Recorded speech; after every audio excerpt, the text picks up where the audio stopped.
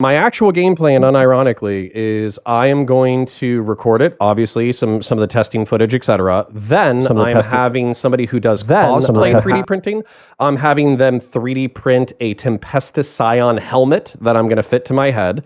I am going to get 3D printed armor and the Tempestus Scion helmet.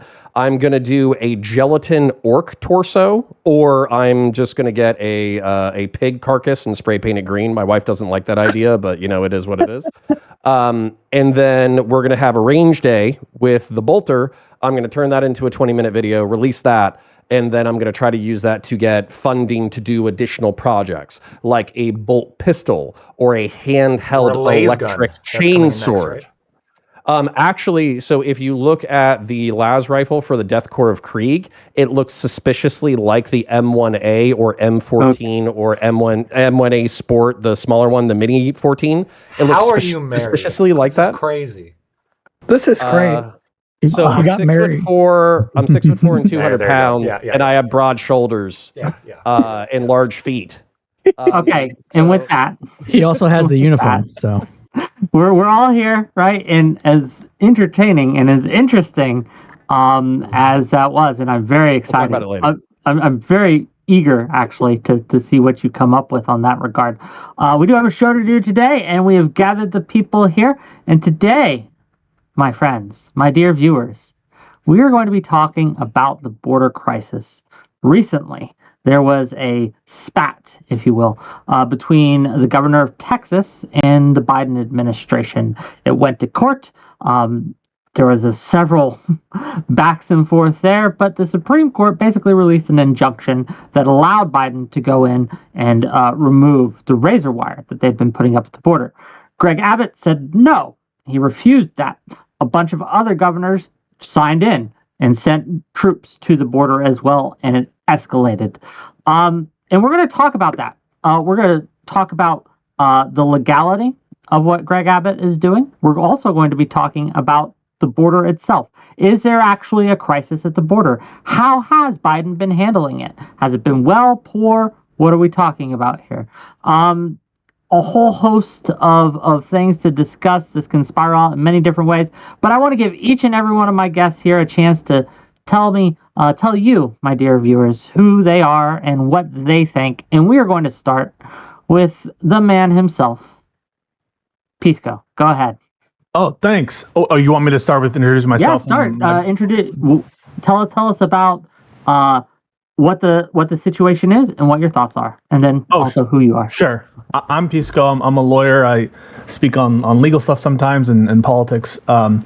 And this is an issue I think that's super duper important for two reasons. One is because the underlying issue, immigration, is something that really matters to this country, and where people have a lot of strong feelings about. But I think that the more fundamental issue here is the supremacy of federal law and the defiance and pattern and practice of defiance of the MAGA wing, sorry to say, of the Republican Party, and what it portends potentially for the future.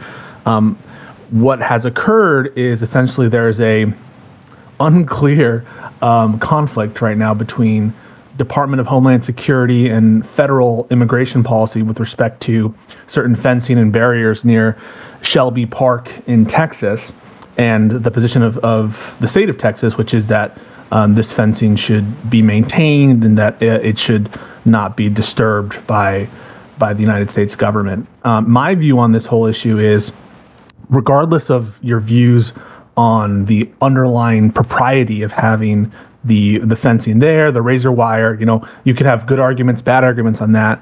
The fundamental question is who gets to decide. Does the state of Texas get to contravene federal immigration policy or regulations made pursuant to federal law? Or is it, as has been established over the course of over a century of case law, that the federal government gets to deal with issues of the border and immigration with one voice as one country, as is its inherent right as a sovereign country?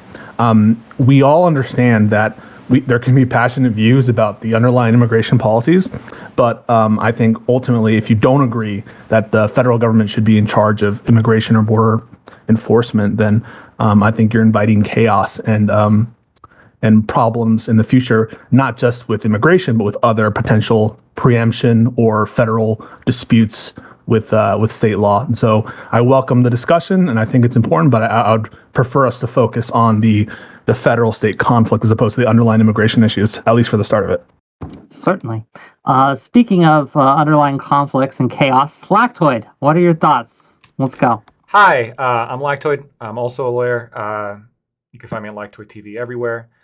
Essentially, you're going to find some points of agreement here that I have with Pisco, but also I think the whole framing is a little bit off. It's true that the rhetoric that Abbott's using is a little bit concerning. Essentially, here's what it comes down to. The Supreme Court has spoken. The feds can go take down the wire. That's it. To the extent that Texas were to stop federal agents from going and taking down the wire, that would be a problem. That would be a big problem because the Supreme Court said no, and that means you don't do it. Just to be clear, the Supreme Court didn't issue an injunction. They just removed an injunction that was imposed by the Fifth Circuit, basically saying the feds can't take down the wire. And the Supreme Court said no, that injunction's removed. That being said, I think that Texas is not necessarily acting illegally if they just put down wire. And I think you're going to potentially see some Tom and Jerry shit where they're coming back immediately after the feds remove the wire and put down more wire. And I don't think that's illegal, and it's definitely not clear whether or not it's illegal. So right now, I think Texas is justified in doing so. Okay, thank you. I'm sure we'll have a great discussion about that in a back and forth, but let's get through everyone else. Jebtan, go ahead. What are your thoughts? Yeah, so my thoughts are, I'm not a lawyer. And like most non-lawyers, I can confidently say on this subject, who I've talked to about it, the legality is not the question on almost anybody's mind about the border. It's what Biden should be doing as the leader of the country right now. And it's the same thing as we talk about when police officers we think might have done wrong. In so few of the cases are we worried about what is legal for the officer to do and like the extent of the legal will of his power. Only when that's in question do we care. Most of the time, we hold cops to a higher standard because we trust them with a certain level of executive discretion. And we say, just because you can do something does not mean you should. So when we see Greg Abbott having the barbed wire up at the border, and Biden's, one of his first instincts is to say, you have 24 hours to take it down, or essentially we're going to threaten to send federal agents in and cause a little bit of a ruckus. I don't necessarily disagree that he can do that. But I certainly disagree with the idea that he's not just going to negotiate with Greg Abbott and just say, hey, let's get in a closed door meeting or a Zoom meeting since Abbott's in India. Let's talk about a barrier in the Rio Grande, since that seems to be the solution you're pressing. That's not razor wire, because obviously optically the Biden administration doesn't like razor wire, because immigration is now taken over. Inflation is the number one issue for voters in the United States. You are using your executive action.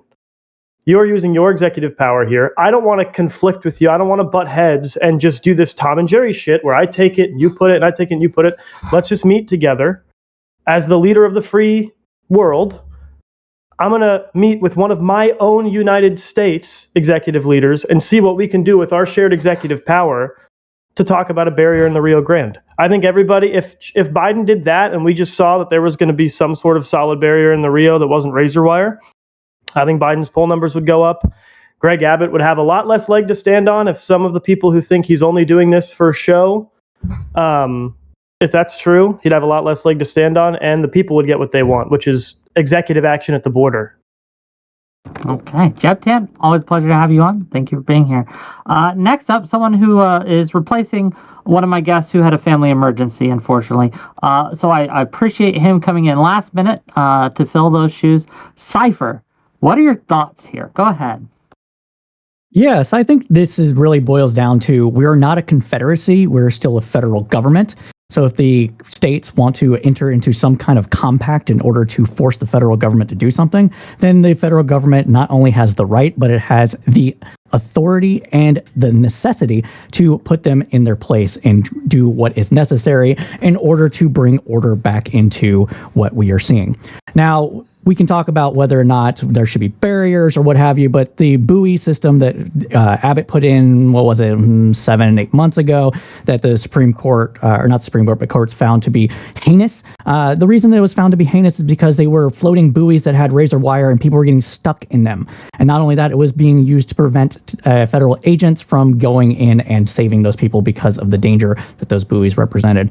So we have a number of different things, here that are causing issues, not only with federal government, but also human rights, and that is where I'm at. So Abbott can get fucked. Okay, strong statement. I'm sure we'll get into it. Brianna, please. So I just want to back up Pisco and say I really hope tonight we can focus on the legal issues. And to kind of get us there, I want to kind of head off and kind of put the progressive argument of why I think this issue matters, why I think Biden is failing at it, and why we really need a resolution for it, if y'all will let me. So, first of all, I strongly believe in legal immigration. I live in Boston. We have two industries here. We have biotech and we have technology. My husband is in biotech, and if you go and look at the people that work for any biotech company in Boston, the kind that pays our taxes for our wonderful, wonderful, awesome city, you're going to note that there are a ton of legal immigrants that work there because we do not have the kind of scientific expertise in this country. We're not creating enough of those high-quality PhD candidates to do that kind of hyper-specialized work. So, if you enjoyed the COVID vaccine, I can tell you have a lot of legal immigrants to thank for that. Exact same thing is true of Microsoft and Google here in Boston. So, I'm married to someone who is, he's American-born Chinese. His parents moved here in the 60s. I have no issue whatsoever with legal immigration.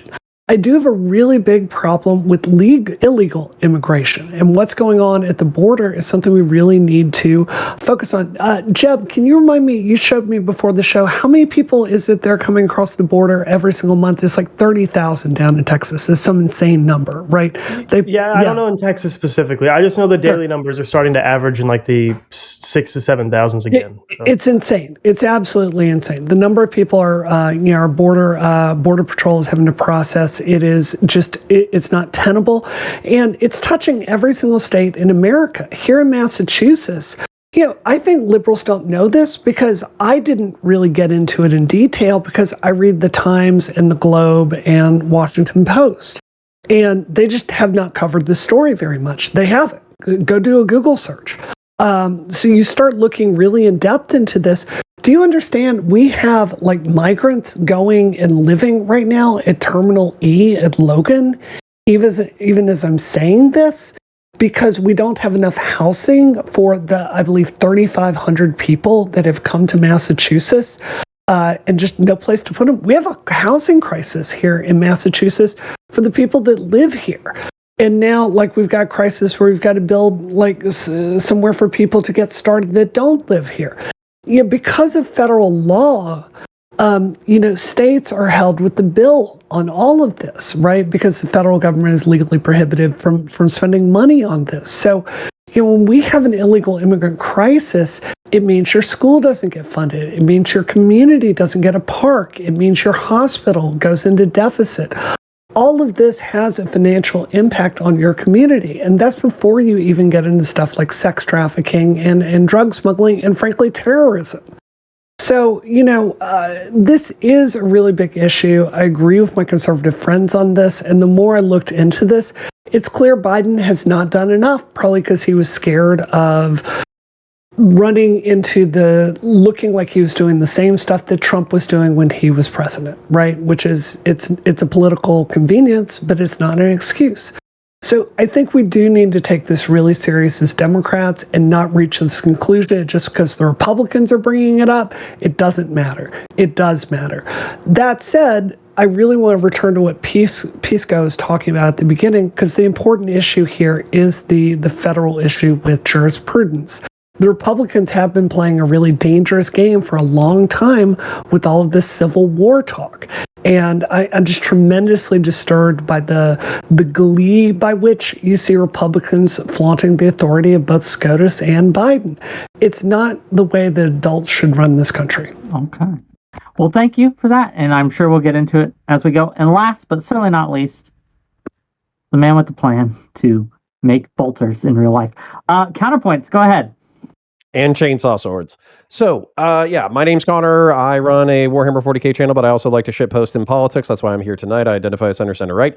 But I think that in the three Republicans here, who are all actually Republicans who care about a republic, have already basically conceded the legal argument, including me.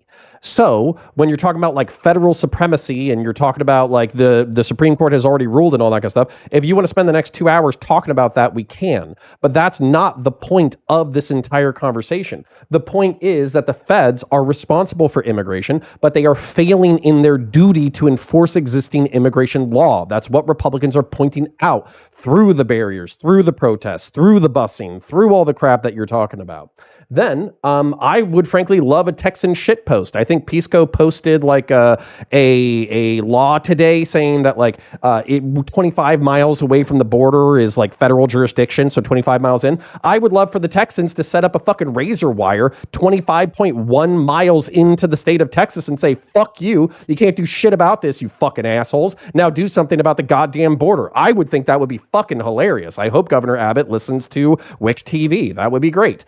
So if you want to talk about legalism, that's totally fine. I'll follow you down the rabbit hole, but we all know what we're really here to talk about, which is benign and maligned neglect of our immigration system. So if you want to make the arguments that 1% of our country, because I think the average immigration is between 2 and 3 million people through the southern border every single year.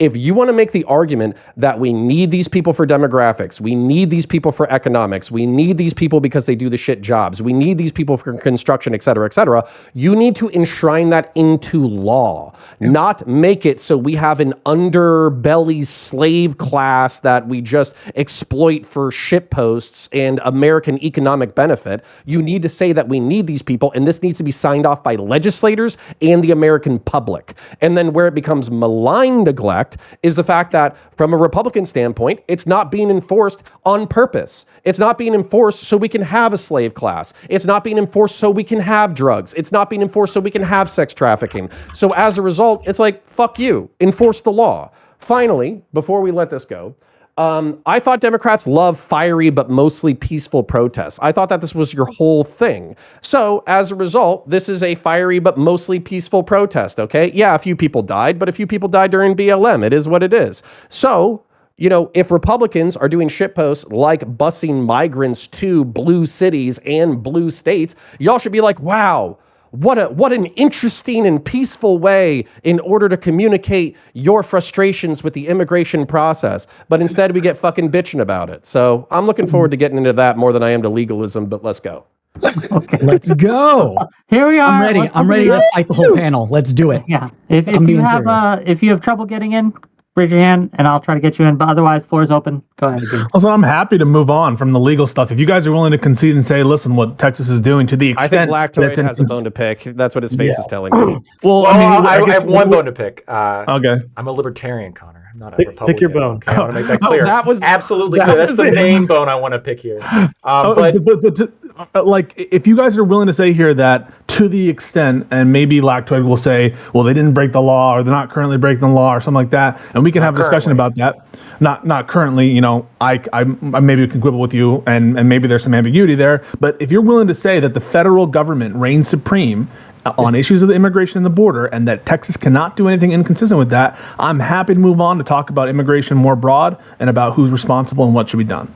Yeah, but I mean, that's up to you guys. Okay, the reason why, maybe I'm conceding for other people, but for me, it's like supremacy clause. Like, when has that been enshrined? Since like after the Civil War? Like, what so what are we going to do? Since before that, since the start of the Union. Also, since after. Well, I'm not going to deny that. Like, yeah, the law here is like somewhat clear, and that the feds have a role to play in border enforcement, and arguably, I think. Actually, probably not even arguably, they're more important than the states, right? When it comes to what supersedes what. The Supreme Court said the feds can remove the wire. That's enough for me, right? Now, did they specifically say, it would be the most bad faith interpretation to say, well, technically all they said was that Texas can't stop them from. No, like the feds can go. It's remove the based wire. on a principle. It's based on a principle, and that principle has been consistent and for a long time. And so when we have these people like Governor Abbott doing this invasion clause bullshit, I mean, I think you guys should be pissed off at that kind of like bullshit, like reinterpretation of words. But you guys don't seem angry about that or about his antics. No. Wait, Pisco, you would agree though that there's nothing necessarily illegal with Texas putting up more wire and putting up wire after the feds cut it down, as long as they don't stop the feds from cutting it down. I'm not so sure about that, actually. I would disagree with that. I'm not so sure about that. I mean, like, suppose, for example, that California was like bulldozing through parts of wall, and then the feds had to come up and build it back up. Would you say, like, absent an explicit order from a court, that wasn't illegal in the first instance? So I'm not willing to concede that, active efforts to obstruct federal action on the border isn't illegal. And it seems like at least it's been somewhat established that prior to the ruling, the stopping of federal access to areas of Shelby Park, that was at least illegal from the Supreme Court's perspective, or at least it's very likely to be ruled illegal. Yeah, but isn't the counter argument from the states being like, well, we're helping the feds by giving them barriers and by doing this and by you don't get to decide if you're helping or you're hurting. Kind of well, can we pretend to be retarded for prolonged periods? Can we pretend that we didn't get the emails or the updates or the memos or whatever? Because honestly, like I'm down for the Looney Tunes ass shit that fucking that everybody was suggesting. Like who's gonna run out of energy first,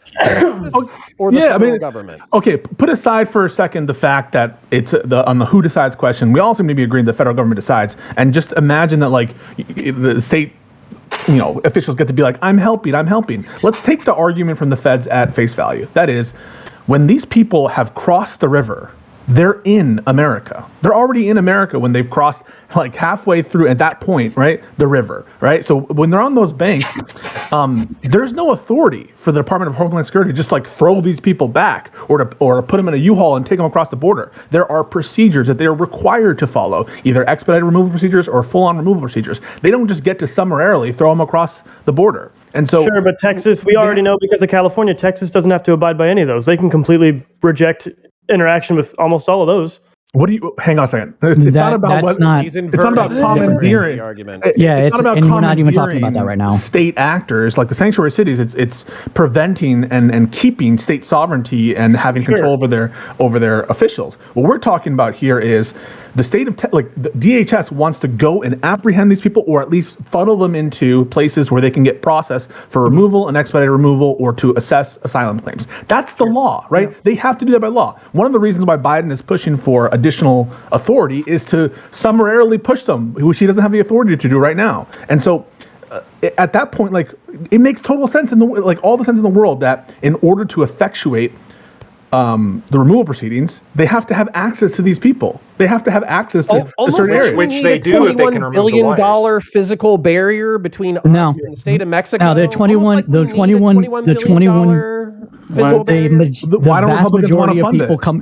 the vast majority of people coming through the border are not coming through in illegal points of entry. They're coming through legal points of entry. So that's one. Two, if you want to talk about forcing the laws on the books, then whatever your guys are complaining about the fact that we have to give them asylum proceedings, we have to give them refugee hearings, we have to give them expedited hearings, all that stuff right now is the law. International law that the treaties that the United States had. Can I ask a question about your first point? Are you saying the vast majority of illegal immigrants are coming through legal ports of entry illegitimately? Correct. Yes. Okay. The vast majority of people that are illegally within the United States have overstayed a visa. So would you agree that by instead of securing the border, opening a vast new number of legal ports of entry, Biden has actively contributed to the border crisis? No. When it comes to the asylum seeking process under international law that the United States is a party to, as soon as the person steps foot on the United States soil, regardless of where that is, they become a legal asylee. That has to go through the proceedings of what that gets adjudicated. So border encounters fell dramatically after they instituted those policies. And before you're like, well, they're just letting them in. At the very least, if you're doing it through the method that the Biden administration is doing it from, you are capturing a significant more amount of quantity than you would if they were just coming through the border. That these legal ports of entry actually reduced immigration, because those numbers have gone right back up. I didn't say we didn't say that. In terms of encounters at the border, encounters have risen back up. They're back. Okay. Yeah. Well, it's going through the cyclical issue, and the reason it's going through a cyclical issue is because the majority of this situation is not being pull process from the United States. It's not the United States pulling these people in with, welfare or jobs or any of that nonsense. It's push factors. I know, I'm just saying this is where we're going to end up going down. It's push factors. It's the fact that their countries are shit. It's the fact that they are going through a massive turmoil from either gangs or coups or a number of other different issues. These are situations that the United States can help with, but those require funding from Congress, and that is what Congress has refused to do since 2006. Republicans have blocked every single comprehensive immigration policy from 2006 onward. This Not is true. why Lindsey Graham actually proposed comprehensive immigration policy, and the Democrats unanimously shot it down because it included border wall funding. So that's just not true. When was this done? And that's when only was this one done? that I know of. Can I be conspiracy brained on this? Go ahead, be conspiracy brained. Yeah, conspiracy brain on this is that neither one of the fucking people want to actually solve this fucking issue. I'm going to use my conspiracy brained globalist, globo homo, uniparty, like conspiracy theory rhetoric here, okay? Listen, illegal immigrants are cheap labor in agriculture, in construction. Their children are citizens who become taxpayers down the line. We have a demographic economic issue within the United States where people are having less than 2 kids per family. So as a result, we're having an issue there with our tax revenue. So it seems like we're all suffering from benign neglect. When a Republican tells me that he actually wants to solve the border issue, if they've been elected more than one term, I don't fucking believe them. And if look at what she's having now. I laugh. What's that? Look at what's happening now. Republicans are balking at the fact that Biden is asking for authority in order to expedite removals. Yeah, they're saying fuck off. They want limits. Yeah. They want limited. Well, hold on. They want limitations on the authority. If you're watching these negotiations right now, they're expected to present a plan later this week. Yeah, I don't believe them.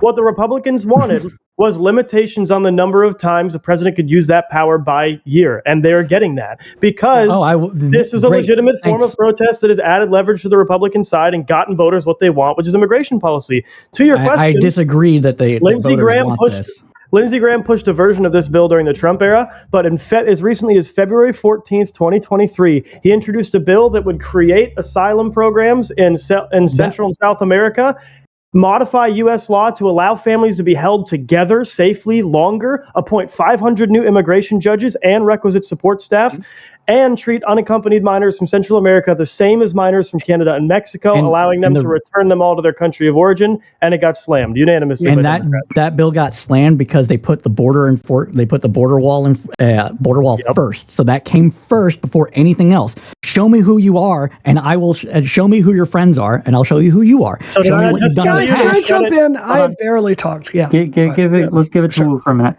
So, I don't want us to get into a right versus left screaming match on this.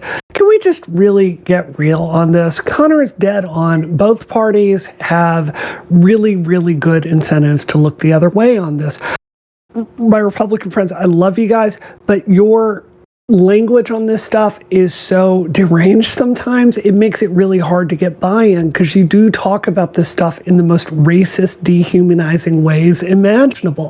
That it makes it really hard to come together, even when it's really important on a bill like this with you. And from my own side, look, our numbers with Latinos suck. They are understandably really angry at us because we have failed to pass the Dreamer Act time and time again. We've been holding in front of them like it's this shiny object. We're finally going to have a pathway to citizenship, and we just keep failing to deliver. And obviously Biden is afraid of these same images coming forward if he gets really, really tough on the border that we saw over and over with Trump. There is a constituency in the Democratic Party that has been yelling every time Biden has taken these small actions on the border. So as far as I'm concerned, there's plenty of blame to go all the way around. Pisco, I have a question I want to ask you really directly. Help me understand this. So Michelle Wu in Boston got in a lot of trouble nationwide for having a clip about talking about like how everyone has a right to come here and claim asylum. Everyone can do this. And as I understand it, that is international law. That's really hard for me to reconcile when I read stories in the New York Times about people crossing a river 3 times in the same day, getting medical treatment, going back and doing it again, and coming here and just going asylum. I mean, is that really the situation? Am I understanding that correctly? Yeah, there's international treaties that require, or that America signed on to, which make a lot of sense. Yeah. A lot of them were signed on to in the wake of the Holocaust to give access to protections and procedures in place, not just asylum, by the way, also protections against removal. There are other kind of temporary protected status, other kinds of protection offered pursuant to American law or to treaties that is mandatory. And you can say, well, some people abuse it. That's the cost of Sure. Any law is going to be abused, and hopefully we have the resources necessary to process and funnel out people who are abusing our asylum procedures from people who are have access to them. But we have taken a decision as a country to sign on to these international treaties and to process asylum applications. You can say, okay, we should change the law. I don't agree with you. I think that... No, I'm not saying that. Yeah. I'm not saying that. America already has one of the most broken immigration systems, one of the most hardest places in terms of in legal immigration. It's extremely difficult and burdensome. It takes years to process. And for years, America... Congress has made it hard, extremely difficult for people to immigrate legally. The problem is America is a very prosperous country. It's a good country with a good economy. It's a big ass fucking border. So there are a lot of fundamentals here that are, of course, leading to these patterns of immigration. I don't think it's an existential crisis, but it's a crisis. And so it's one that we should address with money and with changes to the law. But what I find is that we don't get to those conversations because we're worried about, like, in my opinion, policies that are marginal, like remain in Mexico. That's what, like 60,000 people were under that policy, even at its height. That's not going to, you guys are talking about 30,000 a month, right? That's not going to be the majority of individuals. And also we're talking about, the rhetoric of the right, which isn't helping things either. And we can't take a win when we see one. Like you just mentioned, the Dreamer Act, that has wide bipartisan support. We can't pass it because, in my opinion, there's one party that's committed to obstructionism and to not solving this crisis and keeping it as a political lever. Can I just say something this will be 2 sentences. quick, I've got the then, numbers gotta get right here in front of me. It is 1.5 million people come into this country and apply for asylum every single year, and about 250,000 are actually granted it. So non-trivial numbers if we have to process 1.5 million people a year. Yeah, it's like 70% plus are able to, who are encountered at the border, have a credible fear, or they're able to get to regular procedures. Sure. And so it's not the case that this is like 1%, 2%. There's a lot of people who have valid asylum claims, and they're good people too, who are in absolute fear for their life for persecution. So I don't want to throw the baby out with the bathwater. Do we need to do something? Yeah, but fund it. If you want to have better border security, fund it. And we can have disagreements on whether the quote unquote medieval border wall that Hakeem Jeffries alludes to is the best version of that. But Biden is trying to make a bipartisan effort to fund border enforcement, to fund our immigration judges, and to give him greater authorities to close the border. And Republicans have already said no at the gate. I am going to toss it to Counter, but before I do that, I do want to pose a question, right, to the group. Counter can be first to answer, and then can go off whatever he has to say. For those of you who think that Biden and the Democrats at large have been failing, right, in their duties to solve the border crisis, what would you have him do? What would be your suggestion? How can he not, or how can the Democrats improve, right? What because they're doing a lot, right? They're funding ICE to a higher degree than Trump ever was. They're requesting additional congressional funding to hire significantly more Border Patrol agents. They're deporting a shit ton of people. Right? What would you have them do? So Counter, you get it first, and you can go off on your little rant too. And we'll go with that. Can I answer this question? Let everybody else answer the question, and then come back to my. We can do that. Okay, so what would I want Biden / the Democrats to do? What do I think would be a humane policy? Okay, I am not buying this concept that physical barriers don't do anything. Okay, military bases, I don't enter military bases because they have barbed wire and guys with machine guns. If you have barbed wire and guys with machine guns, less people are going to show up. So we either need to decide whether or not we want a physical barrier at the United States-Mexico border, and if we do, we need to create physical barriers and dudes with machine guns to enforce that thing. Now, when we're talking about the humanitarian care for people who are applying, blah, blah, blah, blah, blah, sure, process all these fucking people, designate ports of entry, have them come, fund the fucking justices or whatever, just rubber stamp all these motherfuckers, throw them back, fucking keep them, whatever. I don't give a flying fuck about that. The other thing that I think we are talking about push-pull factors. You said that the pull is, I think Cypher said pull is not the factor, push is.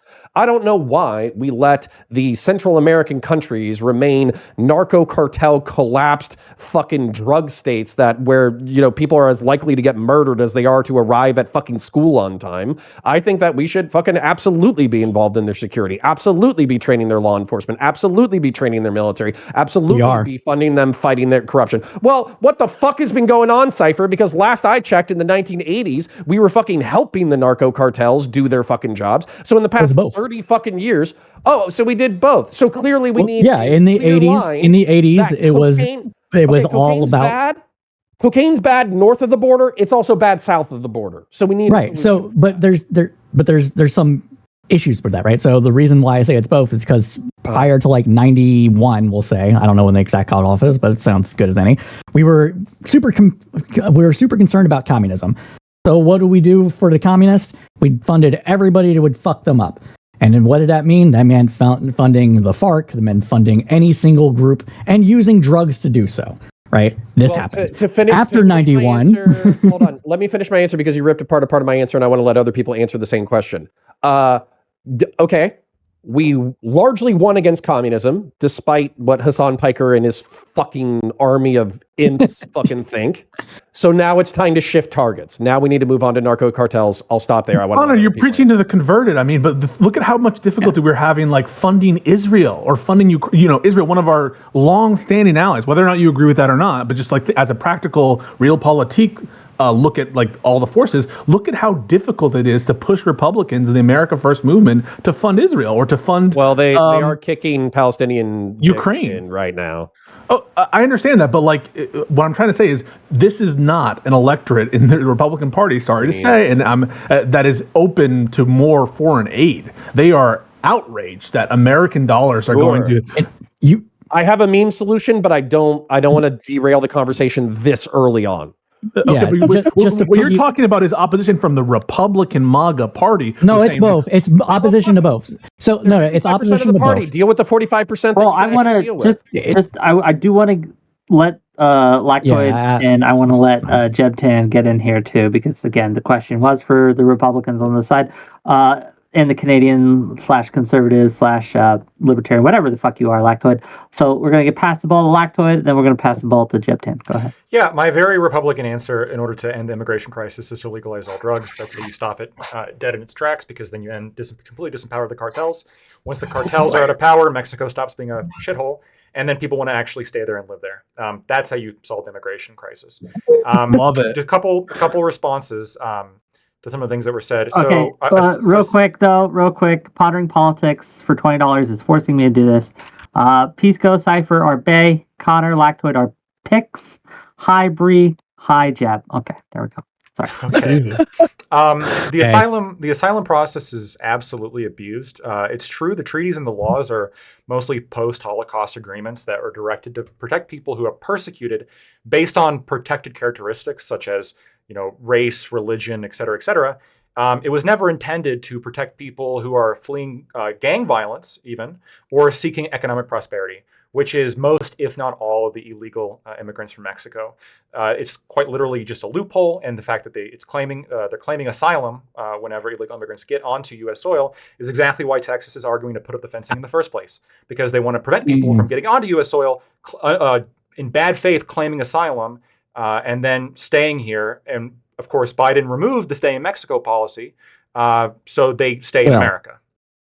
That's marginal. AMLO- That's 60,000. I mean, that AMLO wasn't preventing didn't anything. want it anymore either, so we can't just say it was just Biden.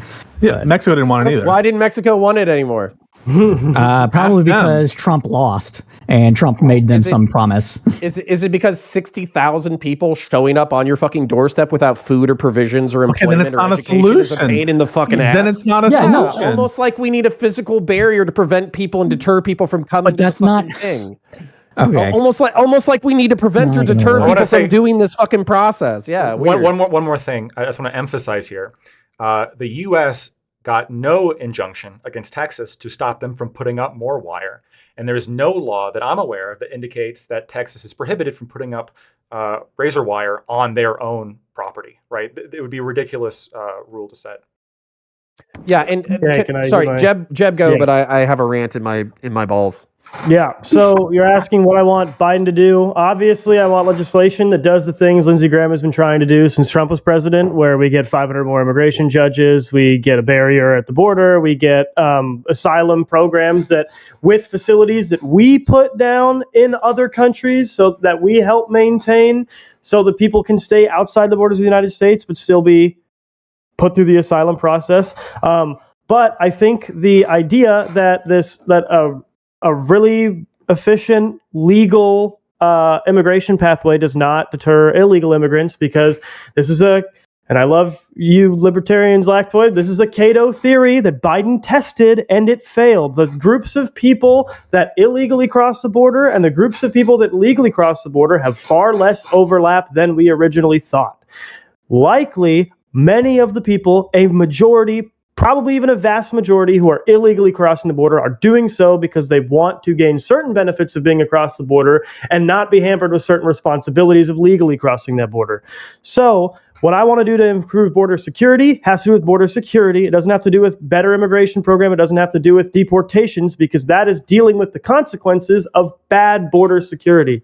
I want a barrier. It doesn't need to be a big medieval wall like Trump. I'm actually partial to the best parts of our What original about a barrier. moat with like alligators and stuff? That's basically what our original barrier was. It was a double fence made of aircraft grade steel that Jeeps could drive through the middle of. People were posted up on the best parts of our border. We have have had for a long time tremendous barrier. I want that barrier, and I want it across the whole country, because every single piece of data that says that Trump's wall program didn't work was actually citing data that they will even admit was the cause of the roads that we built in order to build the wall, and the fact that the wall wasn't finished, so they just went around the fence, and then they were able to use the roads we used to build the wall to gain easier access into the United States. The roads will do Barriers that work. all as well, even with the Not as wall easily if across the they whole- can't get through the wall. This is so The fundamentally. issue wasn't fucking the road. stupid. The issue was the Listen, fact that they could get around the No, wall. I by know. driving through I- lines. I know. No. This is so fucking stupid. Okay, if you have You're not going to have 2 million link, people manning. you have 10 feet of chain link, double concertina on one side, triple concertina in the middle, another 10 feet of chain link, double concertina on fucking top, and you have routine patrols. And if you have outposts, You're not going to have say, 2 hold on, million you people can't manning the say- border. You don't need can't too many people manning the say- border. You can't We say can use it's going AI. to be I mean- the same as if you Yeah, okay. just leave sand there. That's fucking crazy. Nobody Yes, believes that and in shit. terms of this specific instance, what I want Biden to do is when states are being proactive about their border security and he needs them to adjust a certain aspect of it in order for it to work with his federal enforcement of the border, instead of saying, you have 24 hours where I'm bringing federal agents in, then we're all ignoring, backing down, because that was obviously the fucking wrong thing to do. Border Patrol currently has no plans of going in and removing that razor wire because they know it's dumb. He should have just, if Greg Abbott wants to take proactive control over his security in the border, Biden needs to negotiate with him on how he can do that and That is abide the by question. U.S. federal Biden border doesn't need law. to Question I have is negotiate. to- Biden doesn't need to negotiate with Greg Doesn't- Abbott. Biden doesn't need to. He Joe should. Biden is the president of the United States, and he Sure. speaks for us on issues of immigration right. and border. Sure, as and an if a official matter. cop orders me out of my car and tells me to get on my knees and crawl backward to him because I was speeding too fast, he can do that. He shouldn't. Okay, yeah. But, so what I want to understand is what's the problem with the rationale the Department of Homeland Security provided, which is that this particular areas in which this razor wire was placed was hampering their ability to apprehend and to process illegal immigrants. Because it's I say Joe Biden. Reverse Hold on. incentive. Have you seen the videos? Then you get into reverse incentive. I've seen the videos. One at a time. I have an answer to the question. Stop. Yeah, go ahead. Give it to Pisco, then we'll give it to Lactoid because Lactoid has some. There are misleading videos of them of people saying, well, because they're letting them through the barrier, therefore they're releasing them into the world. They're directing them towards processing centers where they're processing their claims. If you you disagree with that, Lactoid? I do disagree. So the courts that heard the evidence, right? Now I don't disagree with you. Supreme Court ruled the injunction is gone. Not fighting with you there. But if you look at like what the evaluation of the evidence, it's pretty telling. Like it's consistently the government, like federal government's referred to as acting in bad faith. When the videos show them literally like just lifting up the wire, waving people in, and then not accompanying them to immigration processing centers, they're literally like walking in unattended. There's And the evidence courts on the found record. that. The courts There's found evidence that. on the record. There's evidence on. Well, first of all, the district courts in this country, in the Fifth Circuit as well, especially as you know, they are rubber stamps for conservatives, giving incredibly. Oh, but the Colorado District Court. Okay. Hang on a second. Just to be clear, just to be 1,000% clear, the immigration rulings coming out of the Fifth Circuit are ridiculous, and the findings there are also ridiculous. If you look at the record, there, it wasn't just Border Patrol being like, "Hey, come into the country." They had different agents stationed at various points to direct people to processing centers. You could disagree with that. You can say they're all lying. Legislative You can say they're all lying, but we know. Where did we learn Hang on a second. We know that these people are in America. What do you want them to do?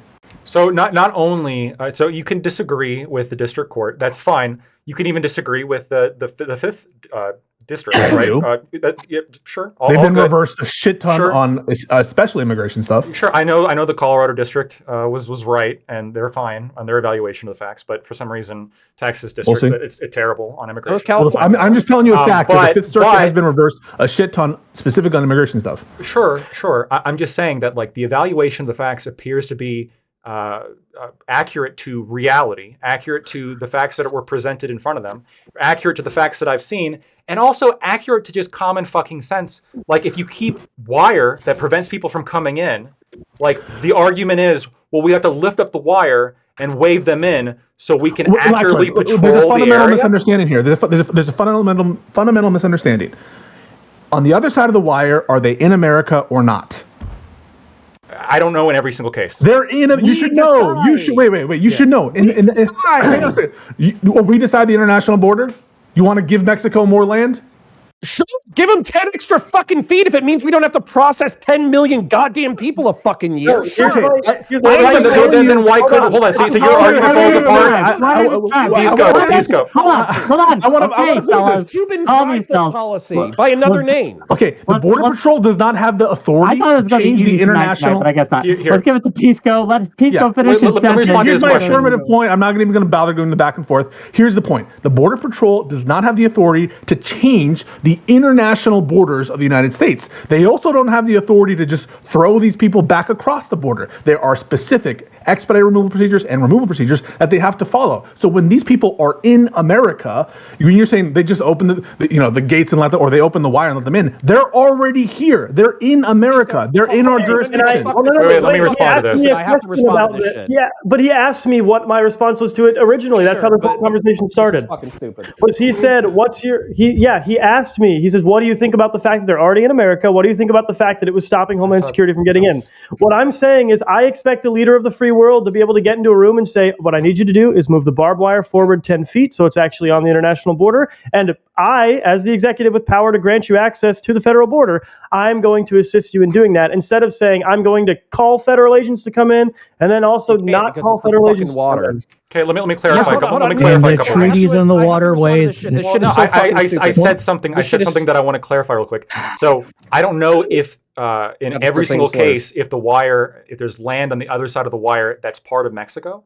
I'm sure that in a lot of the border, especially along the Rio Grande, you're gonna have fucking land that's U.S. that the wire is not fully covering. I don't disagree with that. Right? That very well may be the case. Good. What I don't agree with, though, is that this is the case for every single instance. Never said it was, but in this instance that we're talking about, this does not apply whatsoever to the buoys that were located within the river, right? That's obviously the buoys were the buoys were taken to international court by Mexico because of the international treaty we have over Rio Grande to not obstruct waterways. Now you can say that that's bullshit because it wasn't obstructing the water, but that's what happened. Sure, whatever. Maybe it's bullshit because it obviously wasn't obstructing the water. But then, so I think the most important point here, though, is that when the courts found, and the evidence seemed to demonstrate, now maybe the district courts is absolutely bad faith, that they didn't bring people to immigration processing centers after they let them in. They lifted up the wire, basically waved in large groups of people, and then they wandered in and were left mostly unsupervised while they walked roughly a mile into the interior of the United States. Okay.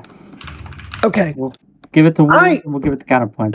I think we're going down the entire wrong tech track on this, just to be really honest. I don't know if y'all have seen the videos of parents like trying to get their children under this razor wire.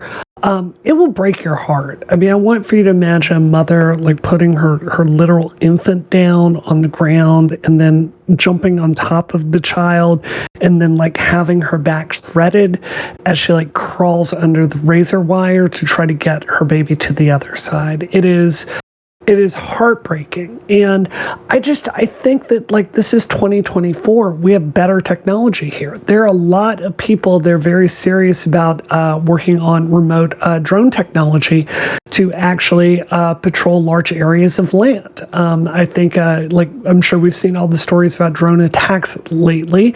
This is obviously an area that we're going to need to invest in for a wide variety of military applications.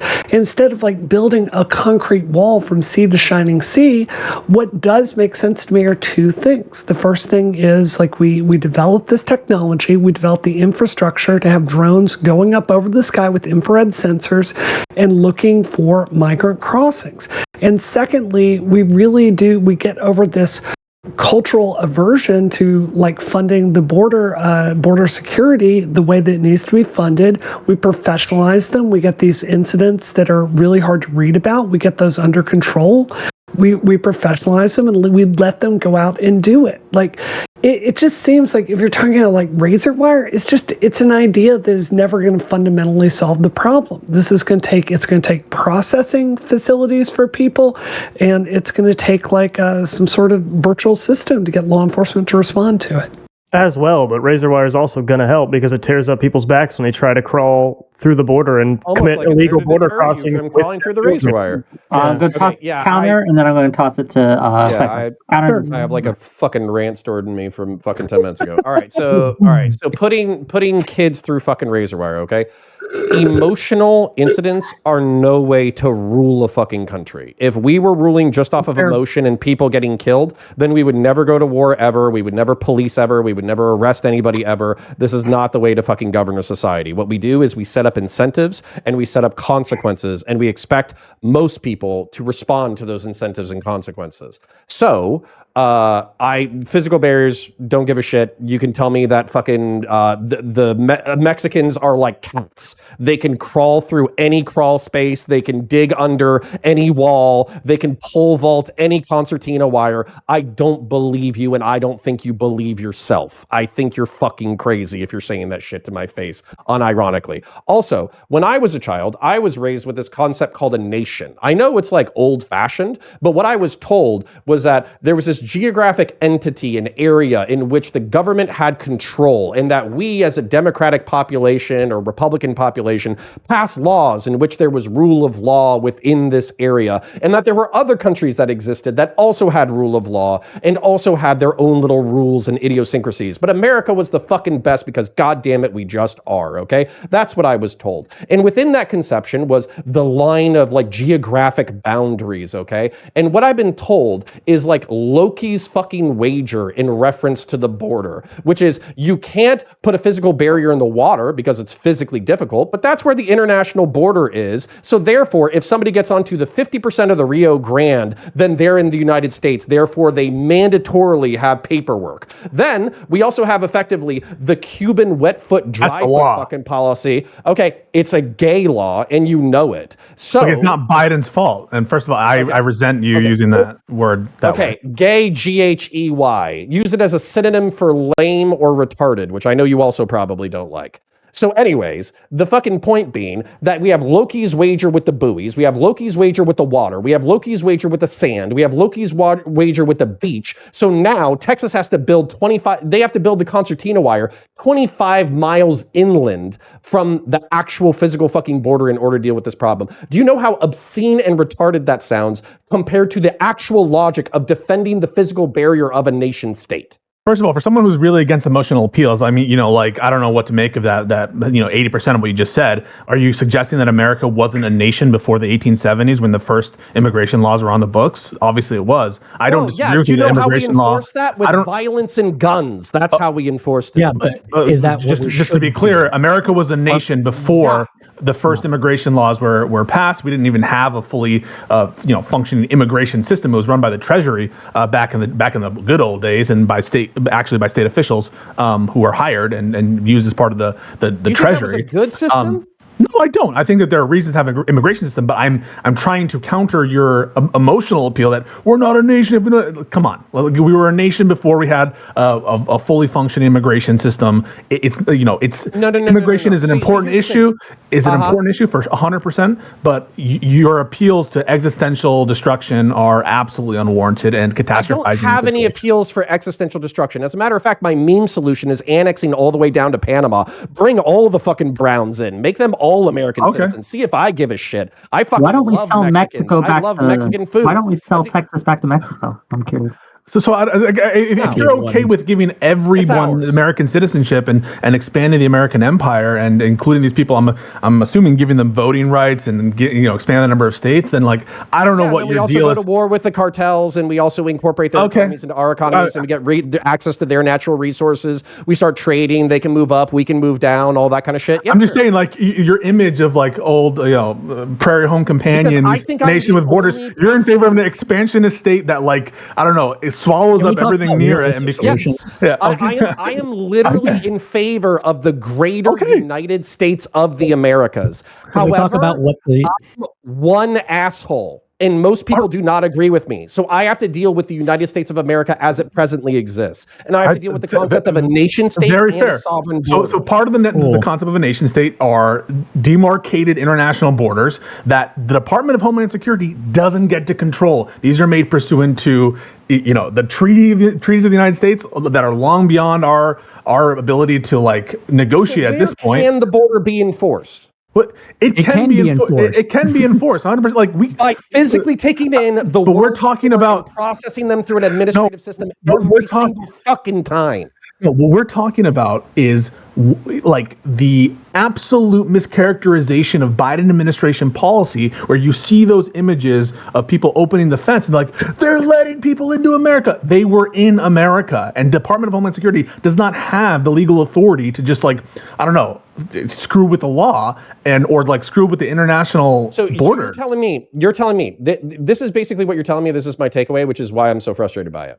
Let's say that the banks of the Rio Grande are silt, they're sand, they're waterlogged, right? So they're not good construction centers, right? Yeah. So instead, we build a physical barrier, be it metal, be it whatever. We have to pour some kind of foundation. We go back 10 feet. Okay. We go back 10 feet. We build a physical barrier that's 10 feet tall. We somehow solve the Mexican cat problem where they're just insanely adept at squeezing into small places. Okay. And then we say, fuck you. You cannot cross here. We are not going to process you here. You can go to the designated points of entry. You would need to pass a law. We would have to have an entryway in which we go through the wall in order to grab these people. You would need to pass a law. You would need to pass a law, and because right now all those people are applicants for admission. And whether they're here illegally, whether they're at a port of entry, they are applicants. The law considers them to be applicants. That's a wildly that's the law. law. So what I'm trying to say is it's not Biden's fault. That's Biden dumb. didn't pass It's the Immigration bad. and Nationality Can we talk Act about or IRA. Can I get in Go there? ahead, sir. Yeah. Wait, can I ask a question, Pisco? If it's all the U.S. territory and the banks, couldn't they just you can make them walk along the fence until they get to a port of entry? Sure, but there are reasons. It's slippery there. It's it's miles So to what get to is another slippery? access point. It doesn't Do matter. we have an All it's obligation just to have the path not be slippery, legally speaking? No, it's not about, guys. It's not about whether or not it's physically possible for you to walk along the banks to get to another access point. The point is, if DHS feels that this is the most expeditious way to get people to process, They don't that's what they feel- think. Okay, then Yeah, then no. they're It all doesn't matter. traitors. That, You're Hold on. It doesn't matter. Hold on. We're cycling. We're Gang. Let's give it to Cypher. Cypher says he has a realistic solution. Let's see if Cypher can solve the border crisis. alligator. No, Go no ahead, one can solve solve the border crisis because nobody wants to. I'll be right But back. that's not the point. The point is that we're talking about solutions that I don't think are realistic. So Connor wants to do, 200,000 miles of fucking border. I don't know what the border size is. I don't give a shit. Point is that he wants to do. Yeah, sure. So he wants to do that, right? So how are we manning that? How many people would it require to man that? Even with the concertina wire. That's where you can leverage the technology because Even with the technology, how many people? Cypher. How many people are needed Cypher. to man that? You know, and I know that every Republican and fucking libertarian here is not looking for a perfect solution. I know. Looking I want for to a know. I deterrent. want to know how much of a deterrent is worth the cost. Okay, so how many miles is it? Let's find out. How No, long I just do you want have to know. Assume that we can build the fucking wall, and it's not an ecological disaster. And we know. I know you don't give a shit about that, anyways. How long is the U.S. Mexico? 3,145 kilometers.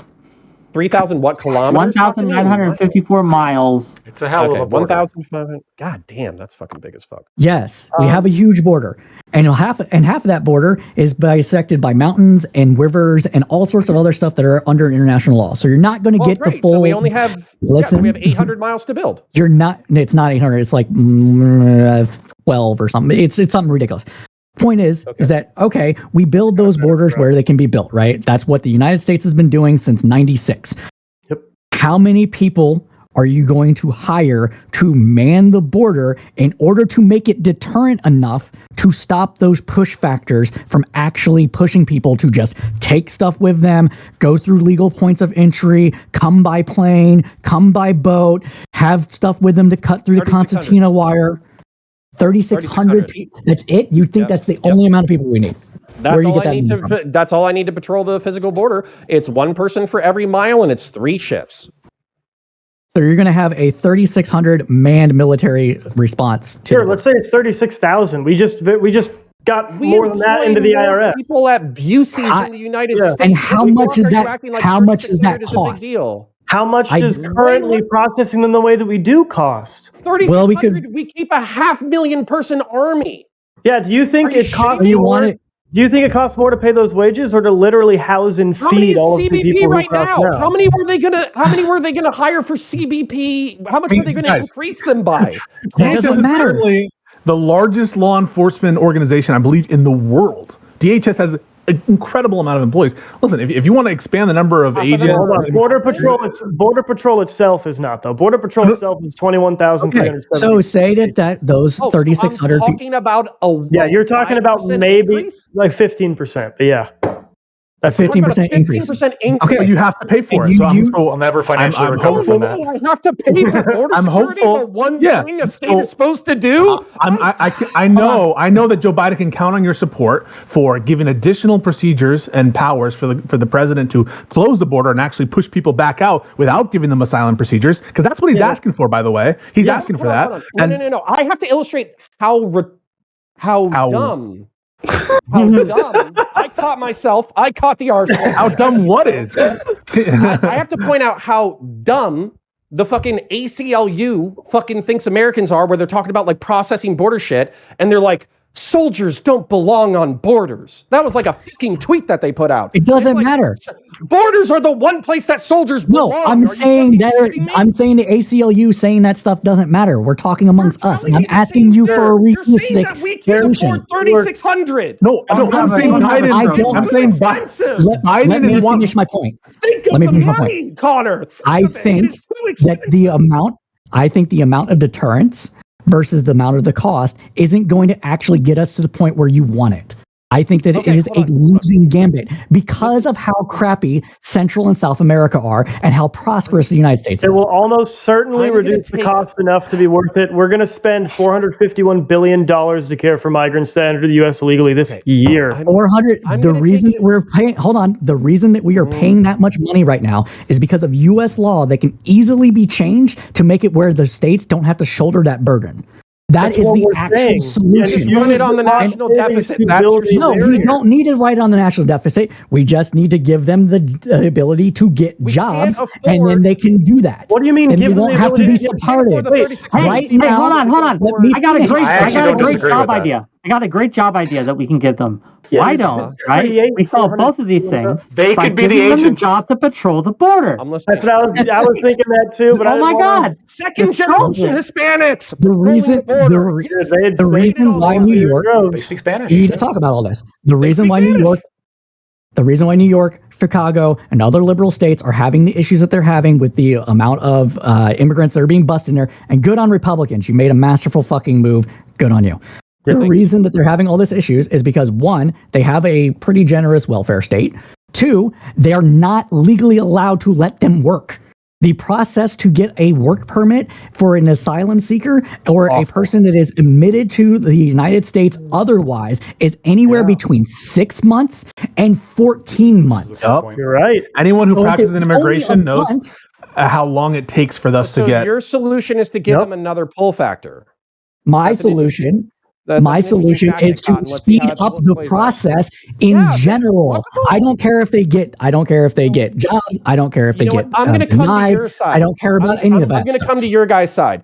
The Rio Grande banks are slippery. We need to build cement patios across the Rio Grande so people can walk in. We need to expedite them being able to get jobs. We need That's to not what I not have said, though. physical barriers Can I because give a- physical barriers don't prevent anybody from doing anything. Armed men don't prevent anybody from doing anything. As a matter of fact, we Wait, just Connor, you want these people to be process citizens easier. anyway. Connor, you want these people to be citizens anyway. You've said that No you want them. one agrees with me. Okay, but like, The world don't as start it is. crying. Don't start crying and be like, "Oh my God, we have to take." I didn't- In your ideal world, you want all these people to be citizens. So I don't understand why you're mapping please- onto the. So what's wrong with them working while they're here? Greater America. And Connor, Shut up, please, libertarian. Connor, Well, please instead of us address the paying points for that them to live, they can work and support themselves. yeah, That's kind of a hold good on, fucking I idea, We actually. have more I have an brown slave answer. labor in the United States of America. It wouldn't be I have slave an labor if answer they had an for EAD. shit. Why would it be if they have an employment authorization document? Why would that be slave labor? They'd be subject to all the same protections that American workers have. Which Because we can remove those $7.25 protections is because they still shouldn't slave exist labor. anyway. Okay, then what you're saying is that the minimum wage should be raised. No. I'm saying the minimum wage should be abolished and unions should come back. Oh, wait, but you Fine. just said it's slave labor wages. But can don't I understand. have one? When I Unions have negotiate one more wages point, and working please. Conditions.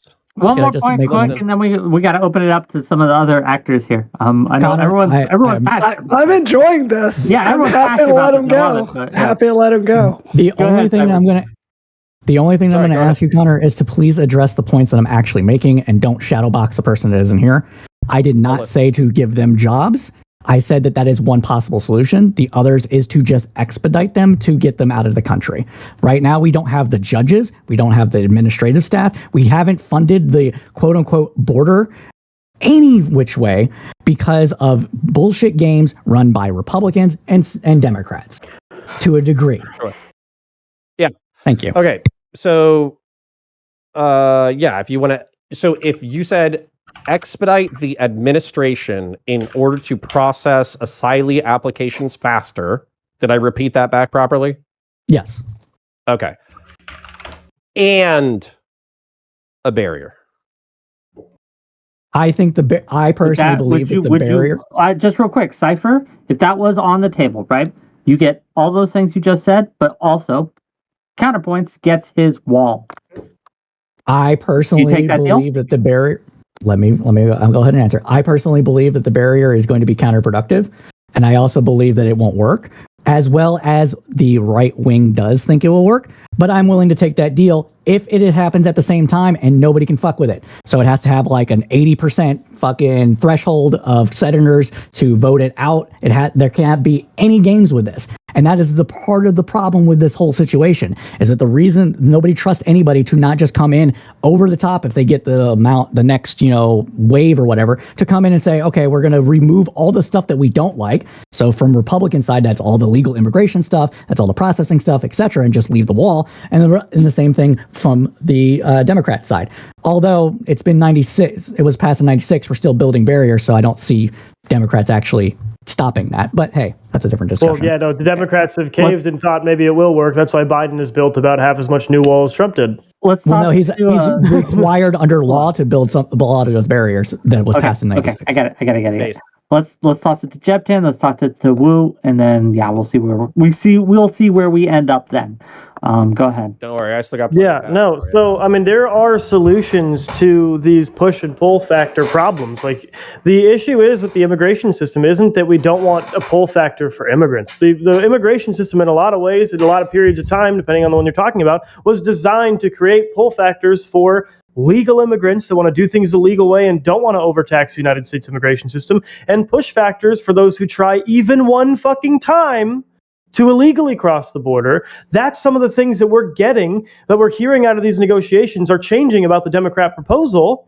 A lot of the Republicans that are trying to make it more palatable to Republicans are adding in tremendous fucking things to this bill. Like, the idea is being thrown around again about the asylum centers being in other countries. So if you haven't touched one of those asylum centers before you've gotten here, you've illegally crossed the border, and you're not automatically an asylum applicant because there was an asylum application you could have filled out in your country and you didn't do it. So now we get to say, fuck you, you now can't apply for asylum, which is what we should be doing to people who try to illegitimately claim asylum.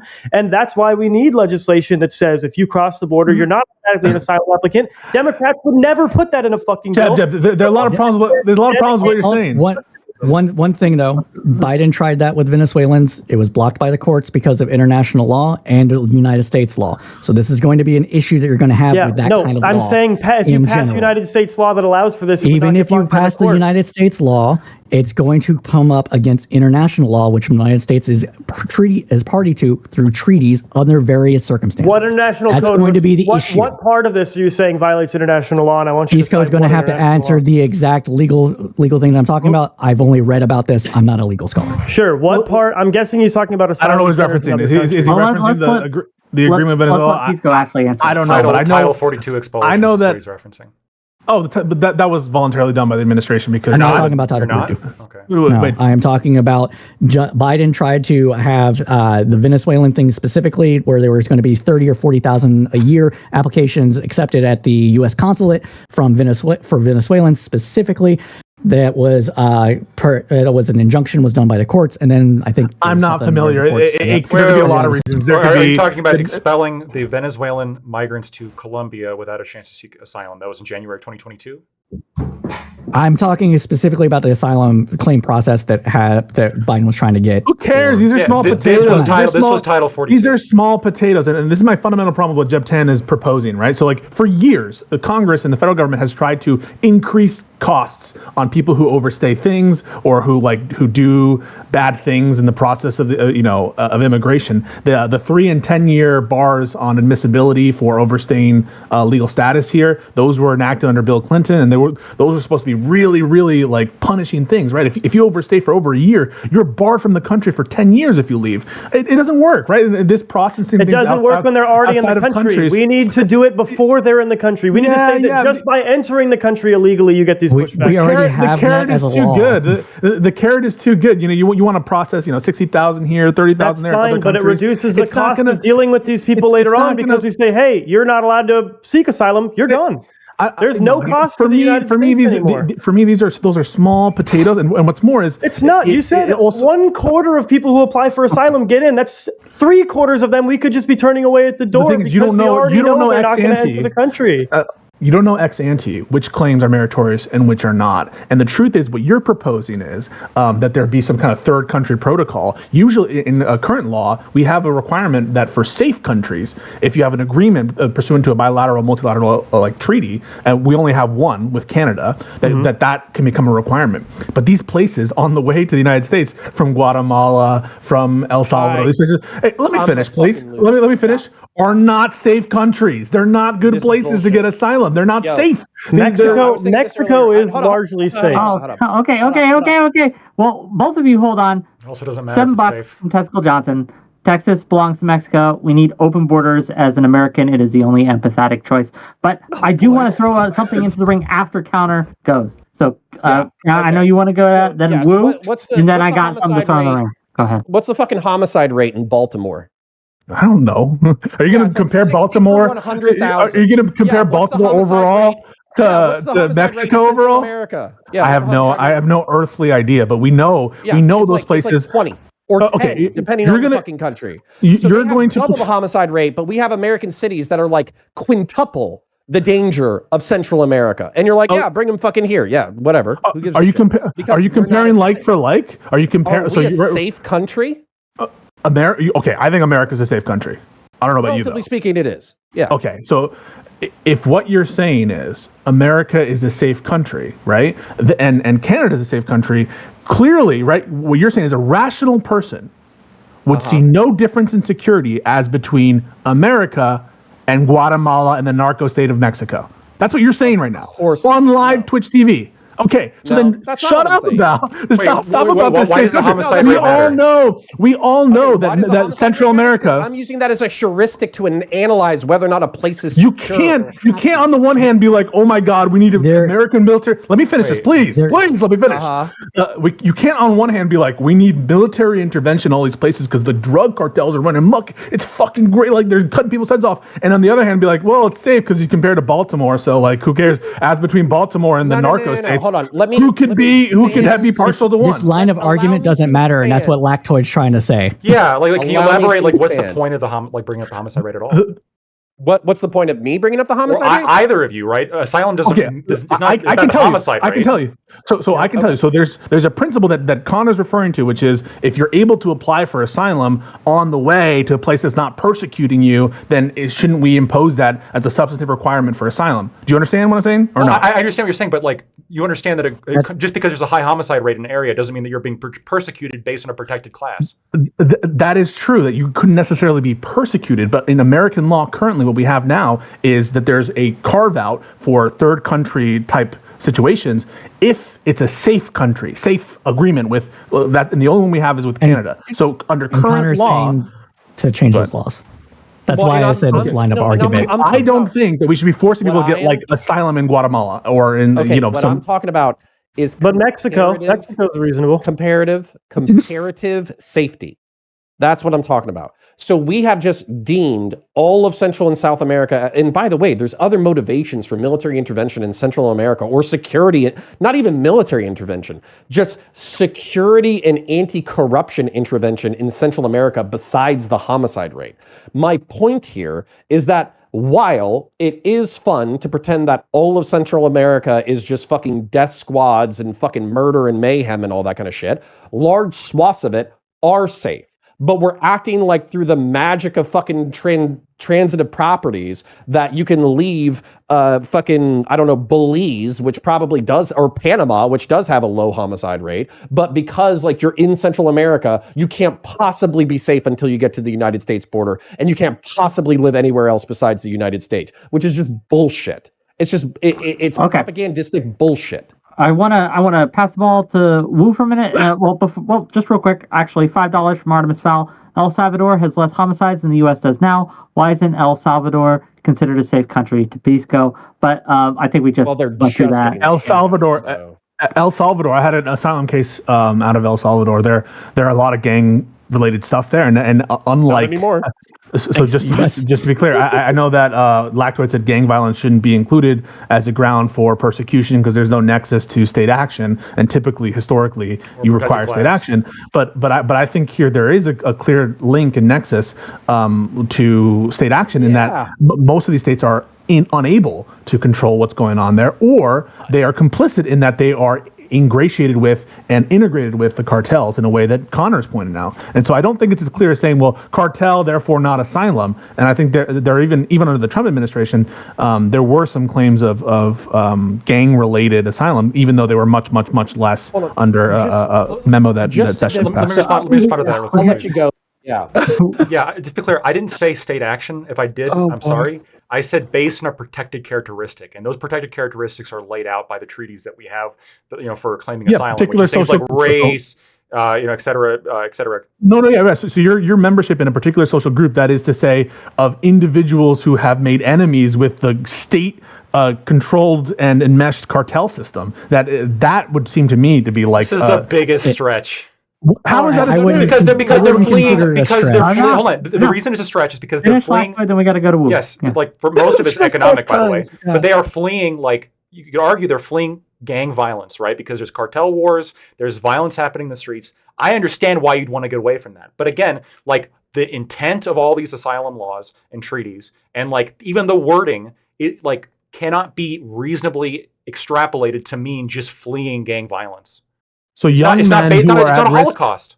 So young men who are being targeted by state enmeshed gangs who are targeting them for recruitment. You don't think that counts as persecution? I do not think the cartels or the state are targeting young men because they're young men. No. Yes. Hold on. Yes, they absolutely are. Because they're young men. Hold on. So like they have this sexist fucking crusade where they're like, we got to get rid of the young men. So many TikToks. We're gonna talk about this later in the week. Okay. Take it over by feminazis. So if I change it just a little, if I change it just a little bit and be like, women who are targeted by this has happened, by the way, women targeted by cartel enmeshed with state apparatus, who are trying to use them for sex trafficking. Would you call that? Yeah, that could get closer. That could get closer. Wow. Yeah, but I still don't know if that's actually the case. I know everyone wants to go. This doesn't make it illegal to do this because Trump did it already. Whoa, go ahead. I can't live up to all that. Connor, I just love this because when there's an alternate timeline where you're president of the United States, you have invaded Mexico, they've formed LATO down there, Latin America Treaty Organization, and Putin is sending AK-74s to all the rest of the countries to stop them from you annexing them. That's amazing. So something, kind of getting back to why is there so much political quagmire here? When I was running for Congress, I spent a lot of time, like, obviously talking to Latino communities, trying to understand their concerns, trying to get their votes. And something I universally heard was, a lot of fear, frustration, anger at the way ICE was treating them, and also a lot of stories about, the United States Border Patrol. And there have been a lot of scandals down there. And just as a blanket statement for all of this, I'm not a defund the police, I hate all cops kind of, gal. I'm just talking about real politics here and like what the friction is to getting better policy down here. So you had with the Border Patrol, I don't know if y'all remember, you had that huge sexual assault scandal. I think it happened in Arizona. You had a Border Patrol agent that was actually convicted of raping someone under his charge. You had embezzlement of union funds and a whole bunch of collusion with like drug cartels. And, there is a real culture that has been reported on, and people sense that, the Border Patrol, like, having a lot of disdain for the people they're trying to keep out of the country, right? So, like, what is, if you're talking about, like, wanting Democrats to come to the table, right, there is a real political cost for us, if we're trying to get the votes of the Latino community, of saying, hey, can you write, like, a huge $500 million appropriations bill for this, when it's seen as so hostile to those communities? And we all agree here this is a crisis. So how can we kind of address that culture that is kind of stopping you from getting buy-in from the very politicians that you need here? We love brown people and to annex down to Panama. It's the only solution. Unironically, it would be very popular, yeah. Unironically, abolish ICE and start over. Yeah. Unironically. Yeah. Why do you say that? CBB and ICE need a cultural enema. They have too many people in there that are just rank racist, that are in there just specifically because they want to keep out brown people from the United States. And this includes other Latinos, mind you. This is not just a white person problem. All right. And in order to do that, you have to start over. No, there's just no way. This is fucking ridiculous. There's just no way to screen for racism if racists want to get onto this force. You're not going to abolish ICE and say we're making a new really nice border immigration force. It's not about niceness. Really nice people are going to come. Instead of ICE, we can call it DEI. No, this is it's not about no. Bullshit, bro. The cultural enema is not bullshit. Because hold on. Let's finish his point, and then I got to keep the chats and stuff. So. Cultural enema is not bullshit because you have leadership within ICE that has progressed within the organization that have been there from the beginning, specifically because of their want to stop brown people from entering the country. So you start the people over. Who are going to want to work at the Border Patrol are the ones who they want to join the agency that keeps brown people out. You're going to get a disproportionate number of people. Yes, you will. Out, no matter what you make. Yes. You will, and I acknowledge that. But you have to start over because you have to get rid of the toxic leadership that's there. And the only way to do that, the only way to do that is to start over. It has worked for several police. It has worked for several police departments in the country. It has worked in the military with people getting fucking shit canned and starting over on that. It has worked. When did we delete a whole branch and restart over instead of just getting rid of the people who were the problem? You've gotten rid of entire units that have been toxic because of issues of running drugs, running everything. Get rid of this. In order to do that, you have to start over. So what you do when I say start over, everybody has to reapply. You go through the entire process of vetting them again. You scour their social media. What do you do in the meantime? How much is this going to cost, Cypher? Yeah. And what do you do in the meantime? How much is it going to cost? Because this sounds really expensive. Yeah, you're okay. We're going to fire you, but we need you to hold down the fort while we hire your replacement. 600 Border Patrol agents? No, it's not. Or more expensive than a border wall, stop. $10 from Artemis Fowl. Trying to figure out how an asylum seeker can claim asylum from El Salvador just because the state wants to lock up gang members, or am I missing something from Peace Coast Answer? And $2 from Testicle Johnson, give immigrants homes and healthcare. On that note, what I wanted to get in, right, a new kind of wrench into this whole thing, is recently California did pass a law giving illegal immigrants access to things like healthcare. For those who are pro-immigration here, who are on the side of that, so Pisco, Cypher, and Brianna Wu here. Given the problems that we had during COVID with we had a huge run on our medical services and things where they were just overloaded to the point where we just could not handle it. There were too many people. Is there not a reasonable fear that laws such as the ones on the books in California, where it gives illegal immigrants access to the healthcare, is going to overload the system and create a strain that would prevent those who are here legally from getting access to the healthcare they need? My response to that is more or less that, the same reason why the arguments against the Affordable Care Act or public health care of any kind or public services of any kind are futile, or mandatory pension systems, because you're paying for it no matter what. If these people are here, they're going to use our services. They're going to need stuff. They're going to need help. They're going to need schools. Okay, so you can't get around that hard problem that is human beings require things. Okay, and so to Lactoid's point, I don't think it makes any sense for us to put so many barriers. 6, 7, 8 month waiting periods to get your EAD. What's the point of languishing and waiting for that? And I don't think that it meaningfully changes the incentive structure for people who are just going to work under the table anyway. And so, to be honest with you, I'm not convinced that there's going to be a huge, maybe there'll be some fiscal problems for individual states and for individual actors, but the government should step in and should help out there and to deal with some of the load. And it should be sort of combined, I agree, with some border security. Absolutely. But you have to fund it. You need to fund it. And I think that the Democrats are at the table right now, and they are proposing some of the most strict enforcement policies ever in the hands of the president, and some unheard of amounts of money to the border, and Republicans are not even there except for like Langford and a few Senate Republicans. It looks like it's going to be dead on arrival. Who's making the effort here? Who's the one actually?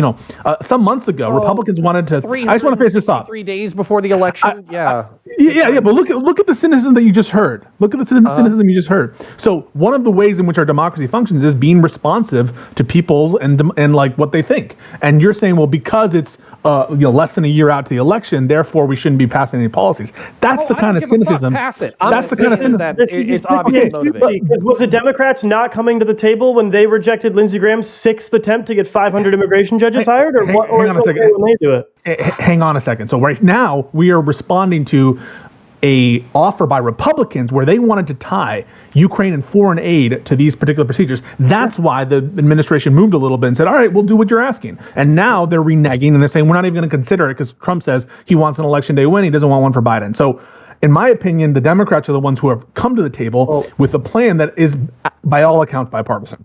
Hold on. So you should be mad at Abbott. A lot of Republicans are saying all they need is for stricter asylum requirements. That's not the entire Republican Party just saying, nope, we're not passing it. They can't be so. So I don't agree with them being so strict. I don't agree with them being so strict that they are therefore not in keeping with our treaties. I agree with some amount of discretion for the president to close down the border and push people back in certain circumstances, like what's being proposed. But I don't necessarily agree that like now the standard for asylum should be like substantively higher. There's already a lot of barriers you need to get a successful asylum petition, and it's already discretionary relief. And so I don't really like, unless you might as well just get rid of asylum if that's what you want. Yeah, no, it's probably playing really well to the audience, but the reason why you're just getting met with fucking deadpan stares from Lactoid, myself, and fucking Jebtan is because we've been having the same goddamn conversation for fucking 10 years. So I don't like look at the Democrats like being willing to pass more aggressive legislation within the past fucking like month as like some good-hearted, good-natured. That is like, some garbage bullshit. Legislation. The last time we had I should be mad at Abbott. I should be mad at the motherfucker who's been ringing the fucking bell. He didn't say Abbott. He did say Abbott. Let's cut the crap. Let's cut the crap. I should be mad at Republicans. When was the last time there was a major punitive immigration reform in this country? And who was the president? Reagan or some shit? I can't even remember. Bill Clinton passed one of the most strict. So it's off by 5 years.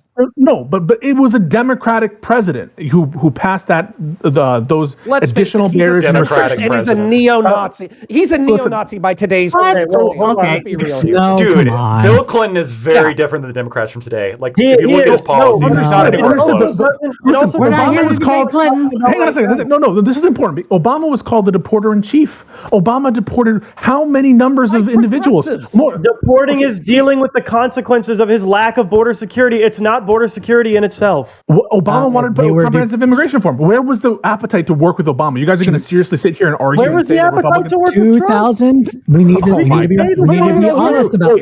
We need to be honest about this. Stop. 2006, 2006, and 2012. Jeb just said something incredibly. I can't believe you just said that. You said, where was the appetite to work with Trump on immigration?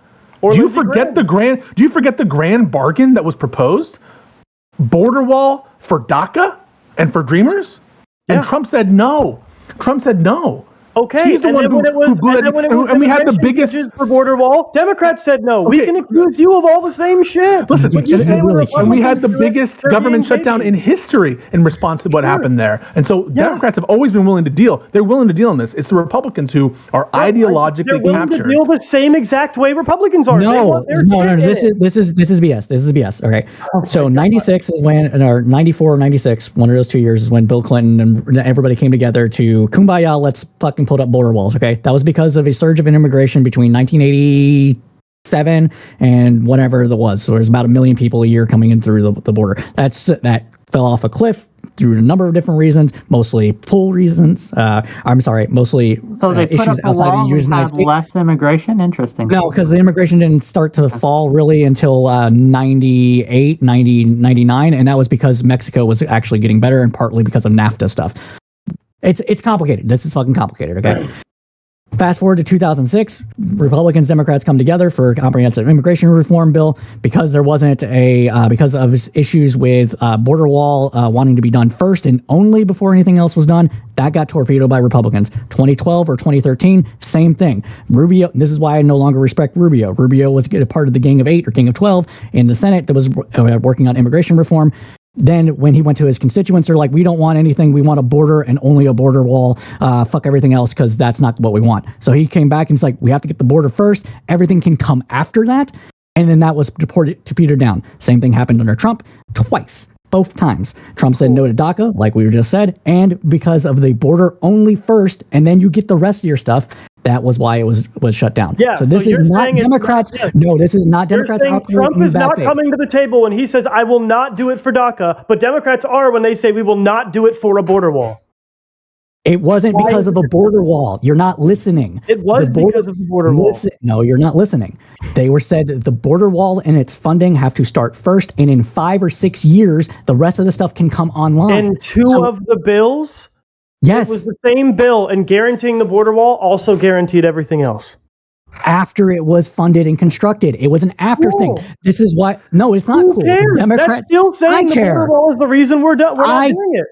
I care because what that means is because I don't trust Republicans to keep up their end of the bargain. It doesn't matter. It would have been passed. It would have been passed. It would have been a bill that was there and done. And then in 4 years, and then in 4 years, when Republicans take back over, they're like, we got our border wall, fuck the immigration stuff, and then write that out of the bill. That is why I said at the onset of this that the only way that I'm going to agree to this is if you have a threshold of like 80 fucking senators to where it says this happens at the same time, and in order to amend the law, you have to get this threshold. That is not going to happen because Republicans are good faith. Well, with that amount of support, you could just put an amendment. Let me clarify the argument. Yeah, exactly. The version of Democrats coming to the table is as long as they can guarantee 80 senators on this bill for, I guess, perpetuity for the next 4-6 years while a border wall gets built, then we're down to talk about immigration. That's totally reasonable terms to come to the table on immigration. So Congress can pass laws that require supermajorities in order to change.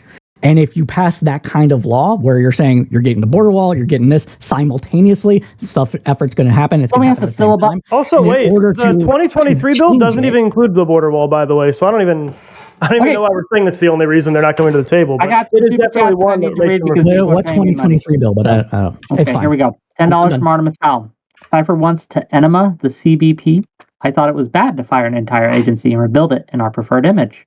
Or is it only bad when Trump wants to do it? $2. I have no idea what he's talking about. He's talking about the FBI. Yeah, cut the defense budget to fund immigrants. $2 from 2024, A Gay Odyssey, to say, close the border, MAGA 2024, free January 6th, Patriots. And $5 from Pondering Politics, to say, 2013, Paul Ryan famously persuaded Boehner, my bad, Boehner, to kill a Marco Rubio bipartisan immigration bill so Republicans would have a wedge issue next election. So thank you. Yeah. But I none of you have and this is frustrating for me, right? So Pisco tried to answer the question I posed.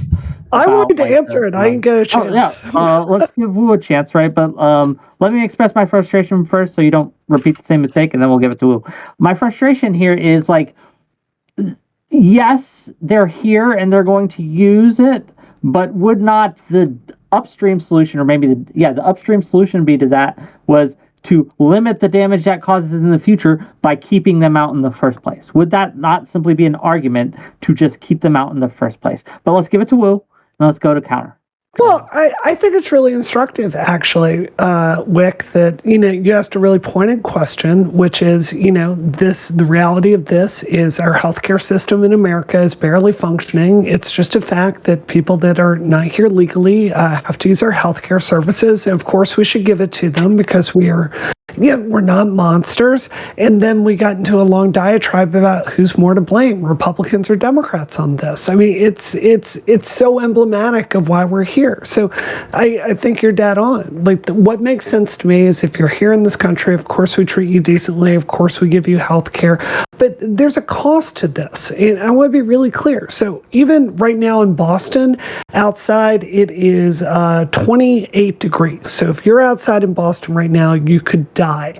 And because of that, we have emergency shelters here in Boston. We have about 7,500 people that can live in them. They're completely maxed out right now because we have migrants that are living there. We have an additional 2,000 that have applied. They're just out and have no shelter whatsoever. Looking for a place to live. They could potentially die in the Boston cold. All of this stuff is overwhelming our services. And, Connor, at the very beginning of this, you were talking about how you kind of appreciated the troll of, these governors shipping, migrants to states all around the country. I have to really admit, I was angry when that happened, but I also kind of think it's accurate that this was a wake-up call for many of us because I just wasn't thinking about this in Massachusetts, and it is increasingly a problem here. So we've got to get serious about this. It means appropriations to deal with this. It means infrastructure to deal with this. With climate change, the problem is only going to get worse.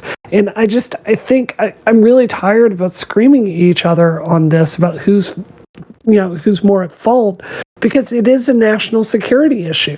No matter where you fall on this, the reality is it's not just all, poor people trying to get across the border to find a better life. There are people from countries on the terrorist watch list that cannot come into the United States legally, that there are articles about them. They go to Mexico and then they come across the border to come here and enter the country this way. So it is a national security crisis, and I think we need to get serious about it. Yeah, I totally agree that we... Go ahead, Connor. Go ahead. No, I've yelled at you a lot. Give it to Pisco. Let him out the back. I totally agree. We need to be solution oriented. There's no question about that. I thought that I was answering Wick's question when I said that we should provide those things and not provide them, and that the marginal effects of your initial decision to come to America is probably not informed by your encyclopedic knowledge of the welfare states of any place that you might end up. I'm sure it's more informed by the fundamentals, is your family in the United States? Is there better economic opportunity? Are you being attacked by gangs? Those are probably what's motivating instead of do I get the best healthcare plan in Massachusetts? So on that, I totally agree with you. The reason why it has to get into this he said, she said, and I don't like to do it, but we have to do it because what's being alleged here, the terms of what's being alleged here is that Biden bears responsibility, and they're using this issue to get their, not necessarily these people, fine people, but others are using it to get their favorite fascist elected president in 2024 this year. And so I'm not going to sit here and let them mischaracterize the history of immigration reform for the benefit of the fascist that the Republicans want to elect, that is Donald Trump, and mischaracterize Biden's role here. And Biden's role here has been as a moderate to try to, he's been implementing pretty strong border policies. He got rid of Remain in Mexico. That's marginal. These are small potatoes. And now he's proposing one of the more strictest set of procedures available for any president, and something that Trump actually asked for. And they're mischaracterizing him and painting him out to have open borders, or what Connor said at the start, that we're not enforcing the law. Of course we're enforcing the law. The fact that our immigration system is clogged should tell you that the law is being enforced. But what's being characterized here, this is a ploy. It's a ploy to get votes for Donald Trump so that he can implement the kind of regime that these people want to see. And not necessarily these good people, but the people who support him. So that's why I think it's important to hash this out and be like, hey, it's not on Democrats. This is a countrywide problem that's been lasting and festering for decades. Okay, I want to address Wick. Yeah. So the question you asked is, do we care about the immigrants clogging up our social safety nets, our systems, et cetera, et cetera?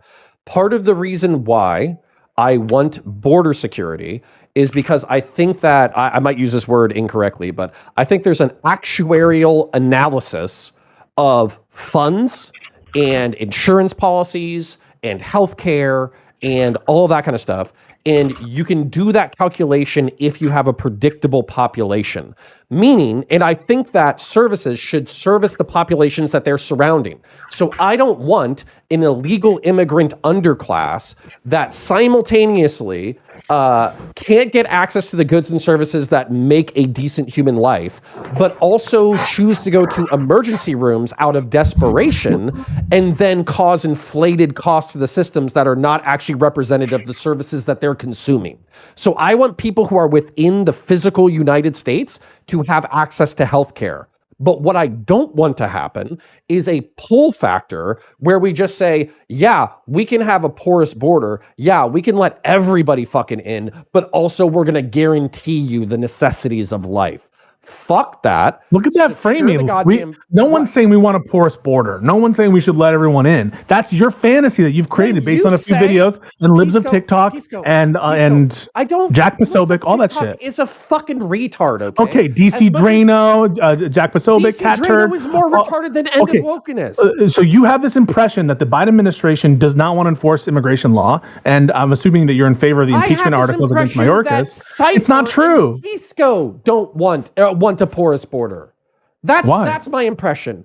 Why? Because you don't believe in the power of barbed wire or walls. You think it's ephemeral. You think Central American people are cats. I don't know. I just think it's not worth the cost. But you fucking think that. That's okay. Cypher, you said you don't think it's worth the cost, but you want to eliminate the CBP. No, I didn't.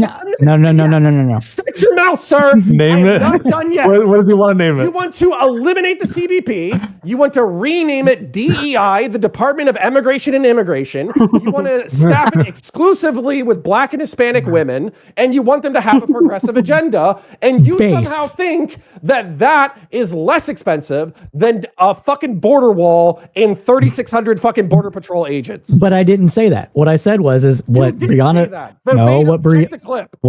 What Brianna asked was, how do we do this? And I said, unironically, start over. That wasn't saying that it was realistic. More expensive than the fucking wall. That wasn't saying it was unrealistic. That wasn't saying that is the way to actually go about and like what we should do. That is how you fix it. Absent that, you're not going to get a huge fix. Well, I'm not a racist, so I do not believe that through the magic of worshiping pagan Central American gods, Mexicans have the ability to fit through chain link fence. It's not that they have the ability to just fit through chain link fence. It's how many people are we going to have man the border, whether or not that's worth the cost, and given the fact that most of the issues that are causing immigration to happen in the United States are push factors that they're going to try to get around anyways. So unless you have a super manned border that's going to have like fucking patrols like you want 24/7, which is going to be super expensive and cause other problems. We're talking about civil rights violations here that are already happening with what the 100-mile from the border fucking thing that CBP or Customs Border Patrol can do, like already, denying, violating rights of U.S. citizens, etc.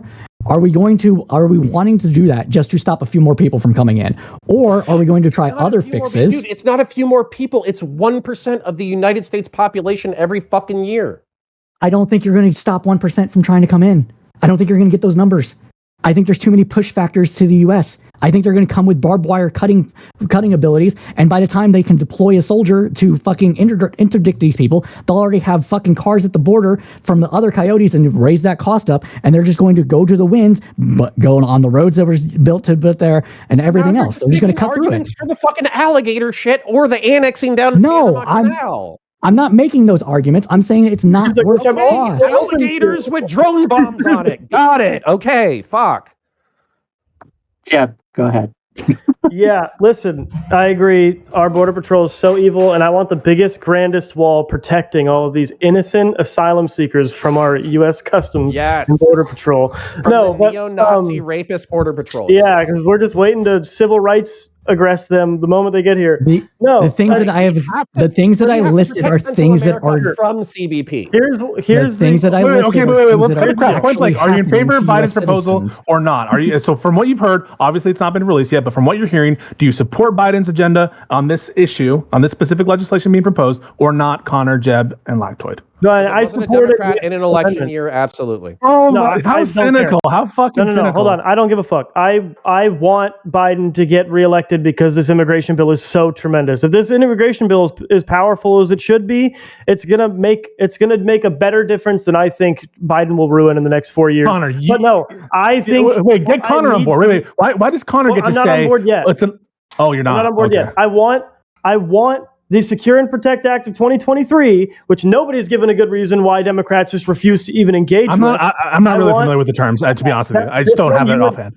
Yeah, no, because of the terms, I know you would disagree with this. It does restrict asylum eligibility. Okay. I think we should agree to those treaties. I'm sorry. I think the asylum laws it's already a high burden, in my opinion, and you might not think so. And that's just an international norm that I think that America should not stray from. I don't necessarily know that it wouldn't.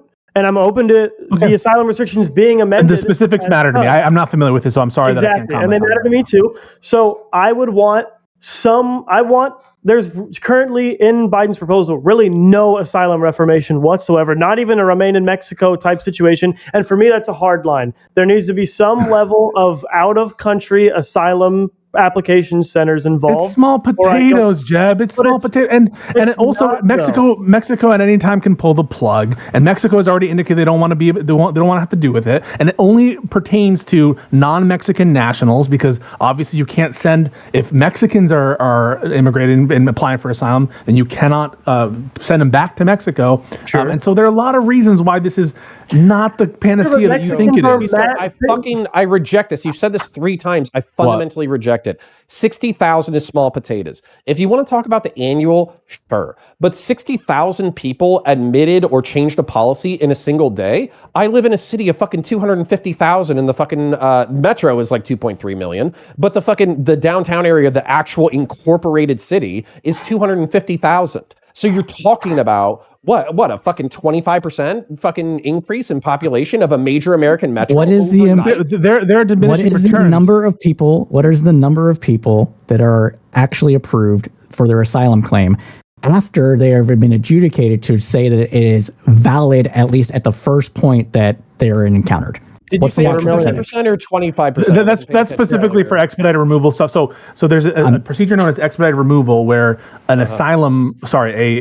a border officer is able to see if you have a credible fear of persecution, and based on that, they can either like send you back really quick or they can put you in regular procedures. So it's not really. It is the case that 70%. I don't know the final number, but the 70% number is much bigger than the final number because it's a lower standard. It's credible fear as opposed to. You guys are also just talking about people who are apprehended or put in through the process. We're not even talking about people who never even see it. It's not. Yeah. Asylum is not 75% granted. It's not. But we're just talking about. That's my rates. It's very low. Sorry, go ahead. So anyway, I'm pro Biden's proposal if they add some limitations on the asylum program. And here's what they're doing, Jeb. Here's what they're doing. I haven't heard Lactoid whether he approves it or not, and I'm very curious. I do feel like I feel like it's a little bit bad faith. To be frank with you, I'm not 100% familiar in all the specifics of it. But which is fair because it's not been released. Right, so it's fair. Right. So I kind of want to see what all the specifics are before I were to throw my backing behind. But we're hearing whispers. We're hearing whispers. But to be entirely frank with you, I think this is something of a political issue. So I don't know. It's politics. Politics. I do not deny the reason the Republicans are going to block it is because of politics. No doubt. Okay. Wait, but the reason we're here is because of politics too. Because remember, the only reason we're even talking about immigration at this point in time and this big package is because Republicans, this is a win for them supposedly because they pushed for it in exchange for foreign aid. But no. The reason this is a win is because, and this is very evident, right? Biden's immigration policy has been way more lax than Trump's, right? He rescinded a whole bunch of Trump era policies. Not way more lax. It has been. He rescinded a bunch of. Name the ways. Let's name it. All right, rescinded remain in Mexico for sure. Yes, there's a whole fucking Wikipedia on it. Okay, like I could literally go through and list all the fucking things that he rescinded and that he changed. He also opened there's a long fucking list. Ports of entry as well. Right? Yeah. There's a whole bunch. There's a whole fucking list. He reversed several policies on asylees. He raised certain limits. There's a whole bunch of shit that he did. Okay.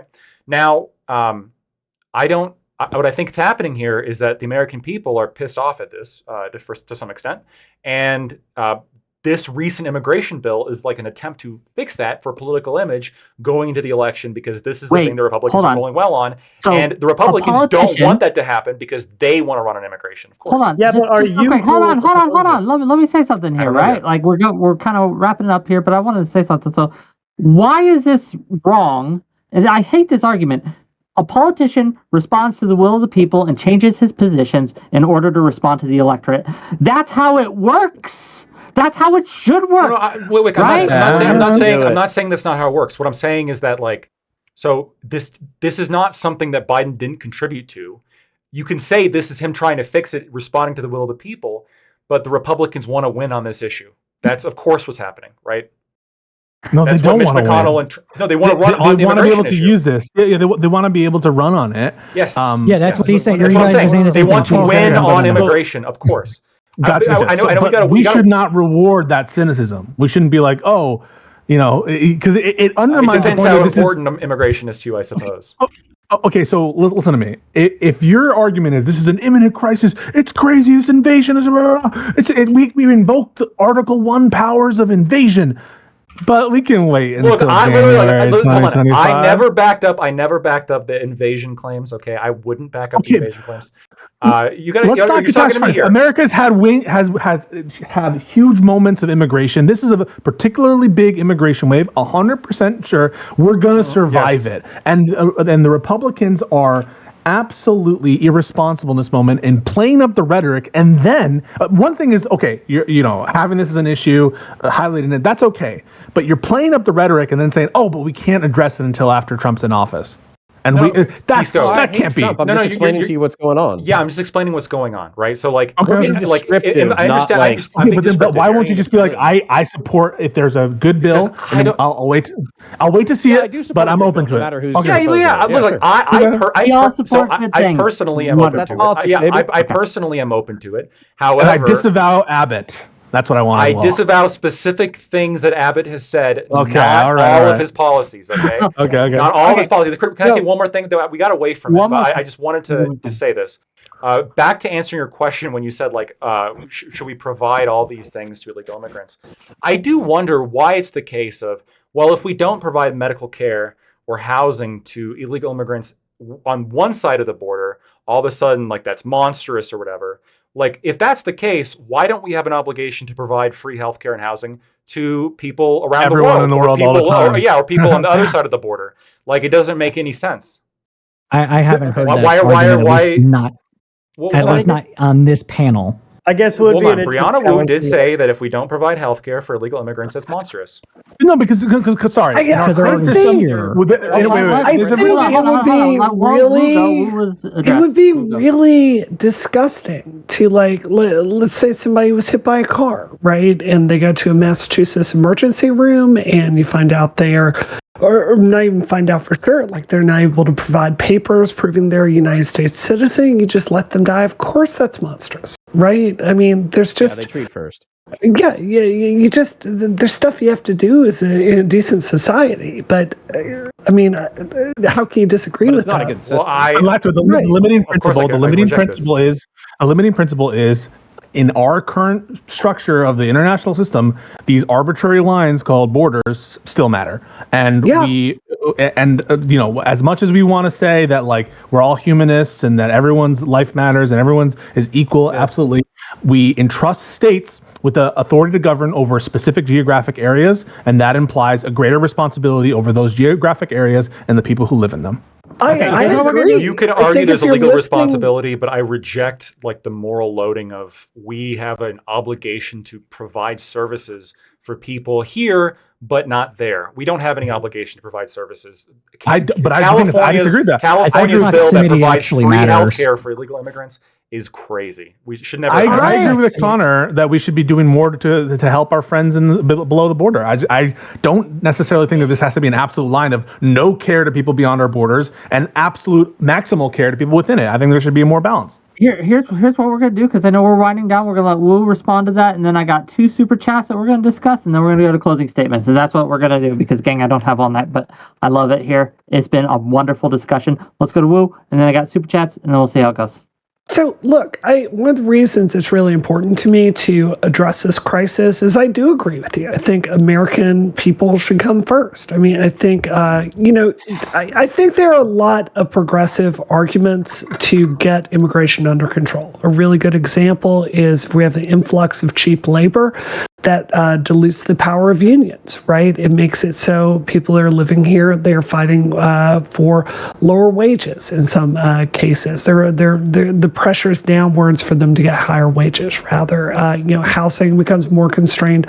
All these things become more constrained. So if you got from my comments tonight that I just want to give infinite resources to everyone in the world, that's not my position. I do agree with Pisco, though. There's got to be a balance for this. I'm not going to sit there and watch or advocate a system where people are dying and not having access to healthcare. And anyone can tell you, for most routine healthcare in the United States, it's very hard to get just routine doctor care, even if you have insurance. So I don't think that here in Massachusetts, migrants are coming down to the Leahy healthcare system and making it so I can't get in there. I think we're talking about emergency services.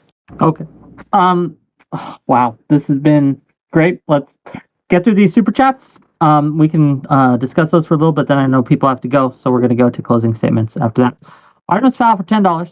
How is it possible for poor European countries like Poland and Finland can control their borders completely with chain link fences and armed guard patrols, but it is impossible for the U.S. to do so?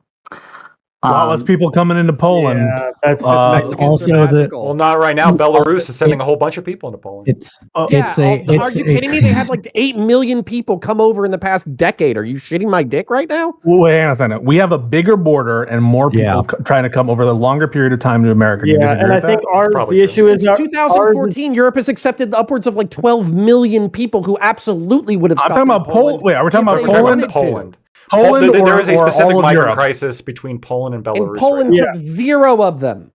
Okay. Yeah, so my thing is that ours is more sustained and less predictable than their. Poland can acutely react to a migrant crisis.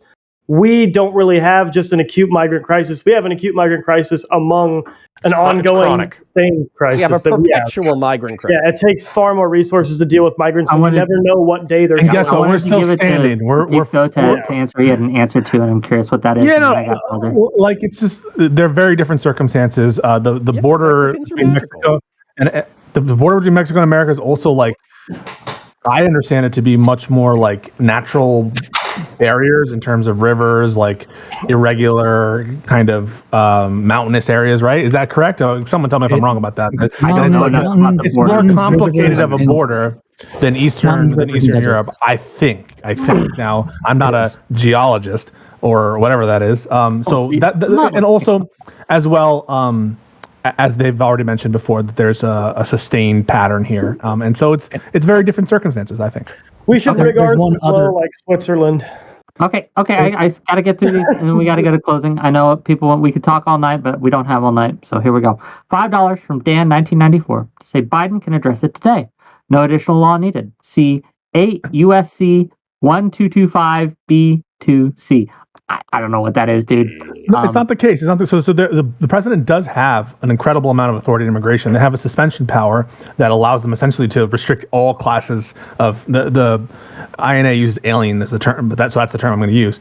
Restrict all classes of aliens coming into the country 100%. But what they need, just to be clear, is additional authority to do away with asylum procedures, right? The Trump versus Hawaii case, if you recall, there was multiple iterations of the Muslim ban, and the one that actually went to the Supreme Court, they specifically made carve-outs for asylum seekers and things like that.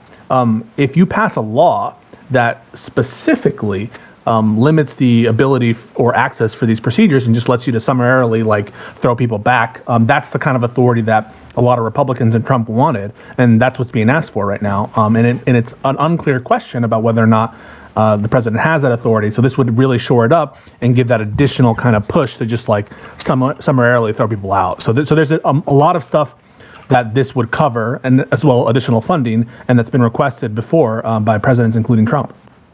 Okay. $2 from 2024, A Gay Odyssey, to say, read Stephen Miller's deportation plan, MAGA 2024. Thank you for the $2. $10. I wonder who's voting for. I don't know. It's a toss-up. 70% of Americans support what Texas is doing at the border. Why isn't it the Republican politicians responding to their voters by rejecting a bad border deal in their eyes? Everyone has already on this panel has conceded that what Texas is doing, at the very least, is approaching something that would be illegal and totally wrong for them to do. I think that's what people said. And that the federal government. Yeah, no, I didn't say wrong. Wait. So I'm sorry. Wouldn't it be, if your argument against illegal immigration has to do with the illegality of it, and that's certainly the case for Connor's perspective, how can you possibly say it wouldn't be wrong to violate the law from Texas's perspective? Legality and morality are not the same. Oh, no, but now, why is illegal immigration immoral, Connor? If they violated the Supreme Court order, that would be wrong. Yes.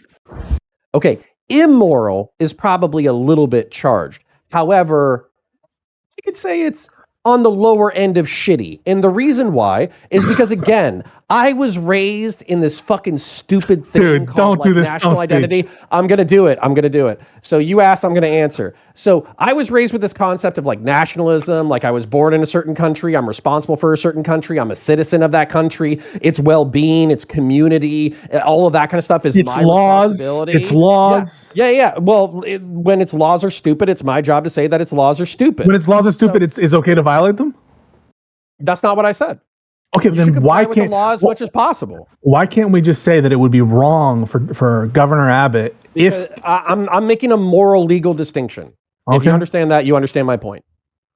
Okay, but like, would you ever say that Governor Abbott should violate the law with respect to immigration in the current realm of possible circumstances? If he's willing to do it as a protest because he thinks it's immoral and that the federal government is negligent in their duties, you would support him?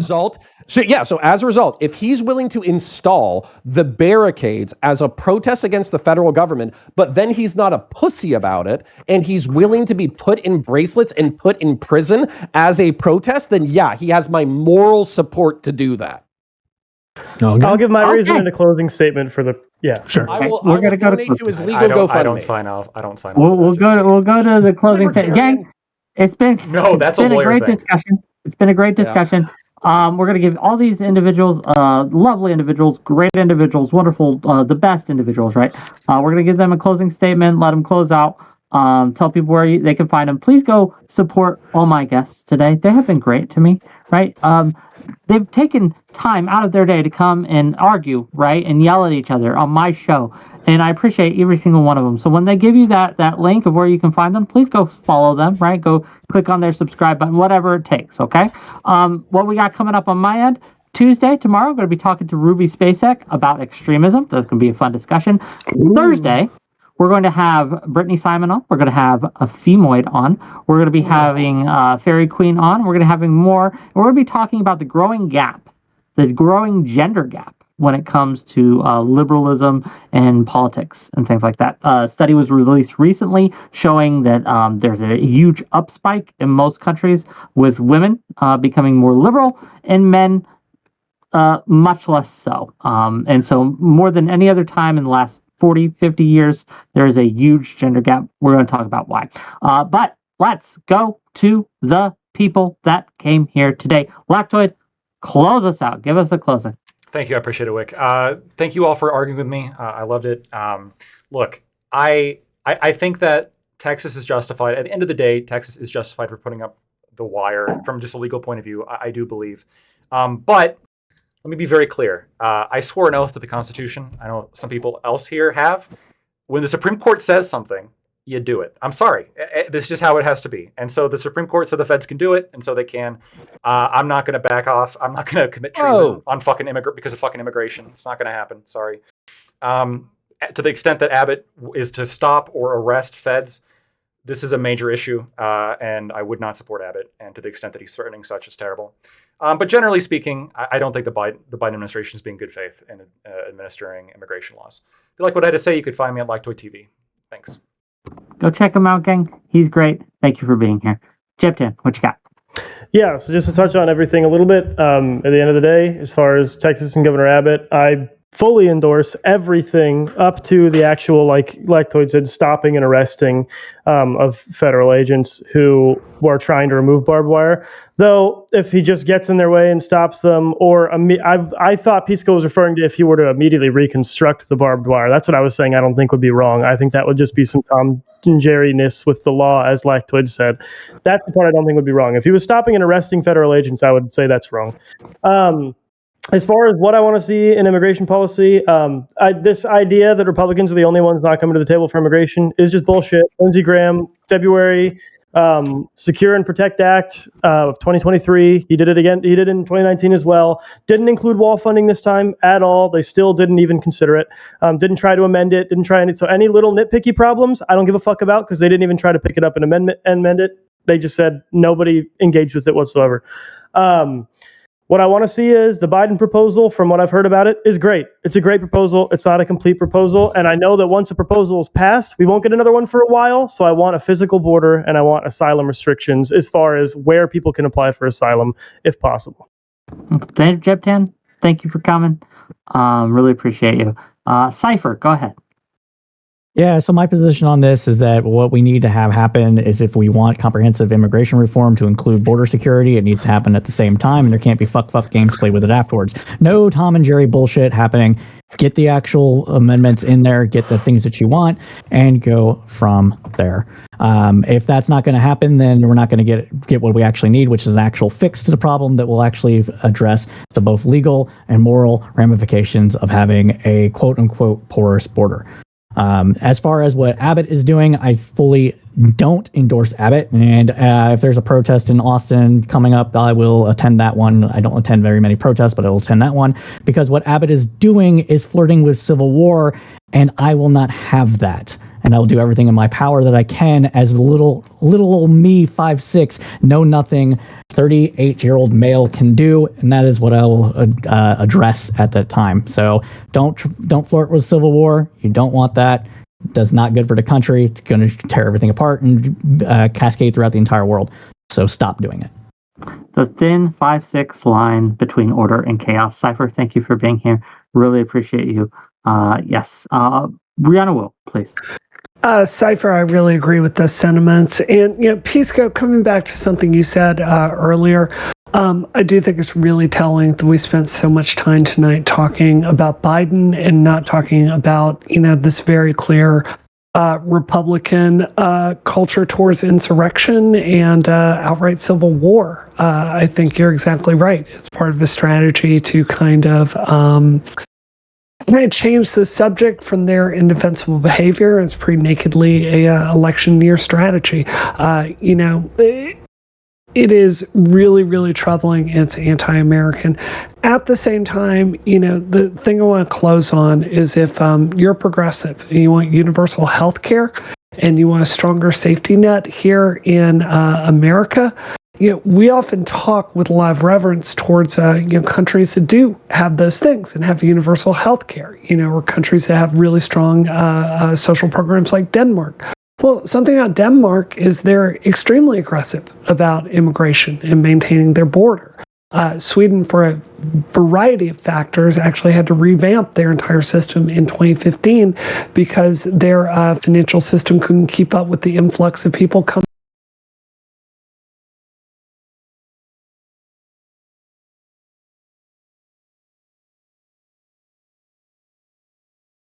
But I also acknowledge that Dylan Roof was like a 17-year-old kid who, by everything in the case pulls up, seemed to be a member of a cult, and seemed to be like easily persuaded.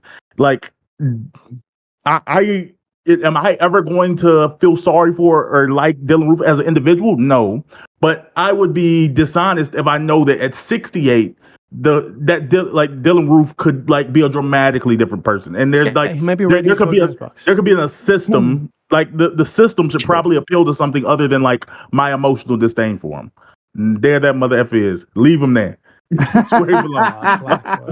What's up, Blackwood? So only Doobie answered my question, but okay. No, but I think they already do that. Like tomfoolery started off like no one pleads to a death penalty, but I think that actually is a thing. People, but the thing they plead to isn't to like not die. It's for like preferential like locations, like well, no, like it's family and it's things a little like bit. I'll be I think, super quick. I think pleading to the death. But I was saying, if they plead guilty, I'm okay with the death penalty in those cases. No, so here's I'll make the talking about a distinction. suicide button. Well, yeah. So medical assistants dying, they don't nitrogen gas them. They don't it's a little bit different. They actually have access to the materials to ensure death. So that's what I'm asking of like not just pleading to the death penalty, as in like they get essentially what we have in medical assistants dying in Canada. Like they can voluntarily, kill themselves through whatever more humane means. I'm all for it. The only problem that I have, one caveat which makes me against it, is that because the state is responsible for healthcare, I don't think the same institution that taxes people for healthcare should also be allowing people out of said care in terms of using suicide, right? Because there's a really corrupt incentive there where you have a problem where people are not getting access to care quick enough, and it's causing depression rates, and it's causing medical issues, and it's causing stress and cortisol and all of those things that lead towards suicide to go up. And you may have a person that goes, well, we can fix this by having more outreach for medical assistance in death, as opposed to we can fix this by increasing healthcare outcomes, right? Fair. So that's my major distinction there. And I think it's a perverse incentive. That was another thing I was going to bring up is, Doobie, earlier you were also saying that like the cost argument is something that comes from activists, but the cost argument comes from activists on the pro death penalty side. And so that's why it comes up so often, is that a lot of people say, oh, well, we don't want to house these people. We don't want to pay for their food. We don't want to pay for their living. And so it just makes sense to just go ahead and kill them instead of paying for them to continue living. That's So different. the cost argument comes up to say like, well, actually it's more expensive to give them the death penalty. Yeah, why? Than it is. Yeah, hold on, but it's Why is it more expensive though? Because of activists. But also Tom. Yeah. There you go. But also, Tom, like I would say that once somebody's been given the death penalty, any cost associated with keeping them alive is a waste, because we've already decided we want to get rid of this person. So I'm okay with letting them go through like an appeal or two, but after that, like just fucking get rid of them. They don't need to be sitting there for decades while we're like paying for their health care and their food. The appeals process takes decades. It doesn't usually take decades ridiculous. after they. Right, that's what I'm saying though, is that if it actually does take decades and it actually is more expensive to kill them, and now we're just like spending more time and resources on this person who we're pretty much saying is a waste of life in the first place, it doesn't make sense that we're saying, hey, and then now that we've done all of this, now let's also go ahead and spend even more money for the death penalty and waste more time and more resources on this person that we think is a waste of life. Like, it just seems like so much energy is being put into somebody that we could just let them sit and rot in jail and die anyways, and that's like we're just shoot them in the head and it's over. Well, I mean, if that was an option, that would be great. But I just asked a simple question. I did not bring this up. We will move forward. I don't know if we with like a 15 minutes, 17 minutes overtime here of this one, but I mean, obviously the death penalty. Maybe I should have put that 1 second. Yeah, you're screwing up. I do have a question for Tom really quickly, though.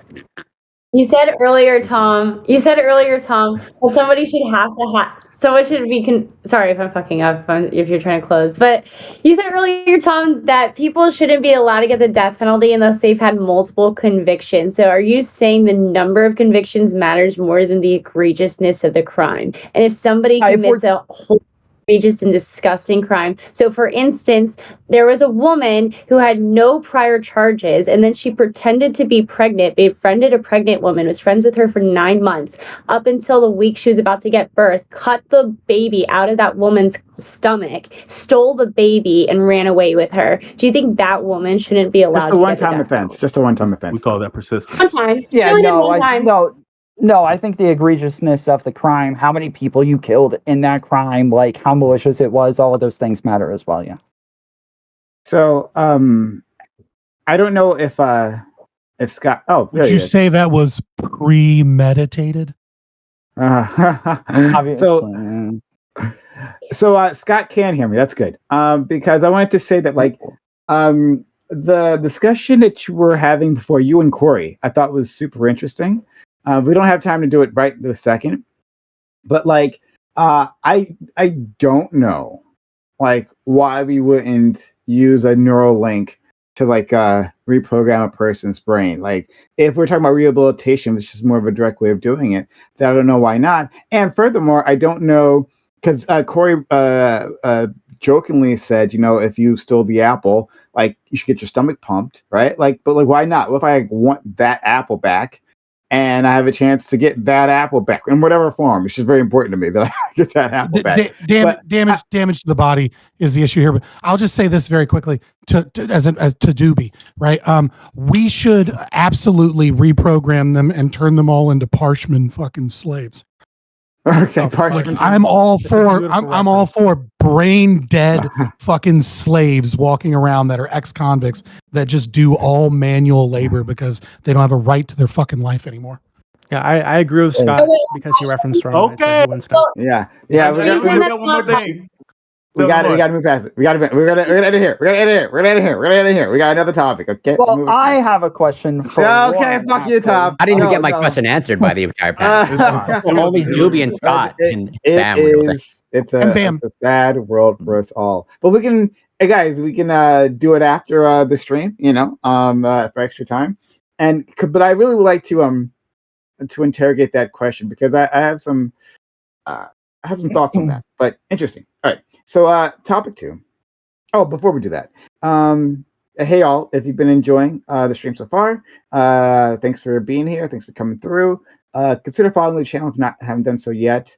Subscribing on YouTube, and consider supporting the channel on Twitch or YouTube any way you can. Right, on Twitch you can subscribe, give bits or give subs, or resub, or use a hype chat or super chats if you want the questions answered. That's the way to do it. So we'd love to hear from you. We'll if you want to interact with everything, and I know you guys care about the death penalty at the very least. So, like, yeah, if you guys want questions answered, that's the way to make that happen. Wick TV, Wick, thank you so much. Kind raid. Wick's a real one. Always like, yeah, always kind to this community. I really hope you had a fantastic day, Wick, or night in the panel. I was talking shit about you earlier. He took one of my best panelists. In fact, we were arguing. Bam here. I was arguing about who the MVP of my stream is. He says himself, Lactoid might think differently. But thank you for giving him back because we needed him. Right, things were falling apart without him. Okay. So we're going to go to our next topic right now. So you guys have it. Well, you've missed the death penalty talk, but we're going to be talking about democracy. Topic 2. There is an endless struggle between democracy and authoritarianism that has been raging since the Greeks came up with a new way to organize society. Proponents of one ideology spend a lot of time blaming the proponents of the other for their societal ills. How much democracy is too much democracy?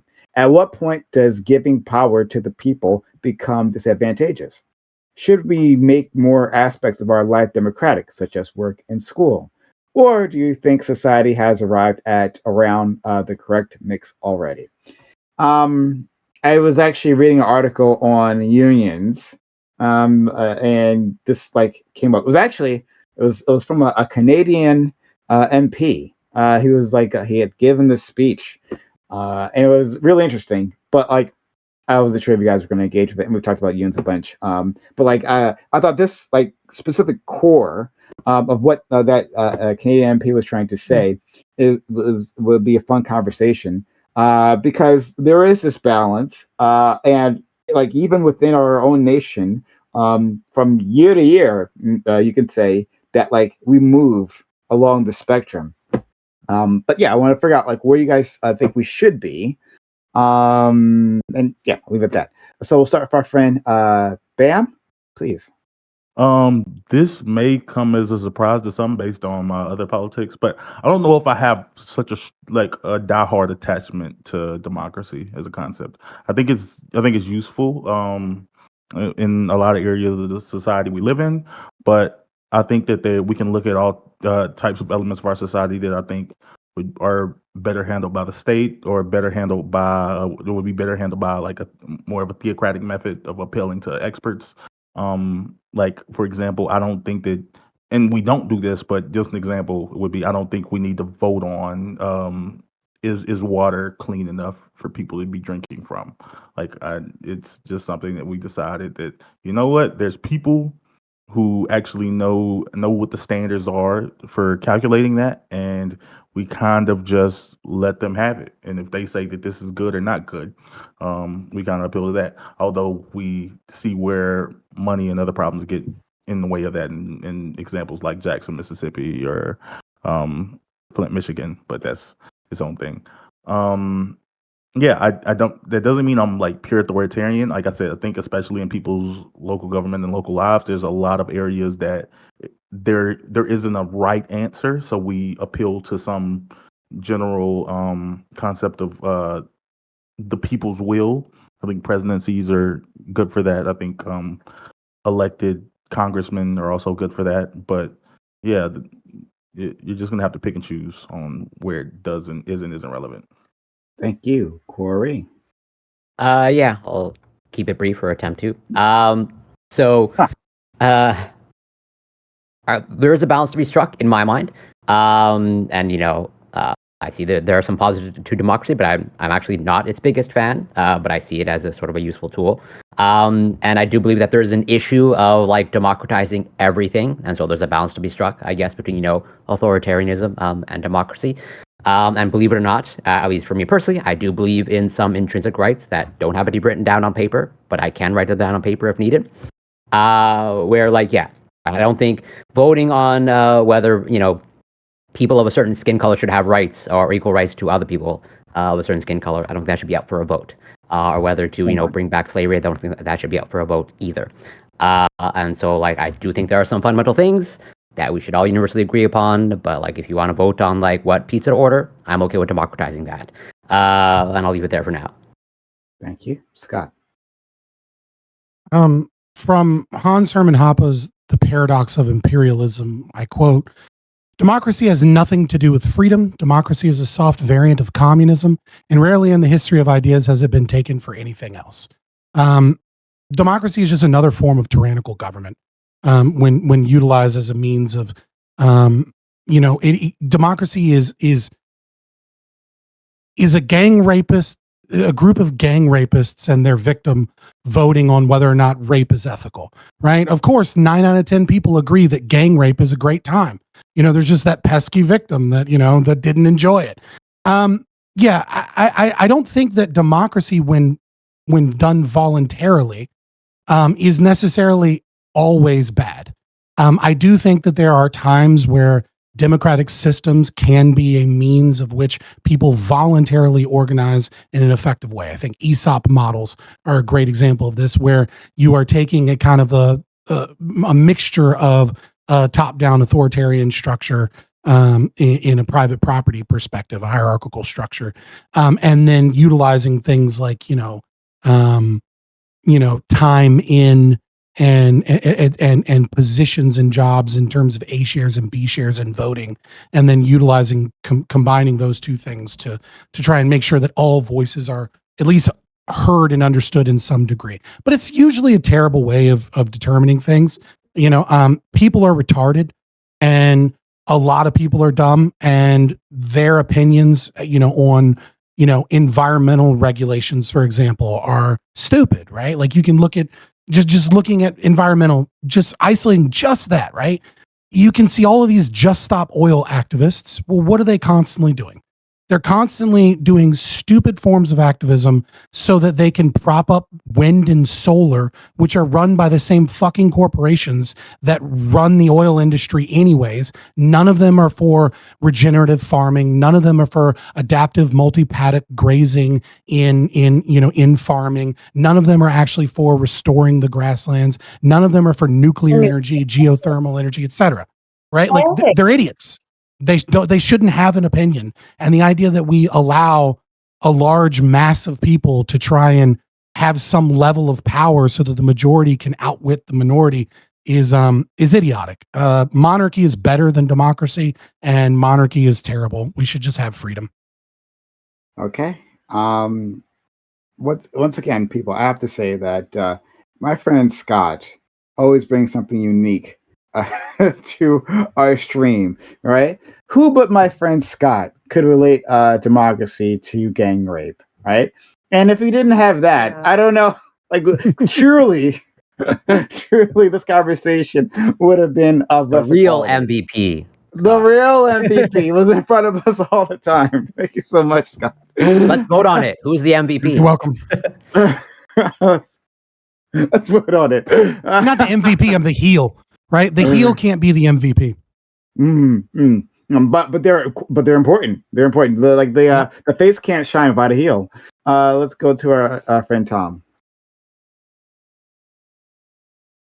Yeah, I'm generally in favor of democracy. I don't want pure democracy. I don't like, everything being voted on. I think that there is like a good middle ground somewhere. I think it's generally good that we currently use democracy to vote on our authoritarian leaders and allow them to go from there. I would always okay with democracy as long as that's what everybody votes for in the end. But the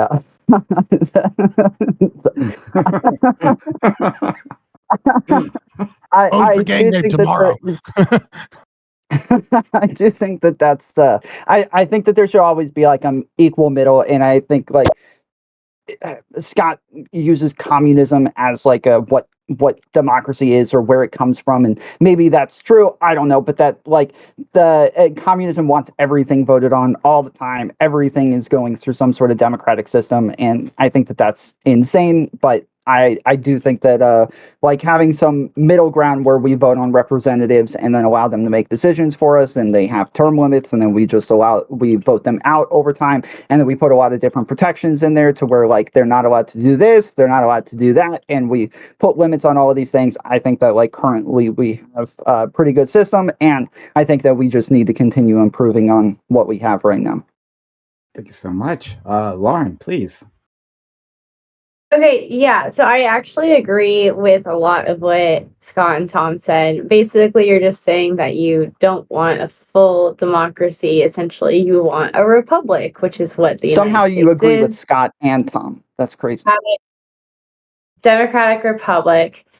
That being said, a lot of what Scott said well, I didn't really see that you were disagreeing with Scott a lot, Tom, but yeah, Scott was just saying that there's something wrong with a pure democracy, because when you have a pure democracy, you have gangs of bullies beating up on the little guy, and you don't want just majority rule, because majority rule doesn't take into account a lot of things in which the republics actually try to equate for. That's why we have both like a Senate and a Congress. It's meant to make up for geographical issues and like state size population issues and such like this. So yeah, I think that America's did a good job for amending for the issues with a pure democracy. That being said, I wouldn't say that a monarchy would be better than a democracy, or that democracy is essentially identical to communism, even though I 100% see where you're coming from with that, and I think it's very funny. But Yeah, like we can't have a pure democratic. Nothing in its purity tends to be what is actually good for us. We need a little bit of gray area. Don't knock monarchy until you've experienced it under Doobie's kind, gentle but firm hand. I might have died. Hope not. What half it takes, Todd? Yeah. Oh no, he said he had to leave his house. So yeah, Todd's not with us yet, so hopefully he'll be here soon. But Doobie, Sounds like he died if he's no longer with us. Oh my God. Jesus. Let us down Doobie easy. friend. We'd love to hear what you have to say. And honestly, I was thinking of Doobie when I was writing this thing up. Doobie, please. I hate democracy in most cases. I think it's bad. I think representative democracy is really bad. I think that's just like a situation where like lawyers and rhetoricians are convincing stupid people to vote for them with like candy and shit, and then they just fuck them over at the end anyway. It seems silly. So I agree with Scott in that I think a monarchy might be better than democracy. But I'm also opposed to this concept of like freedom, quote unquote. I think that people are most free when they have like guidelines to work within, and they're able to like. I think for a lot of people, freedom is confusion. I think the ability to do whatever the fuck you want leads a lot of people to do nothing. Leads them to like decision paralysis, or it leads them to making the wrong decisions and fucking themselves up and fucking the lives up of people around them. So I don't know. I'm just totally opposed to democracy in general. I think the only places where I think I could allow it is maybe on social issues, but even then, there are a lot of things I don't want to take off the table. So I think most of us agree with this, right? I think most of us would say that, hey, there are some things we just shouldn't vote on, right? We shouldn't give people the ability to vote on, i.e., like age of consent laws. You shouldn't be able to just vote for the age of consent to be like 5 years old or some shit. Then we have people running around with fucking kids. Well, maybe Tom agrees with that, which there's some arguments that could be made for lots of reasons specific to Tom, but I'm gonna leave that alone. But so that's where I am. I hate democracy. It's bad. Yeah, there you go. Okay. We'll move on to our friend Lactoid. As a bit of introduction, Lactoid, our friend Lauren here has also passed the bar. Lauren Lactoid is a fully fleshed out lawyer here. No Canadian reason to be lawyer. intimidated though, because his law degree is written with crayons. But he does tend to have a lot of good knowledge on these things. But Lactoid, we'd love to hear what you have to say, friend. Yeah, so I'm Lactoid, First Prime. Thank you so much for putting up with me and my late ass. Thank you all, the rest of you. So quickly, last topic. If you guys didn't bring up no death penalty, using people as slaves instead, that's my position. For this topic on democracy. Democracy to me is like a stick of dynamite, right? It can be useful potentially, but you can also it can go dramatically wrong and blow up in your face. For a lot of the same criticisms that Scott put forward, this is, I guess, a rare instance where he gets to take the wind out of my sails. I do agree it is a soft variant of communism to some extent, because it allows people to vote over other people's property. I think gang robbery, I know he uses a different example. I use the gang robbery example. I think it's a little bit more palatable for audiences. So I use that. But I'm also going to go further. I'm going to present some actual like policy prescriptions that I would like to see. So a lot of people here have talked about a constitution that we want, a very strict constitution that protects fundamental rights. I am totally in favor of this. There should be a constitution that protects all sorts of shit. It should be much more broad than the current constitution. We should add 50 more amendments that specify everything from taxes to boundary lines on property, right? This should all be the case. But also, I'm going to go further than that. Not only do I think democracy needs to be limited by guardrails that protect individuals' rights, I also think we have to be realistic in recognizing that some people are smarter than other people. And the concept of having a system in which the least intelligent have an equal say to the most intelligent, to me, seems contrary to the ideals of good governance. So I looked it up. Lassiter versus Northampton County Board of Elections. The Supreme Court ruled that literacy tests were not necessarily unconstitutional. They did not go against the 14th or 15th Amendment. I would propose creating a poll exam that everyone needs to pass in order to get your voting license. And this poll exam tests you on some basic shit. Do you know what you're voting for? If you're voting for president, what does the president do? If you're voting for treasurer, what does the treasurer do? Right? You should know the positions and have some basic background before you get to have a say. Because what happens then is you have people who have no idea, who have an equal say to people who have some idea. We should also, after we designate, the minimum level of intelligence or knowledge, I suppose, needed in order to vote, we should then weight that vote based on IQ tests. Because if you have a higher IQ, you've got better judgment on average, you're more likely to make a good decision. I want those people having more political say. Okay, open to the panel. I'll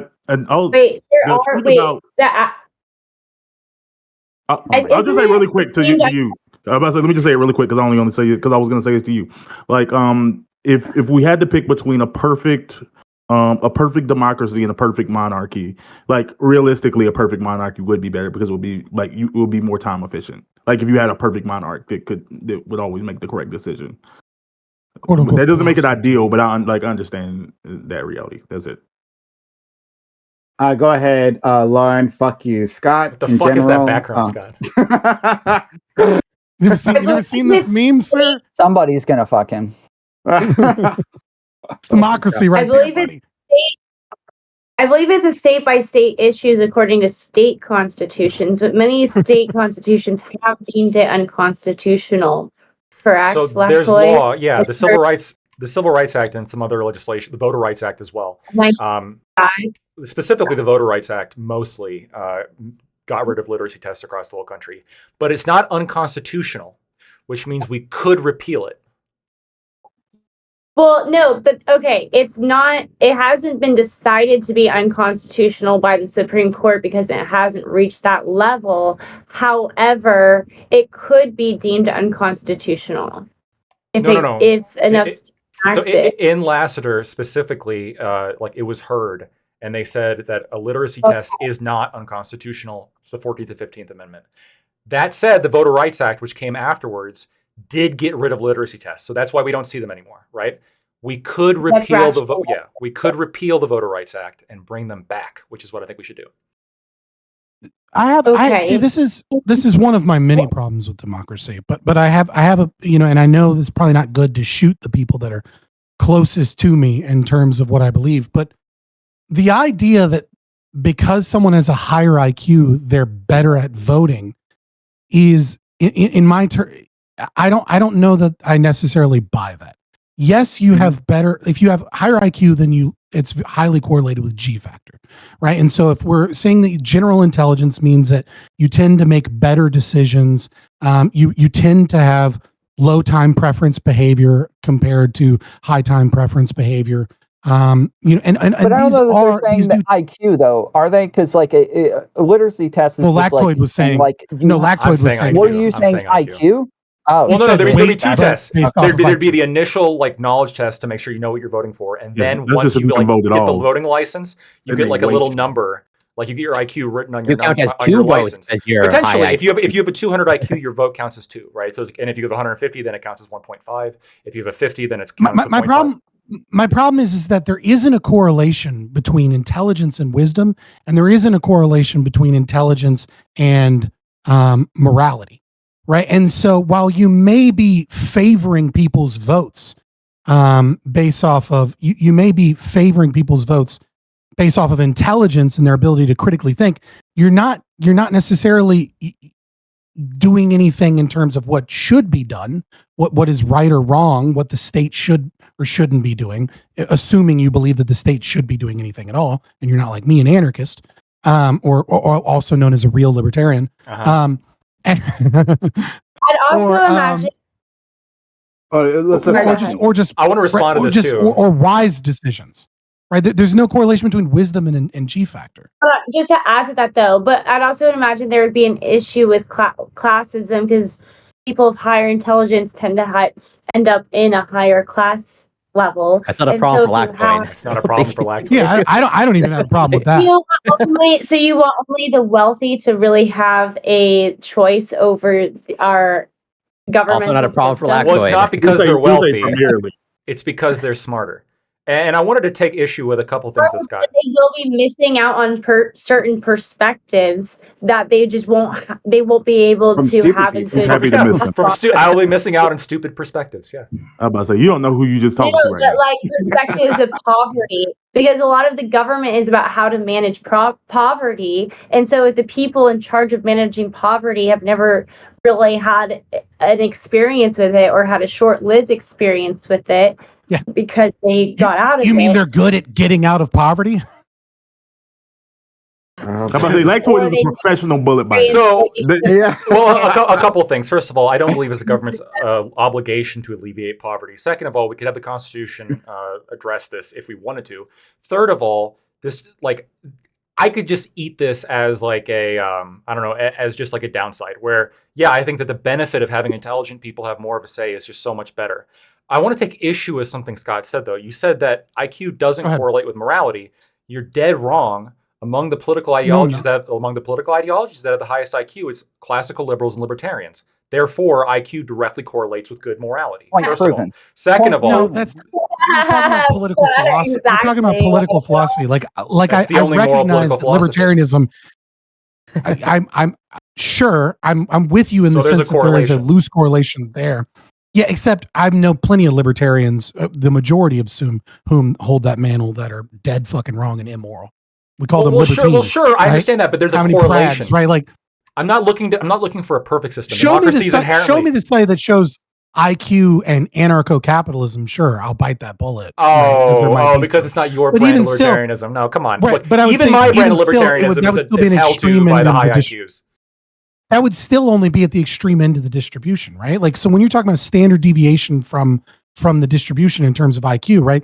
You're talking about roughly 66% of people are going to sit between 85 and 115. Yeah. When you're talking about like anarcho-capitalists, full-blown libertarians, you're not talking about people within one standard deviation of the mean, right? You're talking about a small I understand. group of people anyways. I'm saying there's It's not a strong correlation, yeah.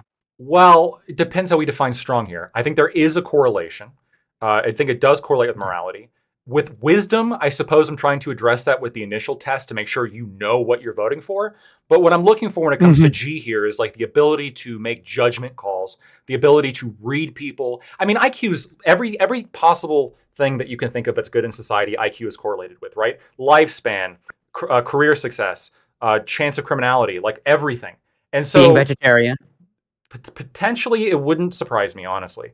And so you could like point to all this and you could say, okay, well, it makes sense then that people who have better judgment, right?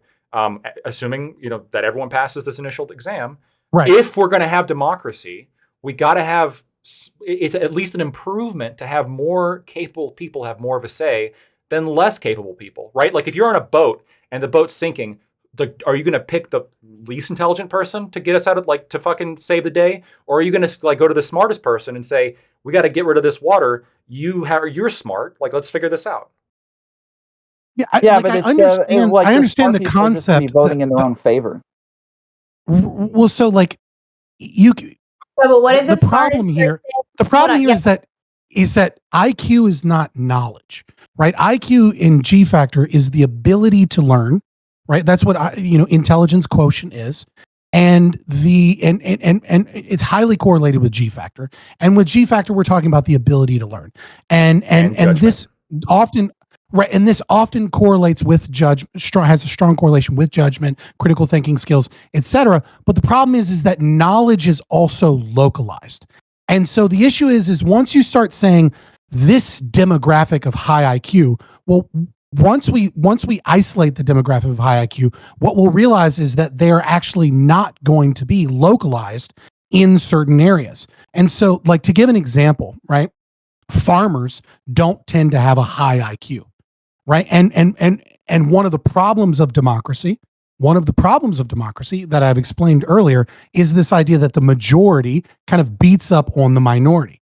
And so one of the things that we saw in counties in California was that the majority in LA kept voting to restrict water access to the counties that needed tons of water for farming and irrigation.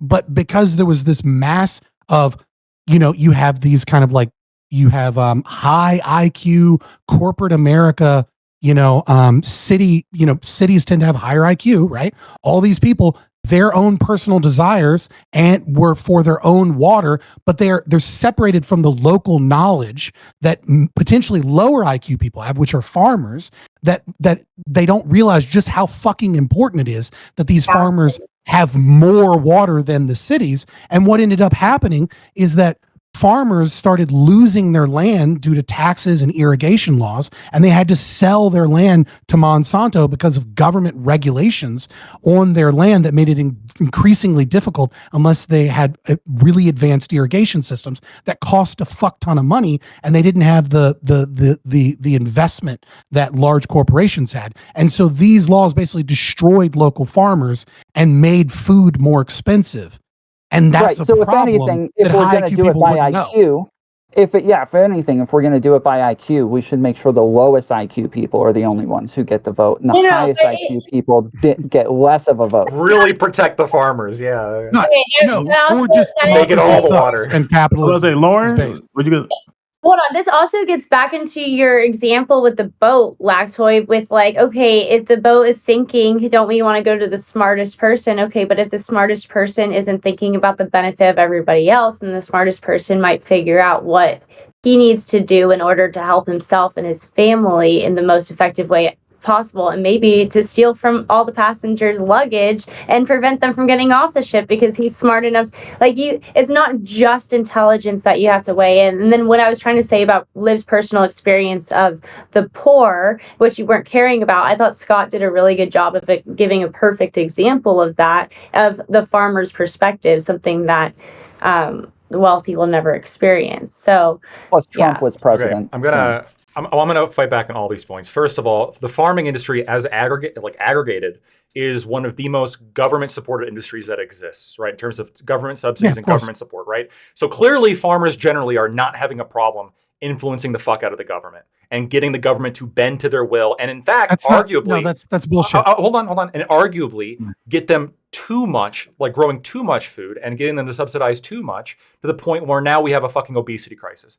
I don't think that generally I think we could stand to lose a little bit of voting power among farmers, first of all. Second of all, I'm going to respond to that. Well, okay, but three people address me, right?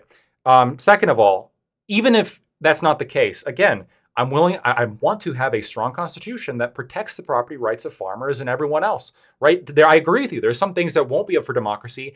Even this democracy that's controlled by like these high IQ individuals that are super intelligent, right? And this also kind of addresses the problem of like, well, what if we have the high IQs that are like just dumping on the poor people? Well, they wouldn't be able to, because the constitution that would be in place would specifically protect rights that these poor low IQ people have. But on top of that, like, again, the government's responsibility is not to alleviate poverty. And we know, Scott, this is what they're referring to when they're talking about poor people having more voting representation. What I'm looking for, I don't disagree with that as a potential strength. Yes, well, no, yes, and what I'm just looking an anarchist. what I'm looking for is, I think that we got to take a step back, right? If politicians now have to appeal more to more intelligent people who are better able to judge not only policy but also character, and they're better able to tell when somebody's being dishonest, you are going to now control for a class of politician that can't. Is that true? Yeah, and yes. I've never seen a study. That better judgment. IQ is correlated with judgment of character of individuals.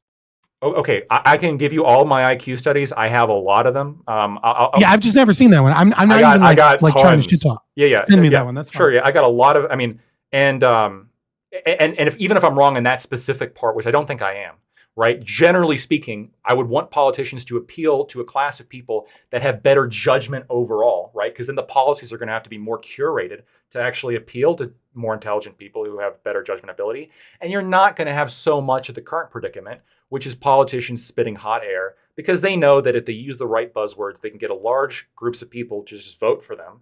Because while that person likes, he tells it as it is, or he really represents me. It's like, well, no, like they don't. They're just using you to get votes because you're easily exploitable, as unfortunately low IQ people are. So real quick with the farmer, you problem. can respond, and then other people. You did you also address other people backlash to it? So I just want to give them a Tom chance. and Lauren. Okay, and then just after real that, quick with the farmer. Hold on. I just want to establish an order. So, so Scott can do it, then Tom, Lauren, you guys can respond. Bam wants to go. I'm sure Dibby will have something to say at that point, and so I want to force him into saying it. And of course, if you want to say something, I'll have something to say, I'm sure. Yeah, so you didn't actually address the issue of the farmers. You said, well, farmers are heavily subsidized. Absolutely, right. The problem is that the green energy revolution and massive conglomerate, I mean, like the number one landowner in the United States of America is Bill Gates, right? Like there are a few large corporations that own a majority of all land in the United States. And so, yes, you are correct that farmers, right, have too much say with agricultural committees, with the Bureau of Land Management, et cetera.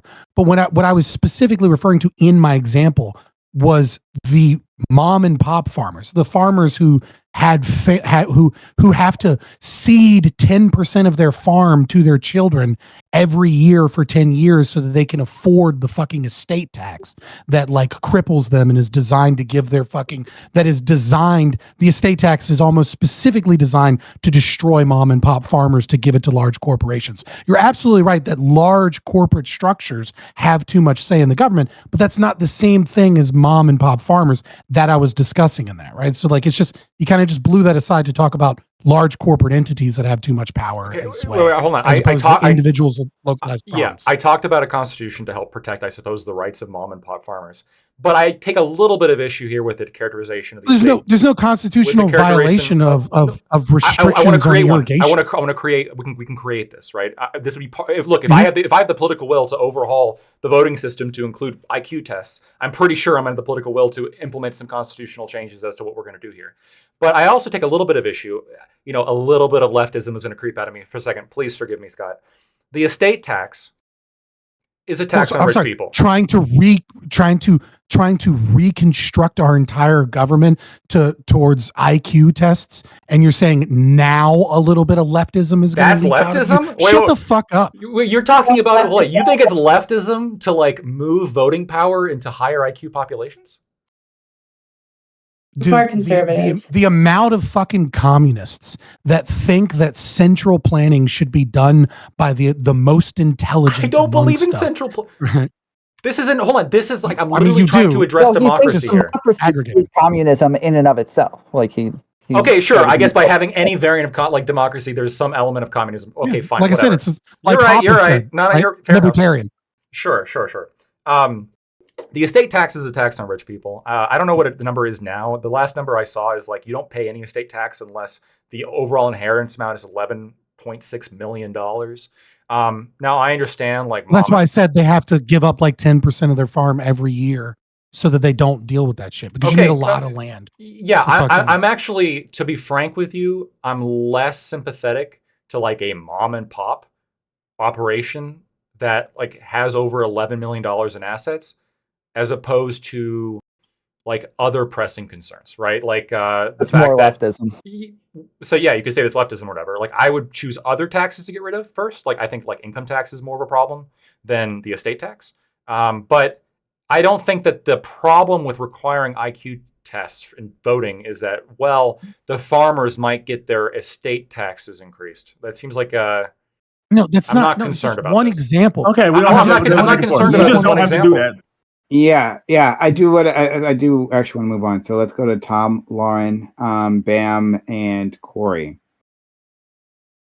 Yeah, I think that the problem is going to be representation. So like care so much about like getting the right people. Like if I wanted to get the right people, I would just say like all fucking liberals are the ones who can vote in. Like instead of doing it by fucking IQ test, let's just do it by like political ideology instead. Like you're just kind of like trying to find the right formula to where you're going to get your way or things are going to get closer to what it is that you want. And it's like democracy should be more about like people getting representation, getting what it is they all want. As much as I can't stand Trump voters, and as much as I think they live in like a post-fact world and they just don't care about what's actually happening, they're more run by their emotions and rhetoric. I still want those people to have a say. I still want them to be able to have a vote.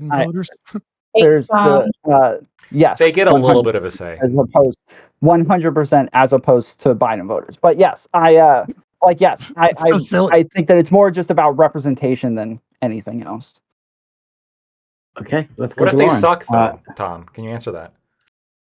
The representatives? No, the voting, like the voters. Like, what if they suck? What if they're like passing, like they're voting for bad shit? Well, that's what I'm saying. Is that like they even Trump voters are voting as horribly as you could possibly imagine, yet they are still voting. So I still want them to have a say. I still think it's sad that like Trump is telling them that their votes aren't counting so that they're voting less, which makes the democratic process work less to where he's less likely to get elected. And that's sad to me. Like, I think that that's a horrible thing, even though I don't want him to get voted in. I think that is a horrible outcome. You have some threshold though. There's probably some point where you decide that like, oh, okay, they're like, then people shouldn't be allowed but we should to have vote on things protections you for consider those relevant. things. Yeah. Well, yeah, but we should have protections for those things instead of it being about whether or not there's like whether or not they have a say. It should be more about whether or not we have protections against those things. Yeah, you're just gonna say like, oh, okay, you don't have a say in that. Like we're gonna give you a say. What are these magical protections? Right? Like we have a constitution. We have a government that was a liberal democracy that enshrined rights and was intended to be an incredibly limited government that has all of these protections and checks and balances. And what we have seen is the interstate commerce clause has basically given the federal government the right to do whatever the fuck it wants, as big as it could possibly ever want to be. And we have seen lawfare and the expansion of the Supreme Court be like the only real kind of check that exists. We're $34 trillion in debt. 8% of your taxes go towards paying off the late fees on your debt, the interest on the debt. We're going to be at least $120 trillion in debt by 2050, according to the CBO. Your constitutional rights are violated every fucking day by the police. Pick a fucking police department and they're violating your Fourth Amendment, which has expanded massively to basically mean fucking nothing. You're just talking about things in proportionalities. Like, obviously, the bigger that we get, the bigger the government's going to get, and the more the more power it's going to have. I think that like the same with like cops violating our rights. Like that's just going to happen more and more often. The more and more cops and the more people that there are. I don't know that this is actually disproportionate in any way. So what are these magical checks? The fact that cops are getting arrested, cops are getting tried for these things, like that's one. That's two steps forward, one step back. Like you admit that the government is expanding, that the scope of the state is expanding, and that our rights violations get larger and more common. And then you, on the other hand, say, yeah, but some cops get arrested, right? Like what is this magical check on the power of the state that you're going to institute that's going to stop this from happening that the founding fathers couldn't figure out? I don't know what cops around here like murdering a bunch of people and aren't getting tried or whatever. I'm not sure what. That's not what I'm saying. No. You're missing the thing. Tom was civil saying asset forfeiture. Civil asset forfeiture didn't exist. Okay, got you. In the 1920s. What you're talking about is irrelevant. What Tom was making an appeal. No, I'm trying to tell you. Tom was putting parameters around like voters, and you're asking what are the stopgaps on the state? That like y'all are talking about two different things. Correct. I'm saying there's stopgaps on like what voters are able to. I just want to point out, Scott, that under my system, cops would have less voting power. They're similar, but I'm saying that like you're appealing to different things. You're saying that like, oh, okay, like what if all the voters were dumb? You wouldn't allow them to like vote in slavery. But then Scott's asking you like, how do you prevent the tyrannical government from taking your cheese? Hold on. That's the point, though, is that I wouldn't vote You're for just slavery. memeing. You're I not would vote answering for a representative, and then the representative would vote for slavery, and the representative is the one that has checks on them to where they're not capable of voting in slavery because we have a Supreme What Court. are these magical checks? 13th The Amendment. Supreme Court decisions. Yeah, like the Constitution. Okay, like, but these checks aren't working now. They're only slowing kinda the working. growth of the state. Yeah, they're I'm not working sure in what- the sense that there's speed bumps. Scott, I think the What is it issue that you is think Different isn't working? values. Yeah, I I think think the different issue values. people think that the system is only working if it's perfect. But the problem is no system is perfect, which is why our founding fathers put into place remedy systems and abilities to try to remedy the issues when there are issues. And so when you are pointing to when Tom points out these remedies and you're saying, well, that's not fast enough, or this is 2 steps forward, 1 step back. Well, these are always the remedies that have been in place. No system is perfect, but you could always try to amend the systems to make it as perfect as possible. Your argument. Your Hold on, your one more argument thing. One more thing, Scott. Okay. You said, for instance, that the Fourth Amendment was getting expanded into nothingness. How so? Does a cop not need a warrant to search my house now without exigent circumstances? How is the Fourth Without Amendment- exigent circumstances, and then we have egress, and then they can basically do anything if you're fucking driving a vehicle, and like no, I mean, it is obviously expanded. You know, stop and frisk situations, right? Like because someone was casing, someone was casing a fucking store, so now we can utilize stop and frisk, right? Like these are all expansions of Terry v. the Ohio? cop's Is that ability to what you're violate the Fourth Amendment. Are you referencing Terry v. Ohio right now? Yes, Terry v. Ohio. Yes, that was the landmark decision that allows people to stop someone to look for a firearm. If I'm correct, Called it right? Ohio stop, yeah. Yeah, Ohio stop. Thank you. No, it's Terry stop. Or I'm Terry fucking with you. Terry stop. No, it is a Terry stop. Fuck you. Wait a minute. I was like, yeah, thanks. And then I was like, wait a minute. No, it's called a Terry stop, you fucker.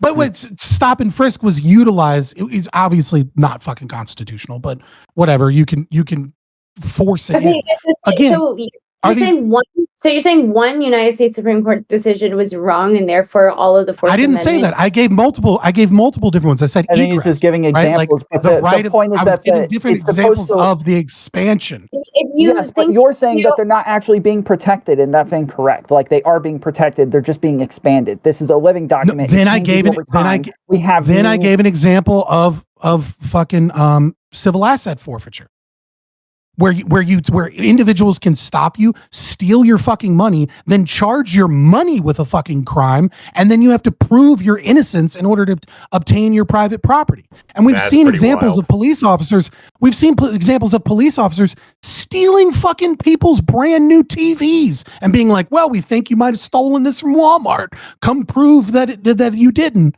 Right? Like no, like what I'm saying is that there are rights violations that if you were to bring the founding fathers to any of them, fucking pick one and have them I'll look steal at my our heroin current one legal time. structure, right? Like have them look at our current legal structure It'd be like, and why how are it you back occurs. to 9 J's? They'd say I don't two. understand. I was about to say they'd say two things. First of all, why are these black people walking around free? And number two, you let them do fucking what? Like, I mean, like we fought wars over fucking 3% tax increases. This idea that the state isn't expanding in its purview beyond the scope of what the founding fathers envisioned is insane. It's not so much that it's expanding; it's that we've had like precedent. So the founding fathers have always established that we're going to rely on precedent. I mean, every state's different, 49 of the states. Okay, it doesn't matter, but so. Because we've had more history of time, and as time expands, you're going to gain more and more precedent, more and more case law, and this is going to create more and more what you call rules or red tape. But this is just the nature of living in elongated time with an expanding society. Which is my argument.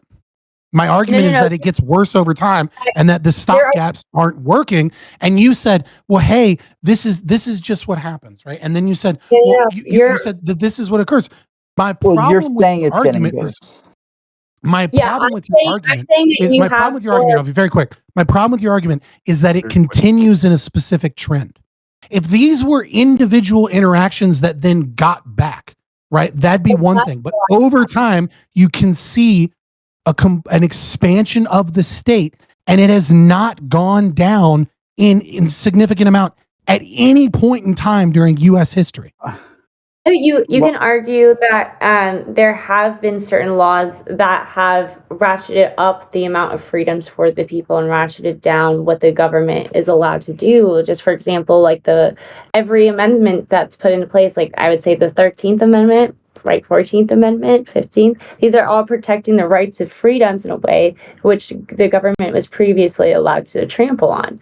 So so it's the Civil Rights Amendment is, to be fair, a living, breathing document. And so there's many people who think Terry v. Ohio was incorrectly decided, and there's many people who are trying to overturn that. And I think maybe in the future it could be overturned. And when that does happen, then you're just gonna that's just gonna be further precedent. But I don't think Scott's argument relies on that. Like, I think Scott's argument is big enough to take into account that there are bumps, like the creation of the Federal Reserve.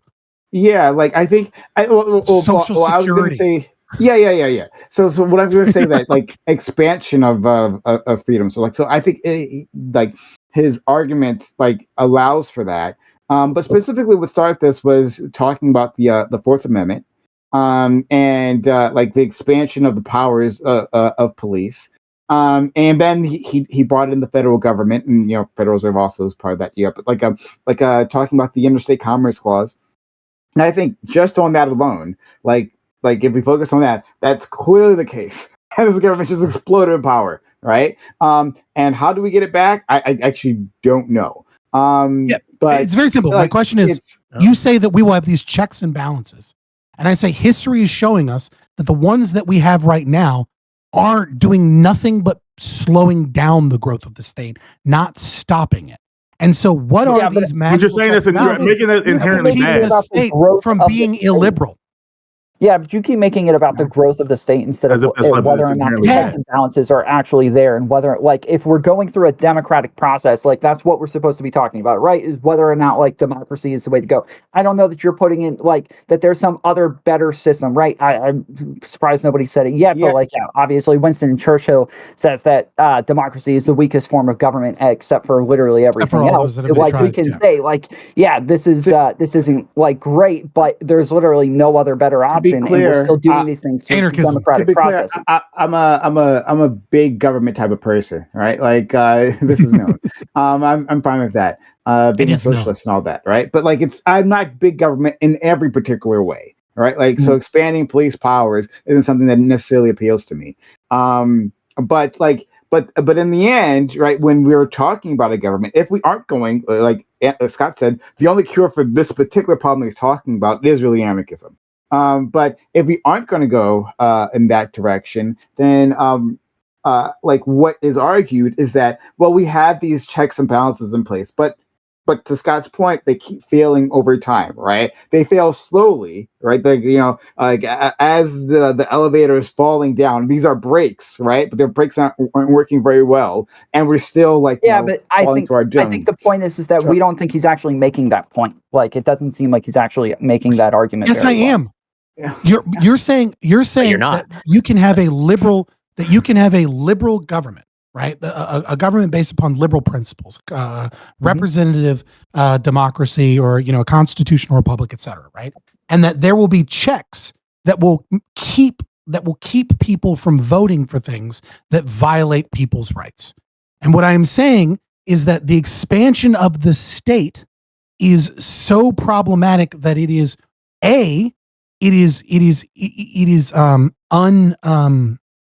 unsustainable, right? That but you're saying that the expansion of the state is like so much power. There's nothing you can do about it. We're gonna end this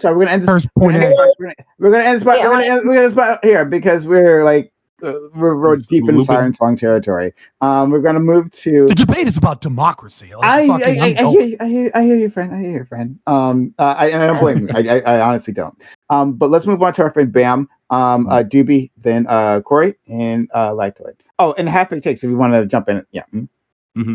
So I'm about to say, kind of going back to the main frame of the topic. When it comes to the concept of democracy and voting, I like I said, I think that the actual bigger issue we're dealing with is just the I don't know if anyone could actually prepare for the scale of the size of the United States.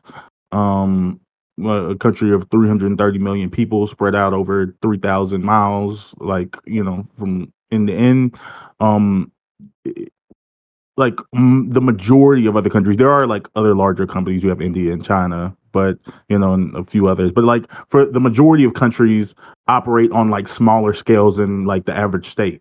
And that's probably like the reason you probably do those things is because the people are going to have things that they share not only geographically but culturally and like a number of other things that probably is impossible, like say just on forget the the number of people as well, but just on the scale of space that the US is, that like like trying to get us to, there's going to be pitfalls of asking people to all vote for this one rule of the land because it's just a lot of land to cover. Yeah, this is the point of federalism. Yeah, so I failed, but I think that there's although I don't think it's ideal, I think that's why my biggest appeal to democracy actually falls more so towards social issues and towards things that happen in your city, county, or state. Obviously we vote for representatives, but I think that like the things that those representatives are debating about, although I do think what we have now works, there are certain things that I wish there was a third party power that could sort of move the needle along. And one of those examples for me as a person left-leaning would be healthcare. It just doesn't seem to follow the profit model very well. It doesn't seem to be something that like voting for people I find to be useful. And something that Lactoid said, you don't have to necessarily respond to it right now. It was just a weird thing. Like it was true, but also couldn't find the relevance of it. You said that like the state doesn't have a responsibility in not alleviating poverty. Yeah, and I think that like that's a correct statement, but like Jared to differ. But like why would that not be something we want our state to prioritize? It just feels it feels like one of the few things that like I would want the state to be interested in. But that's all I got for now. Let's go to Doobie. Communism enters the chat. I'm gonna be honest. I like zoned you guys out, or like tuned you guys out like an hour. That's low IQ behavior. Well, no, it's just you guys are going in circles about when is democracy appropriate and what. I guess Lactoid wants IQ tests. I guess I guess I can talk about that. I sort of agree, though. I'd take a much more. I think this is like kind of a meme that when people put it forward, but I'm actually I think serious about this. The service guarantee citizenship thing you see in Starship Troopers. I don't know if you guys are like familiar with the movie. But basically, if you're in the military, book is better. I know everybody says that about everything, but you should read the book. Yeah, it's way talks about the government structure way more. Okay, yeah, so I'll definitely get to that. Maybe it'll give you more inspiration. But basically, I think you need to have more skin in the game than a big brain, right? Or being knowledgeable about a specific topic. Or like having like a high verbal IQ or some shit like this. I'd prefer that people have like if they own property, if they have served in the military, if they're in a public office somewhere, I think these people should have the ability to vote. I think other people can get the ability to vote maybe we can have like if you get a college degree, if you pass the certain threshold of like wealth or age or whatever. I think it's something that should be earned, and I think my only thing is I'm unsure as to like where each specific line is for like how you can earn the thing, right? I know of a handful of things that I'd want like as a definite, like a way to earn the right to vote or to impact or affect the government, but I'm not sure about all of them yet, right? So, but that's kind of where I live. This used to be America. America used to already have this system. Like in the early days of America, the only way that you voted is with a property deed, right? That's how you voted, is that you showed up to your poll and you showed that your property deed, the property deed proved that you lived in the county that you're voting at and that this is where you're supposed to vote, but it also proved that you are a property owner, right? So there was already a system of like the retards were weeded out and the people that had no investment or any stake in the government decisions were already weeded out because you had to be a property owner that had like your land, like you were invested in the country. So like this kind of already existed in early America. It just wasn't enshrined in the They Constitution. were farmers, though. They were low IQ farmers. Low IQ farmers. But I think I'd be. There wasn't really a return to renter class something back sort then. of like that. 'Cause I think one of the major issues I have with like the modern democracy, quote unquote, in the United States, is you really do have a lot of people who have no incentive to learn anything about anything they're voting on. You know, you have a lot of people who, you know, they're truck drivers, they're janitors, whatever the fuck, and that's totally fine for them, right? I'm not shitting on those people. I think most people are fine just, you know, living their life, you know, building a family, doing whatever. And then every so often they get all these ads and they get phone calls harassing them, they get shit in the mail, demanding that they go vote, trying to shame them into voting on a bunch of shit they know nothing about. Right now, I think that's actually like there's a cruelty in that, right?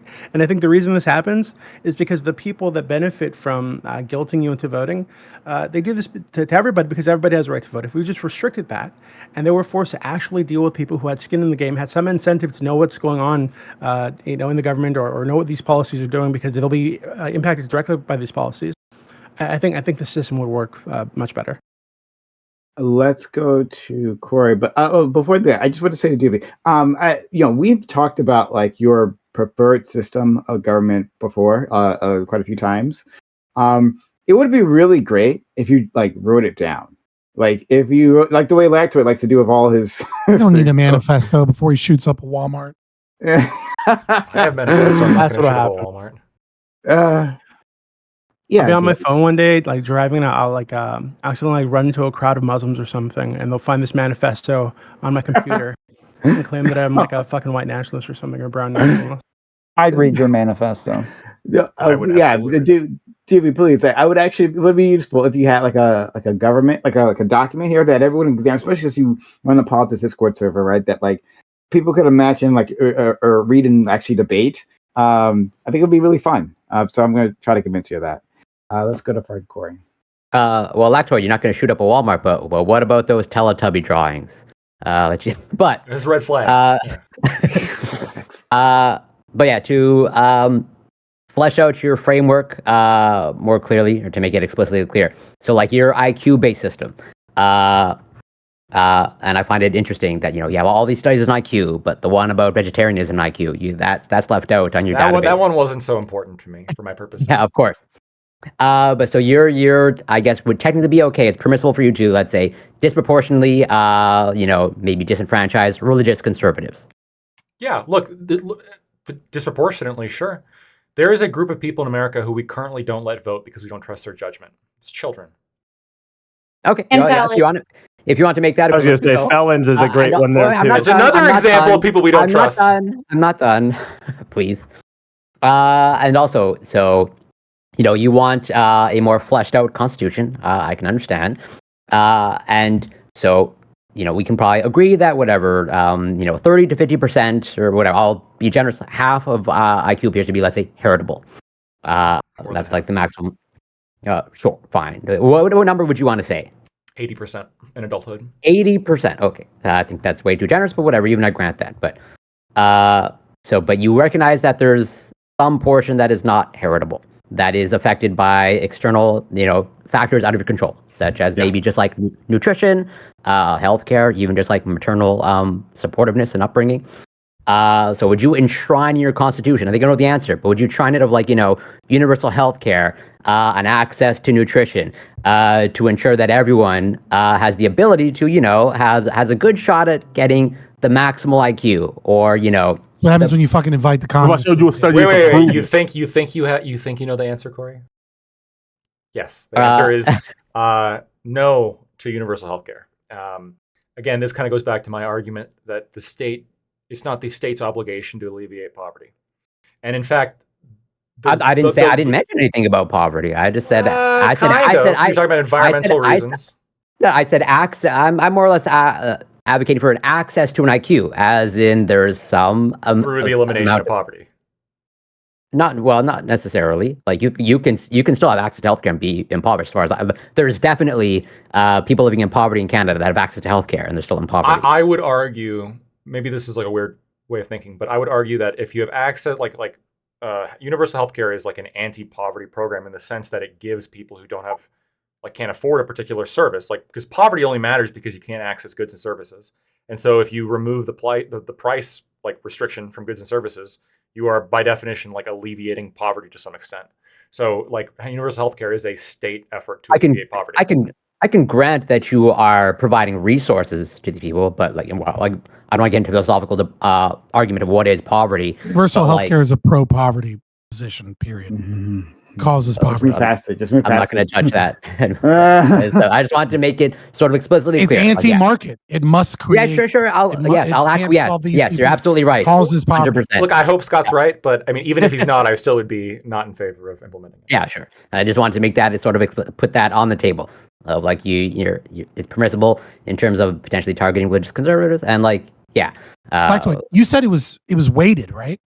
You said that the IQ would be weighted. So the smarter you are, the more your vote matters. Yeah. And the dumber you are, the less. Okay, so that actually would change a lot, Corey, because if there's a threshold about like whether or not you can vote based off of IQ, your arguments might hold up. But the problem is once you start looking at, like if for example you get an additional vote for every standard deviation, right? Like so, like if you're in the middle of the distribution, you get like 1 vote. If you're like 1 deviation away, you get 2 votes or half a vote. And if you're 2 away, you get 3 votes or a third of a vote, right? If you did it like that, so like we could take an example like everybody knows, like COVID and vaccine hesitancy.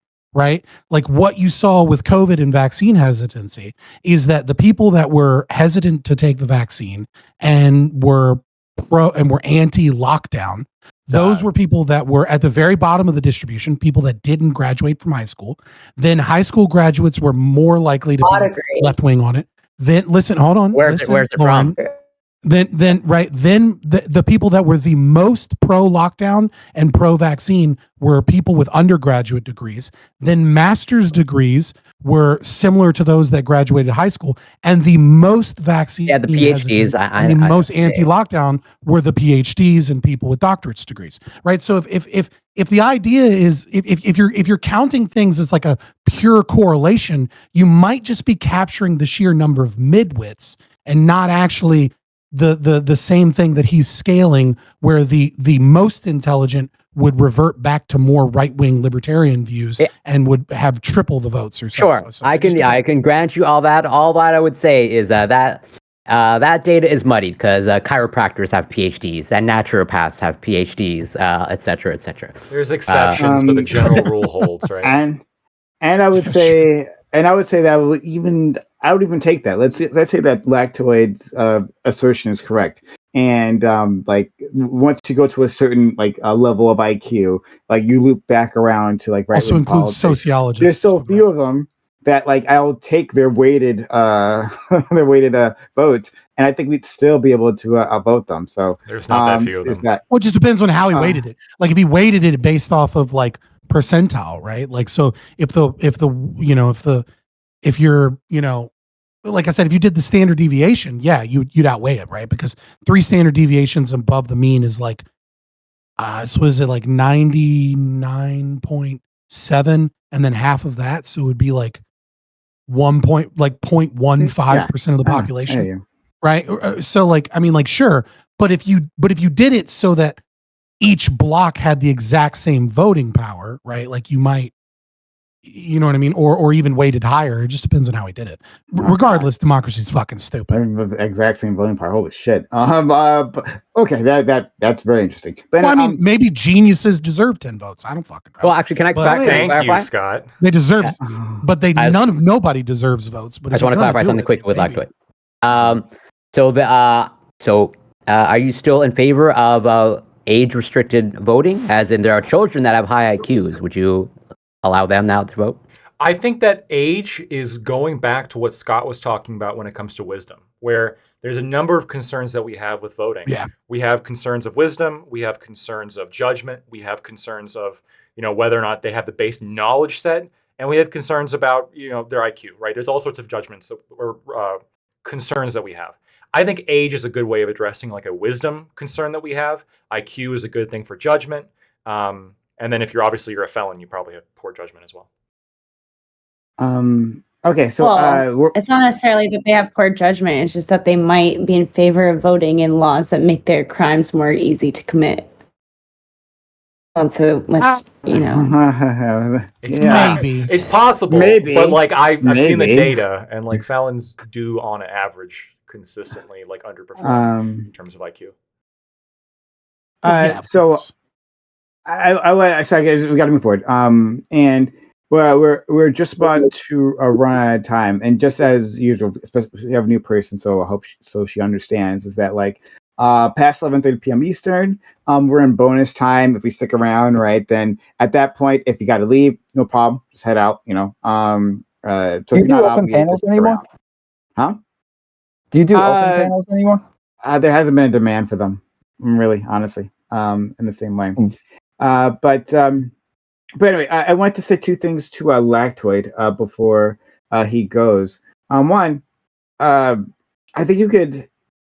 First of all, like it's clear that intelligent people, as you guys were, I guess, admitting, don't necessarily have wisdom. Like intelligent people believe that the 2020 election was stolen, right? They have fallen for that conspiracy theories. You can see quite intelligent people fall for a number of them. Like during the pandemic lockdown, like intelligent people trapped in their homes were on Facebook, and then like started to buy in a lot of home remedies, like bleach. Like when you say that's intelligent, when like you say essential intelligent, oils, maybe. Are you saying generally intelligent? I mean, the one lady who clearly murdered her husband. I would think this is a great example of how people are specific or have areas of knowledge that they can be very intelligent within, but you tend to see flaws, knowledgeable, giant gaps within knowledge. So I don't know. That's a point in itself, and that goes with like exactly how we're going to judge this, right? So like pretty much this entire segment, we've kind of like taken on Lactoid's system, and I've been like judging rather than like debating the actual question. That's fine though. But I was, but you ended that conversation. That's so, true. It's okay. I'm not mad about it at all. Not I mean, salty it's whatsoever. classic. It's classic Hayek, right? The local knowledge problem, right? Like this is where capitalism outperforms governance. It's because of the local knowledge problem. What you're describing, for example, you could look at farmers, you could look at engineers, you could look at whatever. What people that have knowledge of their own skills, of their own resources, their own materials, they put a price on those things, right? And then they say, my time is worth $20 an hour, or my time is worth. You're lowering your $30 IQ, an hour. Lactoid, just FYI. Right. And so you utilize that within a competitive market. Right. And so the central planning of governance is this idea that, all of these things actually need to be done by the government and they can't be done by the market at all, which is completely untrue. And what they do is they steal that local knowledge and then they take it and they put it to a vote towards everyone within the country that has no idea what the fuck nurses need or what doctors need or what pharmaceutical companies need. Understood. Lactoid. So the thing I want to ask you, right? And maybe I can start to move on board with this system. And do we want something similar, really? But could we stipulate that this system can only be allowed in areas that have a minimum level of educational infrastructure, right? So if like we go to, let's just pretend, well, we don't have to pretend. I don't know. Let's like Alabama or Mississippi don't have like great education systems, right? And let's say it was like even worse than it is now. There's just like education deserts where people, for whatever reason, can't get a public education, which you're against anyway, and can't afford a private education. So in that case, that like maybe we don't want to disenfranchise these people because that's not their fault. But we can't institute the system that you're referring to because they haven't met a minimum threshold for an educated populace. So the education would really matter, really, as it pertains to like the base level exam to see if you could even get the voting license to begin with. That's fair. I actually would, kind of similar to how a lot of states have hunter safety on like online on their like DNR website. There would be like a crash course in the government, right? Like I'm pretty sure they probably have this already. You could probably find like if you, like you can look up some On civics YouTube. information, or on YouTube. Like this information is definitely accessible and out there. If you prove to me like a area doesn't have internet access, I'll ship them pamphlets that have the information they need to study for the test. Hold on, but no, come on. It's not a lack of Personally. information. Well, It's not a lack personally, of I'll pay for it. information problem. It's a Like- desire problem. So the greatest boon- Lauren has to go. She, Lauren, you got to go. Okay, Lauren, thank you for being here. I wanted to say Thanks. I really appreciate having you. We'd love to have you back in the future if you'd like to come. Thank you so much. Thanks for having me. I had a great time. Okay. She didn't promise to come back. Okay, that's fine. We'll pass that. He's like, cool story, bro. She does a lot of panels. She'll probably come back if she has time. We'll see. So I was going to say that like one of the greatest boons to American democracy, right, like participatory democracy, has been the rise of the national public education system, where we've been able to guarantee a minimum level of understanding, just like how it's allowed for better workers, right, like workers that can understand a minimum level of knowledge, right, to engage with tasks. That's also the case in terms of voting, right? So like you can't just send a pamphlet out and say that, oh, okay, I guess they got it, right? Like it would require like a high school level of education before we can say that this person at the very least can begin to engage with the complicated topics of running a government. I guess this is like a broader critique as to like how we want people to be making voting decisions generally, which we can talk about that. That's fine. But that doesn't really go to the heart of my proposal, which is like my proposal is quite literally just a minimum test. So we know that the people who are voting know what they're voting for. Like, what does a governor do? That should be a base level requirement. Like, oh, it's the executive of the state, signs laws, does this, etc., can order the National Guard, blah, blah, blah, right? Like you should have a base level understanding what a governor is before you vote on a governor. And that's information. But you that's think that's information just a that can basic easily, education problem? Sure, there's a basic education problem, but like we need to fix our fucking K through 12. But you can find this shit on YouTube. The way that you fix it is by abolishing fucking public schools. That's like, it. Okay. Abolishing public Have you schools thought is about that, how you Brian? fucking fix this. This is so. Everybody this idea that in we the have room this, consider if only we throw more money at these fucking bloated, fucking lecherous, broken fucking school systems, it'll be fixed eventually. Yay! Like no. Just I'm not abolish talking about them. Throwing more money. But like, could you Abolish them. could you see a world? And I know you're going to tell me no, but could you see a world where we possibly optimize the dollars that go to the Department of Education and then ultimately focus on the school board and the local education and the local school districts? Because that's where the actual policy gets made. That's where the actual curriculum gets made. That's where the kids actually have a bead on what the kids are doing. Could you at least see a world where that could possibly be something that people want or desire? No, obviously I see that, and obviously I know that. Like, why do you see that? What? Obviously, I understand that systems. Obviously, I understand systems that are blatantly inefficient. You can go into and you can tweak them and you can fix them to be more efficient. But it is impossible for the government to provide education that is as efficient as the market. Okay, what are you asking the government to provide that? We don't have to go down this road. We don't have to go down because I don't care. That's like not like the heart of this, right? So let's say that we introduce their market solution, and that works, right? Takes off as well as they say it will. Private school education everywhere, and we're just homeschooling. Or homeschooling, right? Yeah, but still, right? Despite like everything, how manifestly superior their system is, there's still areas in which there are like geographical areas where there are gaps, and there are people.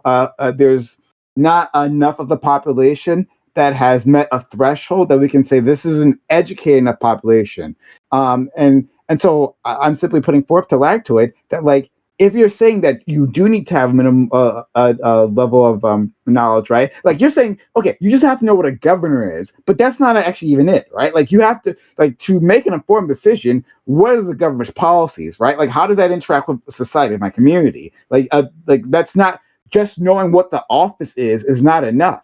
And so you'd want a population that's minimally educated. I don't care if it's private. Do it. I don't care, right? But I mean, you're both trying to come up with an arbitrary level. So this is what I would say. I don't, obviously I haven't created the test yet. So like I should do that. I should create like a mock test and see how many people can pass it. But just make it the fucking 1800s Kansas City middle school graduation test. Yeah, or if you can pass that shit, you're in the top 1%. Or the citizenship test, right? I mean, a lot of people can't pass that. Have you seen that, Prime Guys? I haven't seen it, but you got to send it to me. There's a middle school graduation test that will that basically I would say 90% of high schoolers could not fucking pass. And it's just a standard. They didn't have running water, so who cares what they think? I bet you. I agree with we have to have let to respond to what I asked him first, and then we gotta get half-baked takes, and then we'll do time. The unfortunate reality is, like, if somebody, whether by virtue of, I think that the test would be easy enough that anybody who didn't go out to seek out that information, like, is not somebody who I trust to vote. I mean, that's it, right? Like if you can't have the drive to look this shit up on YouTube or look at the free, government educational thing that we'll send you or whatever the fuck, like if you just don't do that, then you haven't demonstrated the judgment and drive necessary for me to want you to have a say in essentially it putting force over me, right? Because that's all democracy is, right? It's other people enforcing their will over me. Okay, so I'm just gonna move past this. I have a lot of problems with this. Like, the more you talk, you're talking me out of it when I was actually moving closer to you previously. Right. But yeah, like I have other issues with it, but we'll see. Okay, here, compromise. We'll double the vote of the black population, and then we keep everything else the same. Okay, sure, right? And it'll still be weighted by IQ. That right there, folks, is the great compromise, or the new great compromise.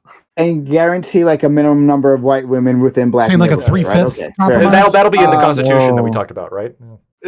Here. All right, half-baked takes. You've been trying to get in, so I want to make sure you do. Tom and yeah.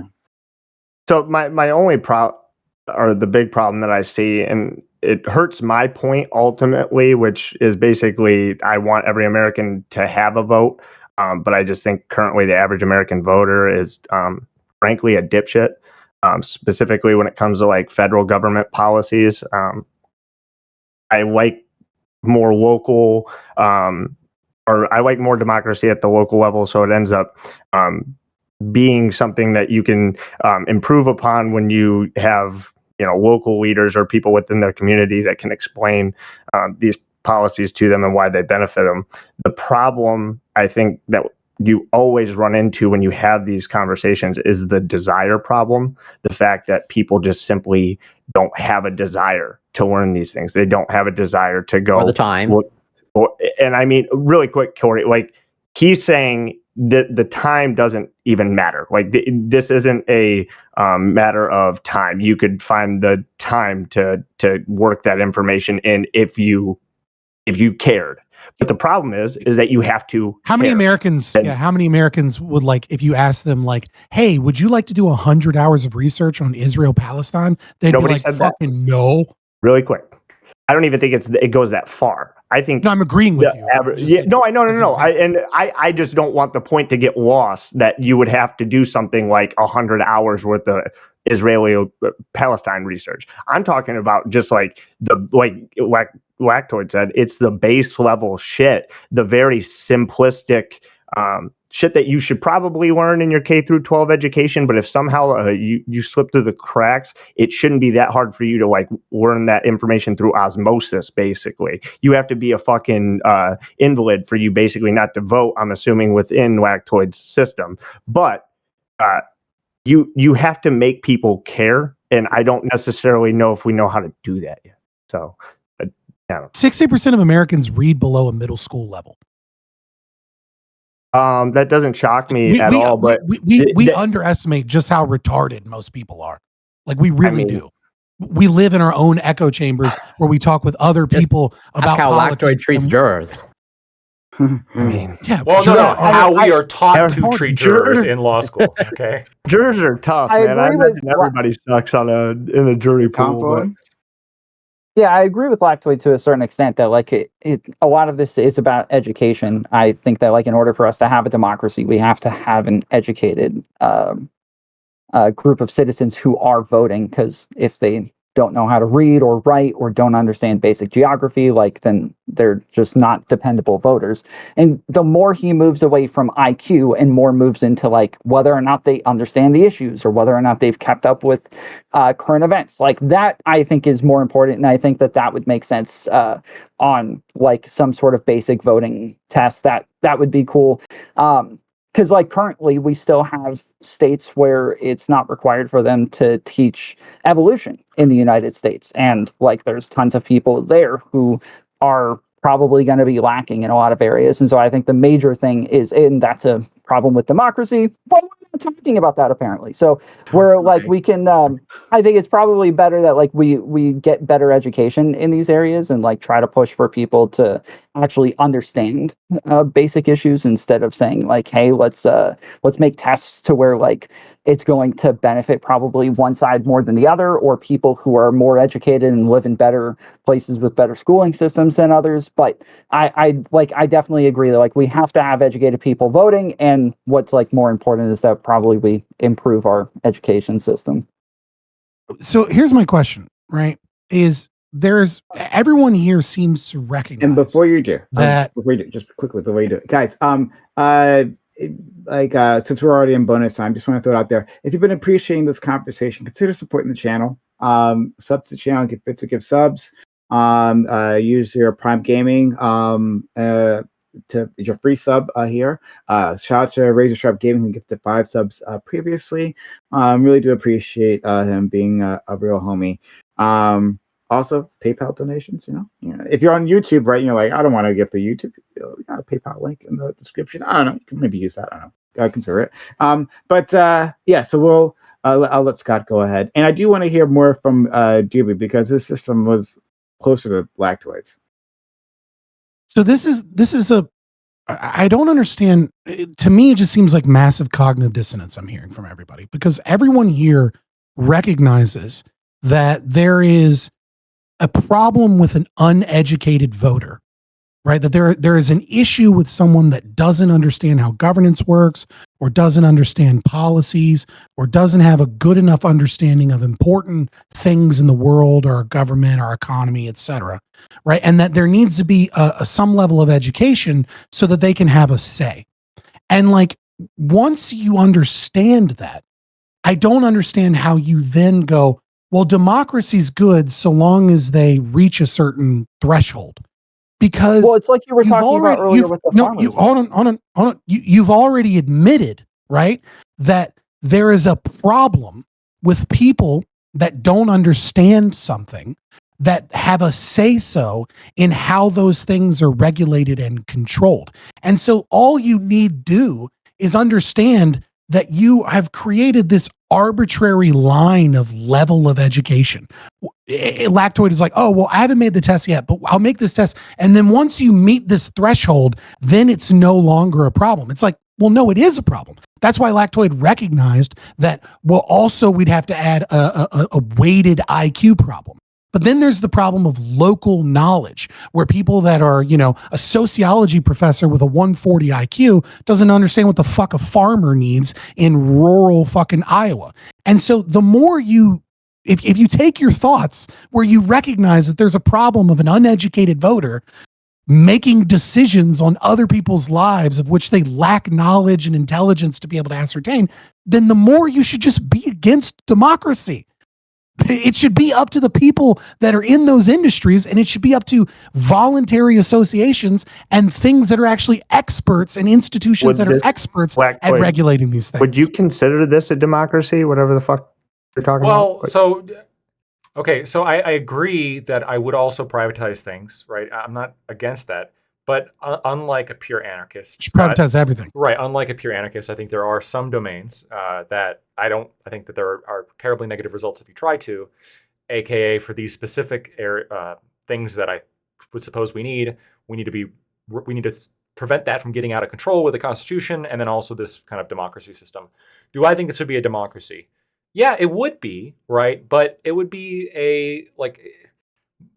I guess my understanding of like a democracy is a scale. On one hand, you have like just mob rule, where it's like everybody votes and there is no protections for anybody. So currently, it's failed 3 times now. Congress has tried to ban the burning of the American flag. They tried it 3 times, and every time they try it, the Supreme Court says, no, we've visited this, you can't do this, right? It's against the First Amendment. Under like a pure mob rule. Wait, was it Texas v. Johnson and then I don't remember the exact names. Eichmann v. United States. What's the third one? I don't remember the exact names. I know for a fact there were 3 instances which Congress tried. Oh, you're talking about the guy in New York. Okay. But yeah, potentially, yeah. There was 3 times in which they tried to ban it, and every time it failed because of the First Amendment. And so we have those protections and limitations. And then on the other hand, we have like a pure one person rules everything. Maybe Doobies. I don't know. I guess I don't want to say a Doobie system when it's not what it is. But a more authoritarian kind of dictatorship. And I think everyone here is sort of elucidating where they want that line to be. And I'm not that crazy. I just want the line to be like a little bit more over in areas that I find to be reasonable, right? Can anybody here explain to me why we're totally comfortable limiting democracy for groups that we don't trust the judgment for, like children? I don't think anybody here wants children to vote because they're not capable of voting. But you don't have any problem with the idea of somebody who's just fucking completely knowledgeless and very low intelligence having an equal say. Like that just it seems like incoherent. We limit their anarchist argument on everything. That's not an applicable example because we limit their agency across the board and their ability to consent across the board, not just for voting. So but now you're saying, hey, let's take this group of people who has the ability to consent to whatever, and they have their agency literally everywhere else, but in this one small area, we're going to compare them to children. It's not a small area. It's not a small area. It's the little area where they're exerting their will over other people. I don't give a fuck what they do with themselves. I'm not saying small in like outcomes. I'm saying it's one small part of like all of the decisions that they're making and all of the agency that they have. It has to do with the motivation. It has to do with the motivation. But I think the better example is felons. Like, why are you okay with restricting felons from voting? A bad judgment. And what I would say is that because they originally, really quick, Tom, to his point, one, they had their right to vote, and then they did something that caused us to remove it based on their actions, right? I feel like that's very different than just basing off of how someone says you can take some rights away from felons, and Republicans realize they lose less elections if they take away felons' right to vote. Right? It's got nothing to do with I'm not advocating for that. I'm a convicted felon, so I'm against taking the right away to vote from felons. But I do think that like it is about the representation. It is about like if all of a sudden only smart people have representation and dumb people don't have representation, I don't know that things get better for dumb people all of a sudden now because smart people are the ones deciding it. I think that those people still have to have their say and they still have to have their representation as well. They still need to make their own decisions and have their own agency. And I think it's kind of ridiculous for us to think, oh, well, just all of the smart people will just make the decisions for them. But we already do that in some sense with voting for representatives in the first place. That's already what we're doing is we're voting for a representative who is the smart person who is making the decisions. Did somebody start without their right to vote and then increase their knowledge and become a person that you would consider worthy of voting? Is that kind of how it would work then? Or if say you that fail again? that, like if you fail that test the first time you take it, whatever this standard, whatever the the test would standard be is for before you to every. vote. The test would be like before every election, and so like if you pass the Okay, test so this before an is election, then you can. that slightly to me is a little bit different than just restricting somebody based on like their IQ or off of like Yeah, their IQ is the problem that I have. Again, if you want to do it based on like how informed they are instead of how smart they are, I would be okay with that. But you keep making it about IQ, and that's where he's still advocating for more representation based off of IQ, as in your vote is worth more. Yeah, like it's a number. It's a number. Like this is one piece of a large pie. I'm not only talking about privatization to allow for more local control over things that people have expertise over. I'm also talking about age restrictions because we care about wisdom. I'm also talking about judgment ability, which is why I want to control for IQ. We're also talking about a knowledge base, which is why we should have a poll test that has the base basic understandings. All of these are limitations on democracy because they're essentially telling you like you don't get a say or your say is less if like you're not meeting these meritocratic requirements of like justify why you should have as much of a say over me as I have a say over you. And there are situations in which some people should have more of a say over other people than they have over them. Especially if they're smarter, right? Yeah, but why do smarter people get more of a say over my fucking life? Typically, all of your points are about the representatives. Like the people who are voting aren't making the decisions in and of themselves. They're just voting on representatives. If only the fucking but the representatives have to appeal to the people. Believers in the communist and the communist goal, then they can construct the society that the dumb Slavs that are uneducated and illiterate in mainland Russia don't know. We will bring them film, Commissar. We will bring them film, and they will then learn to think critically, and then they can be part of the Workers' Party and the great united Russia. Fuck off, dude. Okay, no one has more of a say over someone else just because they're fucking supposedly smarter. It's evil. I'm not the strongest defender of Lactoid, but I'll come to a little bit of so. I think the point it's the same argument as the fucking communist party. Can I make my point? So I don't know for sure, but I assume, Scott, that when it comes to dinner, you and your children don't have equal say of what to have for dinner, or do you have?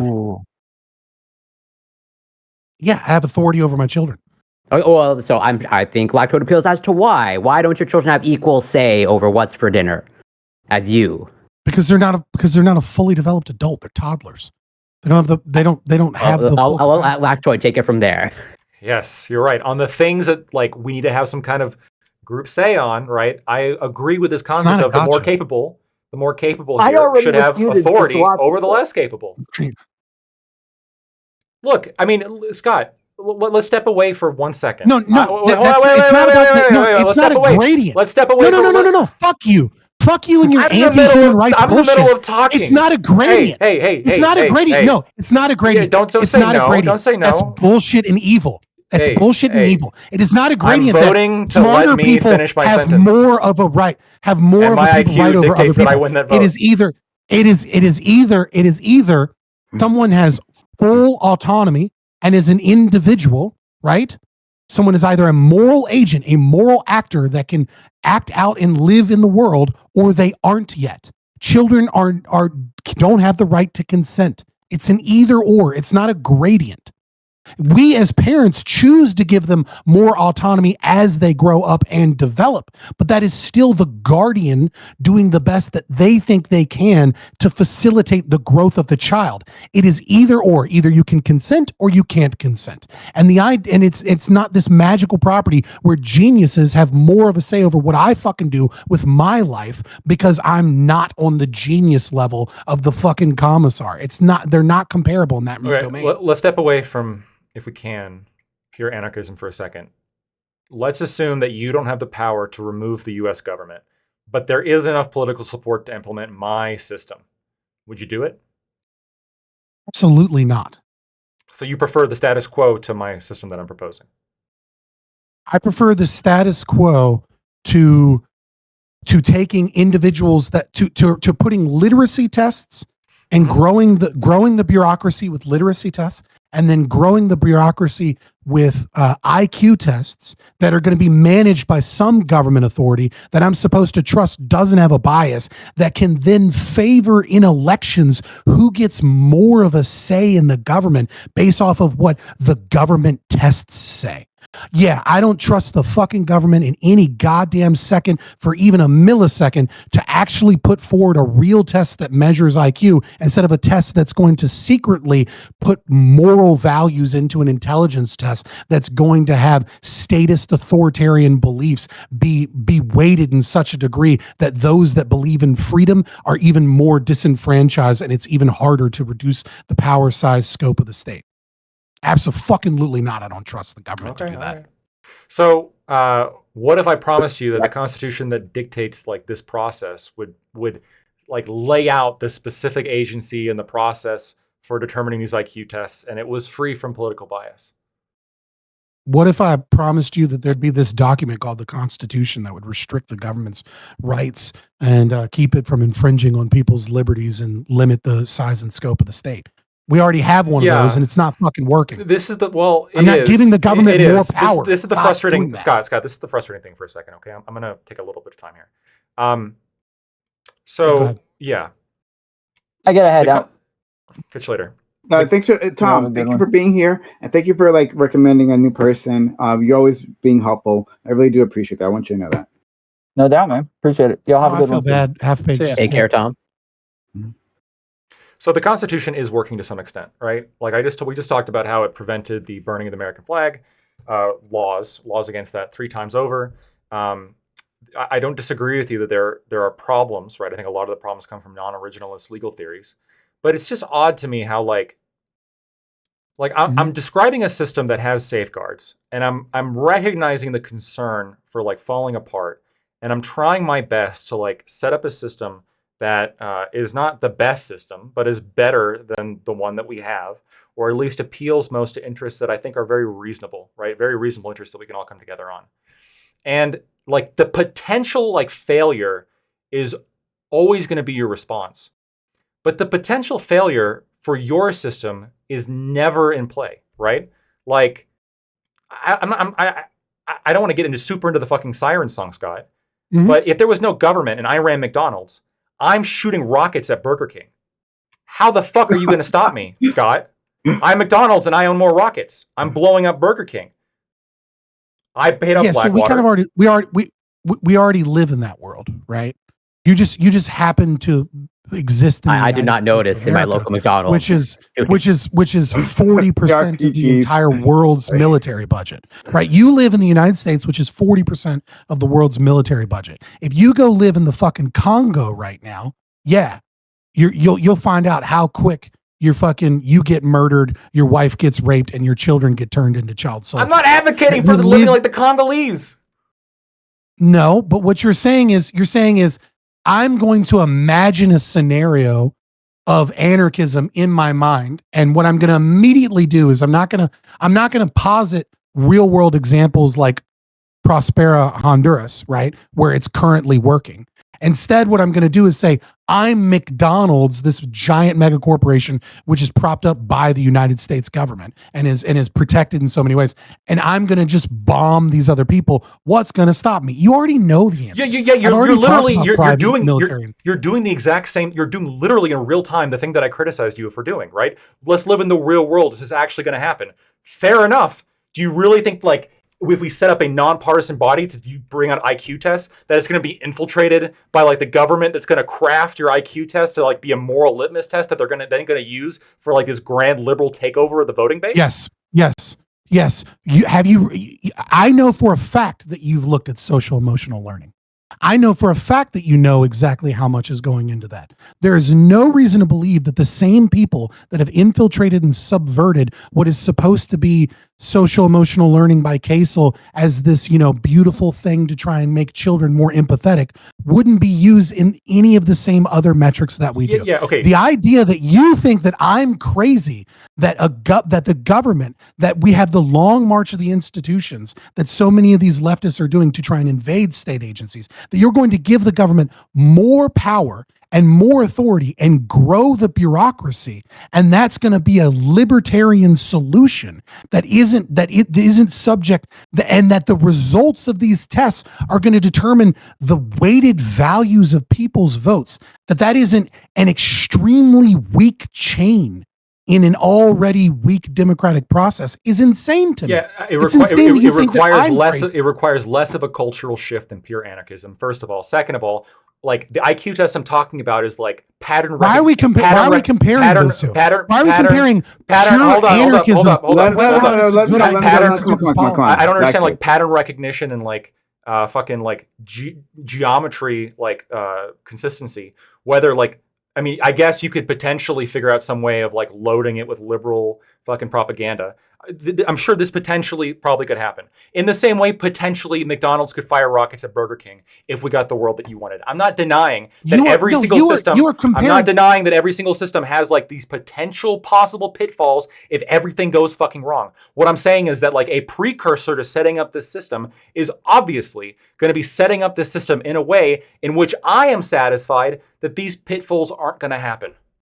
Right? I'm not going to agree to the IQ test if I think it's going to be infiltrated by fucking like left-wingers. I'm going to create the fucking agency that's going to create it, and I'm going to make sure it's going to be free of communist influence. Listen, you are telling me that I'm engaged in a fantasy world by being an anarchist. But I'm not talking about anarchism. I'm talking about, is your system, your policy viable? And I give you an example of the Long March of the Institutions as it has invaded testing systems that are currently existing right now. If you think that an IQ test is, we both know that it's a fantasy program, that no one in America, no politician in America is going to put forward an IQ test that makes them have to be more honest and more critiqued by the intelligent. But if, let's say, this system actually was to be put to a vote, you think the left would agree to this without emotional intelligence? Yes. EQ is such an important part. Then I wouldn't support it. I wouldn't support it if they did that. Yeah. Okay, cool. So since we're engaged in your Fantasyland program that will never get voted and will have all of the an anarchist is telling me this that you want. We're engaged in my Fantasyland. That's never going to happen. Are you serious? Okay. How many times have I pointed to a fucking place where it's currently working and growing? Really? You keep talking about McDonald's and Wendy's and McNukes, and I'm saying this place where it currently exists. Hold on, got you do. No. All right, so he's just mad. He's not a real libertarian. Maybe you're slightly talking past each other because Scott said that like, well, at least initially, maybe he shifted on this, but like initially that his argument doesn't rest on anarchism. Right? He's simply pointing out like he thinks the contradiction between your stated values, Lactoid, and then the proposal that's on the table. And then also doing an internal critique. Like, if you want me to be an anarchist right now, I can. You're trying to use my anarchism to avoid the internal critique. Yeah. No, I'm not. Let me elaborate on that. Head out, DB. Yeah, I gotta get going. Right. They don't want to interrupt their GB, we got to get you to write your thing down so we can. You need your manifesto. I'm not. Look, I'm pretty nerdy, but I feel like I'm not that nerdy. Like I'll write it for you if you want. Right? You chat GPT to write it. You can dictate it. Oh, I can do that actually. Yeah, I'll do that. I get chat GPT. Get chat GPT to do it, and then just keep correcting it until it's like. Goodbye, friend. Thank you for being here. Take care, Juby. Always a pleasure. Yeah. All right. Okay. Go ahead, guys. So I fully recognize like the internal critique, which is like it's a slippery slope. It's pointing out a slippery slope, right? This concept of, well, once you set up this system, like XYZ could happen, right? It could be infiltrated by communists. They could implement social emotional learning. Like XYZ program is going to be susceptible to XYZ outcome.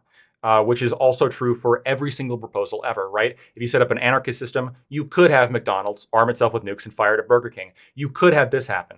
But what I'm trying to emphasize here is that it's actually a critique of, like, Scott, your argumentation here. I'm not saying that I'm going to do this if I'm not satisfied that these concerns are not going to happen, right? I'm not going to do it if I think social emotional learning is going to fucking invade the IQ tests, right? Then I'm not going to do the system until I'm comfortable that social emotional learning is not as prevalent in our educational system or not as prevalent in the government to the point where it's going to influence the IQ system, right? Of course. In the same way that you're probably not going to advocate for anarchism in a system in which let's say, that McDonald's is going to seize the opportunity and start firing rockets at Burger King. That'd be ridiculous. You'd be like, well, no, hold on a minute. We got to change some other things first before we get to this point. Same thing with me. Okay, so let's slow down a little bit, and let me maybe make the argument from a more base position, right? I started the first topic. I don't know if you were here, right? By a quote that you've heard me say before, right? I know. You don't know if Blackfoot is here for the first topic? It was. I was joking. Okay. It apparently didn't fall. It fell flat. All right. Right. But you've heard me say this before, right? Which is Charlie Munger from Berkshire Hathaway quote saying, "Show me the incentive and I'll show you the outcome." Right. The thing that you are describing is an expansion of the bureaucracy of the state, right? To determine eligibility and value of votes based off of tests and metrics that will be instituted by the state. And what I'm saying is that is a really, really perverse incentive. And that when you say, well, I'm going to put forward these checks, these balances, I put forward those same questions that I put towards other people on the panel earlier, which is like, what are these magical checks and balances that are more powerful than the perverse incentive that I see? Because I think it is a dangerous thing to grow the power of the state and have the state manage a system where they get to determine the value, the weighted value of voters, and they get to determine who has a right and doesn't have a right to vote based off of tests and metrics that they create. That is a very dangerous power to give the state, period. And even if it's good initially, it could be very bad 10, 15, 20 years later when you don't perceive it, but you've already set the precedent of giving them that power. Okay, I hear you. And I guess my only response would be that I think that there's a greater perverse incentive that exists when you allow those who are intellectually lower to vote for impulsive, self-interested policies, normally in order to redistribute things in society towards themselves. That's what I think is a bigger perverse incentive. That is a bigger problem, right? When you give people the ability to do that. Are you wrong again? Like, are you wrong that these pitfalls aren't possible or are possible? Of course they're possible. I'm not saying you're wrong on that. All I'm saying is that I think they're incentivized. I think they're not just possible. Yes, those pitfalls are incentivized. They're almost inevitable. Great. Yes, you're jumping in a 4-foot pit to avoid jumping in a 30-foot pit. That's what I think is happening right here, right? We have a current problem that I think is like much more of a problem, which is that you have large swaths of people. Yeah, democracy. You have like you just pointed out, you have 60% of the population who can read at a middle school level who have same voting power to the four of us here.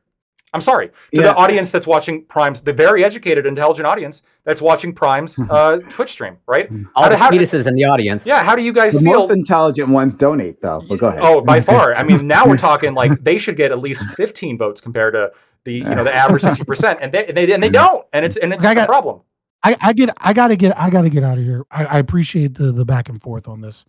But Scott, can I say one more thing? Because the one thing I want to get out previously is that I think you two were like slightly talking past each other. I mean, the purpose of that's what happens every time libertarians talk. For the record, okay, fair enough. It's what libertarians do.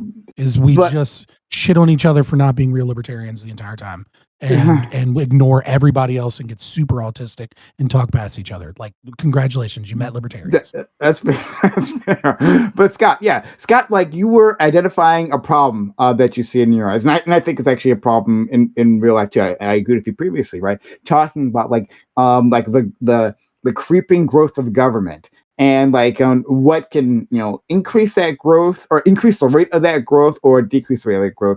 But if there is going to be a government, there will be a growth, right? And you were like talking about how this system, like as you see it, gives incentives that increases that rate. But Lactoid, when he's presenting this system, like doesn't actually care about that, right? Like that, at least that's not what his original goal is. His original goal is simply to present a system in which, like, if a government is going to exist, like here's how he sees it being run more. I think maybe you're misunderstanding. Right. So I'm not saying that this system is going to increase the rate of growth of the state. What I'm saying is that this system, by design, is additional powers to the state. Right. So as of right now, the state, individual states, right, under a system of federalism, Virginia, Maryland, each of these, they have the right to determine how elections proceed. Right.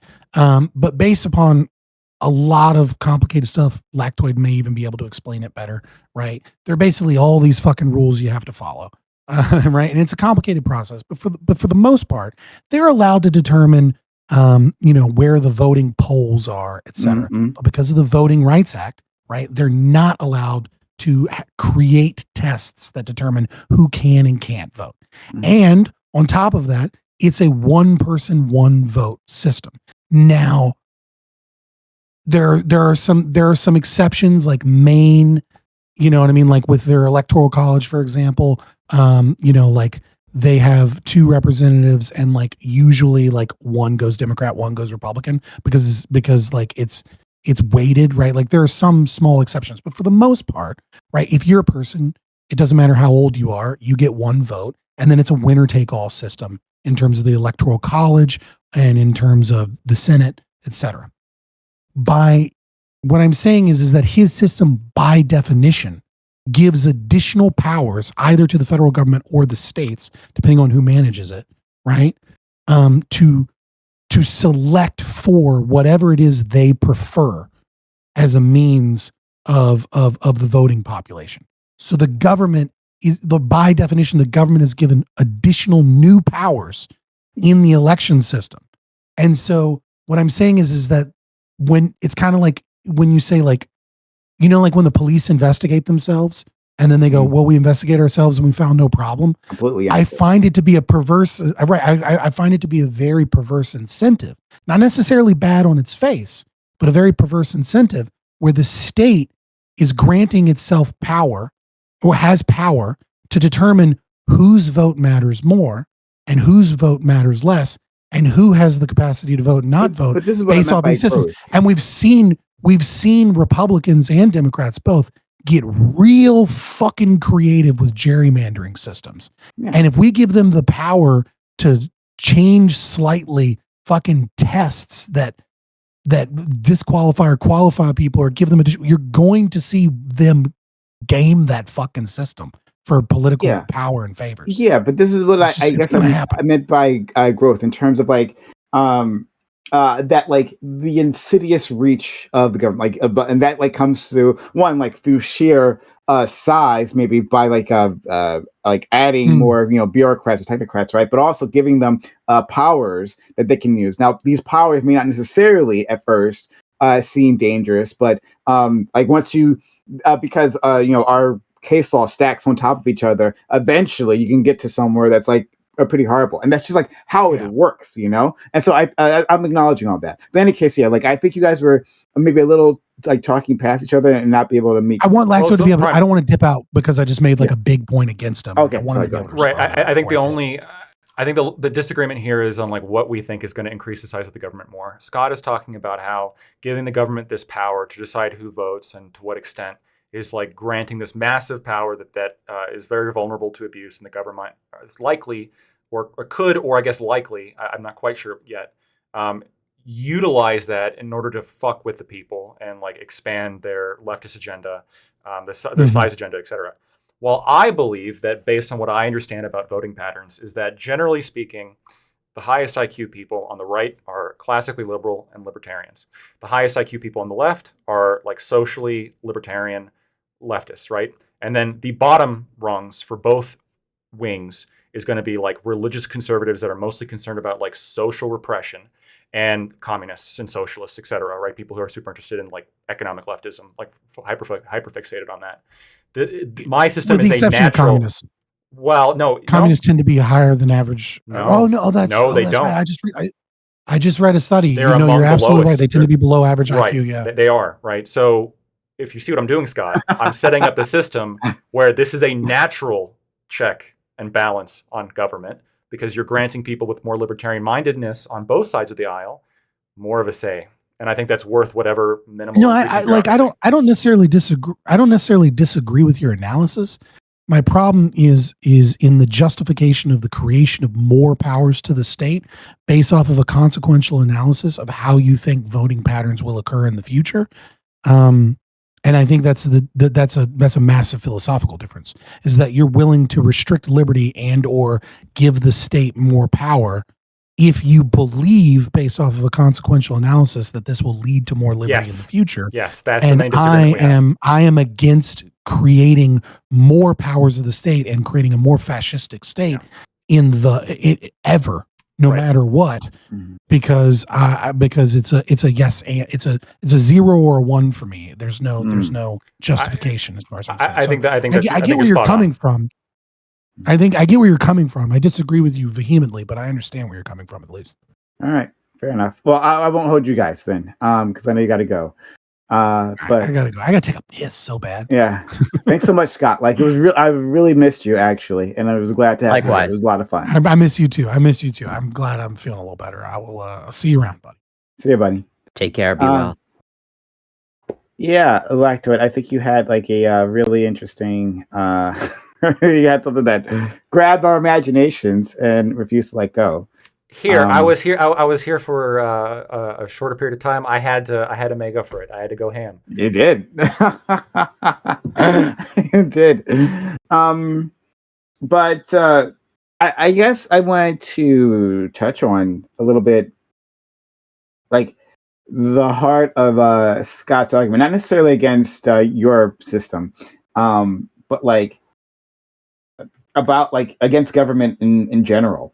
You know, talking about how like he talked about how these checks and balances have failed to keep the encroachment of government, like, because that's what especially lefties say, right? Like that like we'll don't worry, like we're going to give the government these new powers, but we have these checks and balances in place to protect us.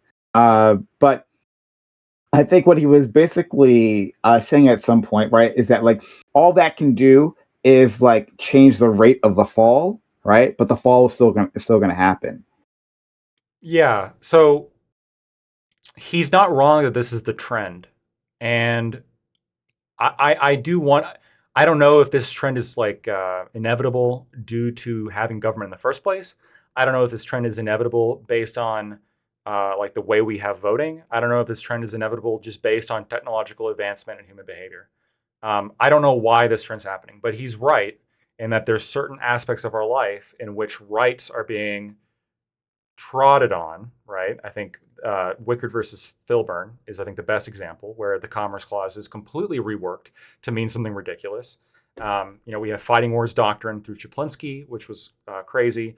We have Korematsu, which is like putting Japanese people in camps. I mean, a lot of the shift happened during FDR, right? And you can look at a lot of the rise in government following FDR, and I think FDR is responsible for a lot of that.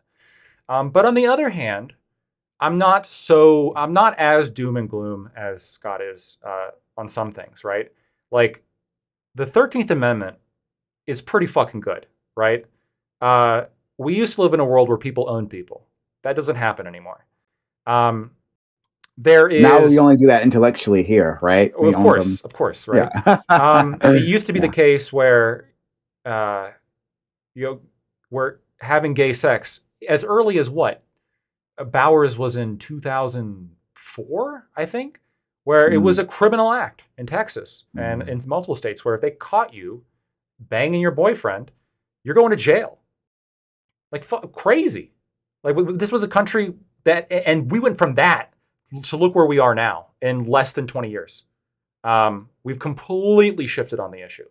And so there are certain things you can point to where I think we've gained some freedoms. And I don't think it's as doom and gloom. And I think that we should kind of stay a little bit optimistic and vigilant and do our best to work on making a rights-based smaller government and not just give up and say, well, the whole thing's fucked anyway, because it's not all fucked. I totally feel you. In fact, I brought this point up because the Lady Lauren brought up something similar, and I'm like, well, his argument actually can still is still expansive enough to deal with that, right? That there might be these occasional bumps in which we have more liberty, but in the end, there's like a trend. And for me, right? So like, I had said like, well, the cure for this, as far as I can tell, one is anarchism. Just like, okay, we're just done with government, but then we have a whole another set of problems. But also like, as a socialist, like I understand this issue, right? I feel it. And I think that it's like pruning a tree, that like the branches will grow where they'll grow. And some of those branches will be beneficial, others will take away, right? And like limit the survivability of the overall plant. And it is the struggle of like simply pruning the right leaves, and pruning those branches. So I'm for that continuous struggle, even if it means that I might be born in a time period where like the pruning either hasn't happened or it's happened in a way that limits like my overall freedom. Like it's just the struggle of human society. So I'm with you there. But yeah, like I guess that's just something it's one thing to acknowledge, like that even I as a leftist, right? Big bag leftist. I get the problem with like big government. It's not like I'm blind to that, In fact, you hear me complain about it all the time, especially again like police powers. So yeah, like I think there's like room to form a bridge here. I think also that I want to mention I was very happy to hear when you said just a little while ago that the people of highest IQ on the right are libertarians like yourself, right? And on the left would be social libertarian leftists. Like me. Hey, love to hear it. I haven't seen the study, but now I accept it completely. You shouldn't. You should want to see the study. No, I think Lactoid doesn't lie. But Lactoid, since I believe I believe you're under 30. But the study that I sent about IQ in childhood predicting vegetarianism in adulthood, it only works if it's predictive if you go vegetarian under the age of 30. So there's still hope for you. If you want to boost your IQ, I got a few more years. Yeah. Got a few more years. I also, another big thing that's kind of poised to happen, and I think this comes again from so Chevron doctrine is a concept in the law which basically states that agencies get to have deference in interpreting their own rules. The Supreme Court might overrule Chevron pretty soon. This would be a massive change because it basically, like when people complain about the deep state, they're basically talking about this concept, right? Yeah. That agencies have the power to define what they mean. If that gets overruled, which is looking more and more like it might happen, like that's going to be a major step back from the administrative state. Everything collapses. Like everything collapses in terms of the administrative state. Well, actually, I'd like to hear your opinion on this because, like that is like the basis of so much of our the regulations that run our world. To say that like we can defer to these agencies. These agencies know more than Congress. Congress shouldn't have to list, like this is level of methane, like that could be allowed to be in the air or like be emitted from this factory. Like we got to hire people like Corey. This is first of all, this is an anti-jobs program for people like Corey. But yeah, that we would hire experts. We would defer to experts. They're within those fields, and to say that we can't do that Congress, those fuckwits who like when the internet was a new thing, had no goddamn clue, and still a lot of them might not have a clue. These are the people we're going to refer to. Come on, yeah. Okay. There's technocratic concerns when it comes to getting rid of Chevron, but you have to agree that the removal of Chevron will dramatically shrink the power of like the established government, right? The deep state that people refer to. Yeah, fair enough, sure. But like, I don't think it's worth it. Like, I'd rather do other things. But like, hold on, are you for? I think you are. Right? Are you for the getting rid of Chevron? I think so. I think that the results of this is going to lead to a smaller government, and I'd be curious to see if this leads to an overall, like over time. Obviously, we'll have to see. But I mean, with Chevron removed, I mean, this is going to be a pretty this is not just a bump, right? This is like the Chevron doctrine is pretty foundational to the administrative state. Exactly. 100%. Yeah, that's what I was saying. It's just like the dominoes fall with Chevron leaves, right? But I was just I had this thought like much earlier in the day, where I was brushing my teeth, and I was thinking, God, for the FDA, right? Because one of my toothpaste company was like, you know what, I think this what is it? What's that specific? Whatever, Poison X, right? I think I know better, how the levels that should be allowed, right? And it just so happens to be that if I allow a Poison X to be within my formulation, right? If I'm not cleaning the centrifuges or whatever, how they create toothpaste, if I don't clean that, I just happen to save money. Right, so it just goes along with my incentives that we allow a bit more of this. And since we don't have any regulations, right, and since the Congress specifically has not discussed this because they have no idea the chemical that I'm referring to, it's all fine. I think this is an interesting reversal because your arguments are kind of in line of you don't trust democracy to make these decisions. You want there to be a smaller, limited group of people that make these decisions for the American people because they're more apt. A technocracy. Yeah, they're more apt to do so, right? It is a technocratic concern. Meanwhile, that's fine, right? But that's the same logic that I'm arguing for polling exams. No, remember, hold on. You didn't get to hear Doobie's argument, though I'm sure you've heard it in the past before. The Starship Trooper stuff? Yeah. But he's also arguing for a more technocratic state. So he didn't really get to that part. Okay.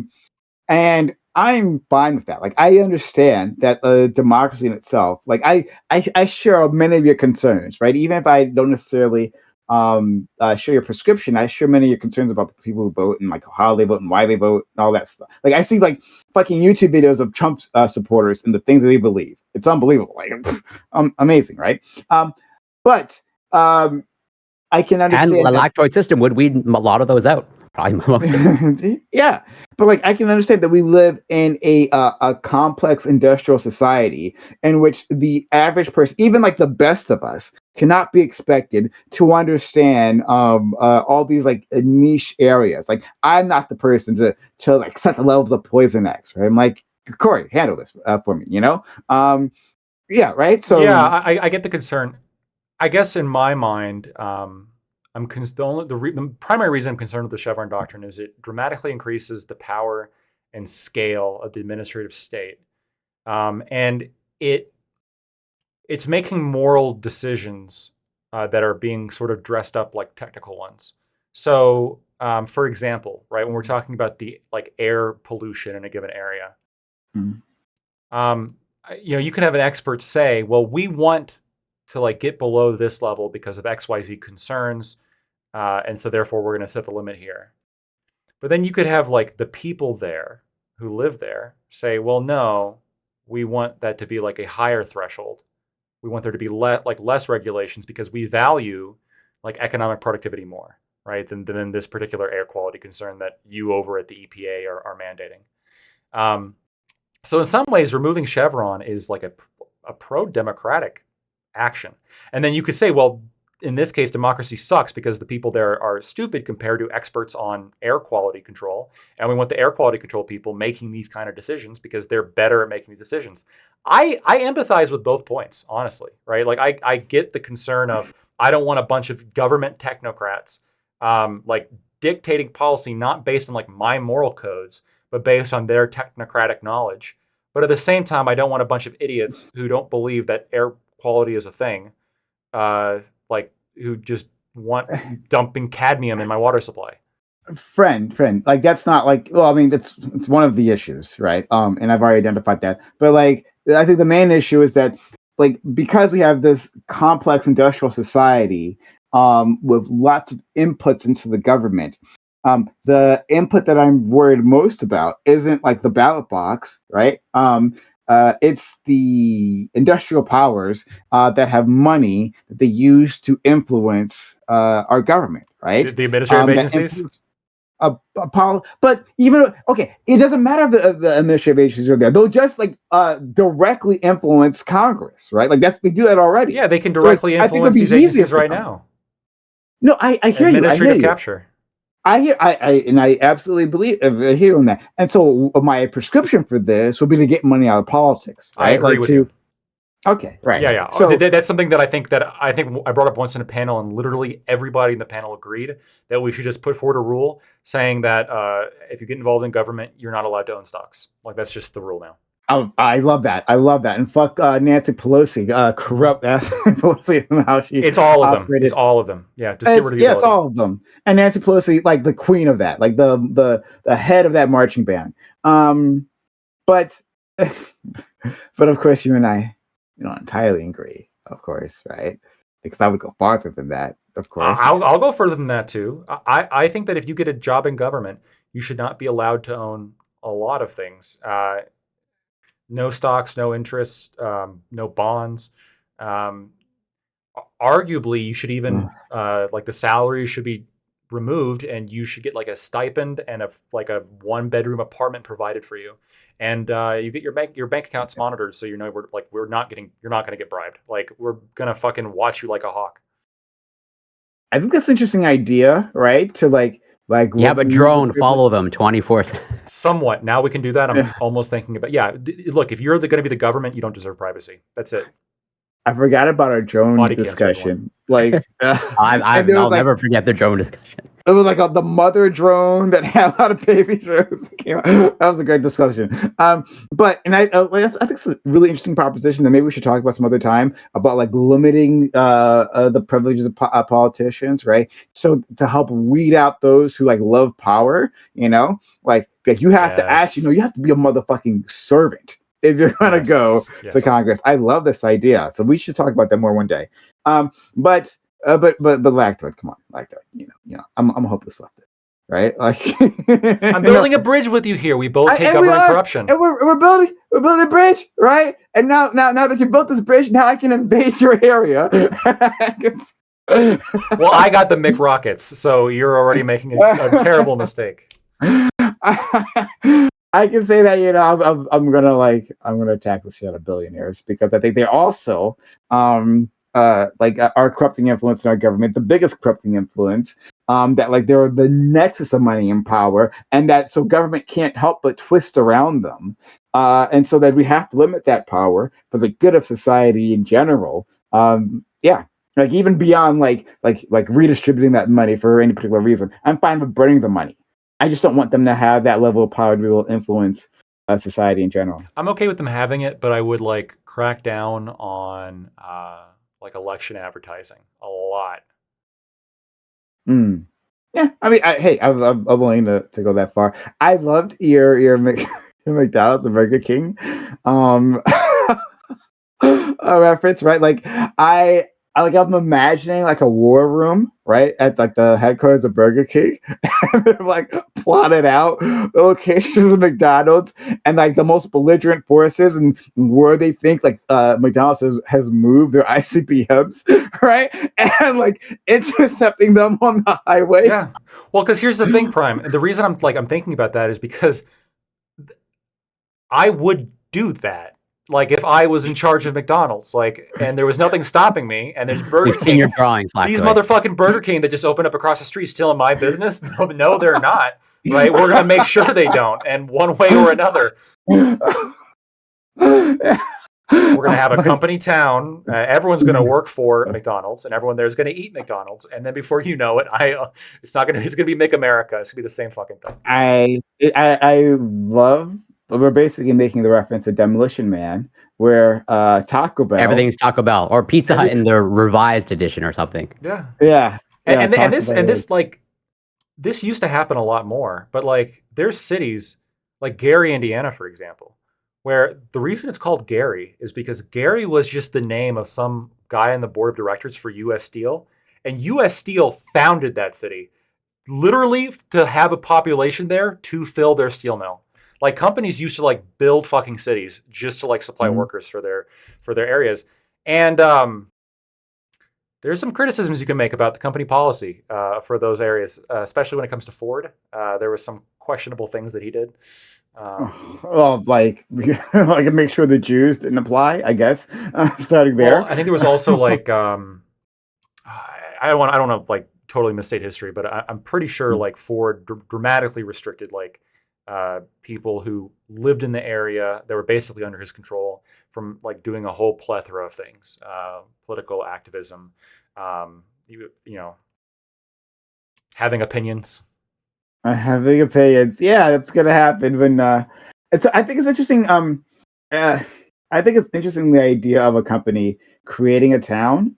And I guess I'm not initially against it if like that's all it was, right? We found this town, like even like organically, because that can happen organically. Like if you create a mine, right? Like there's gonna be workers there, and then people will show up to like to supply the workers, and then there'll be prostitutes, and then there'll be a whole community that shows up. And so like I'm fine with that, like, you know, and then incorporating and becoming a town. So that's fine with me.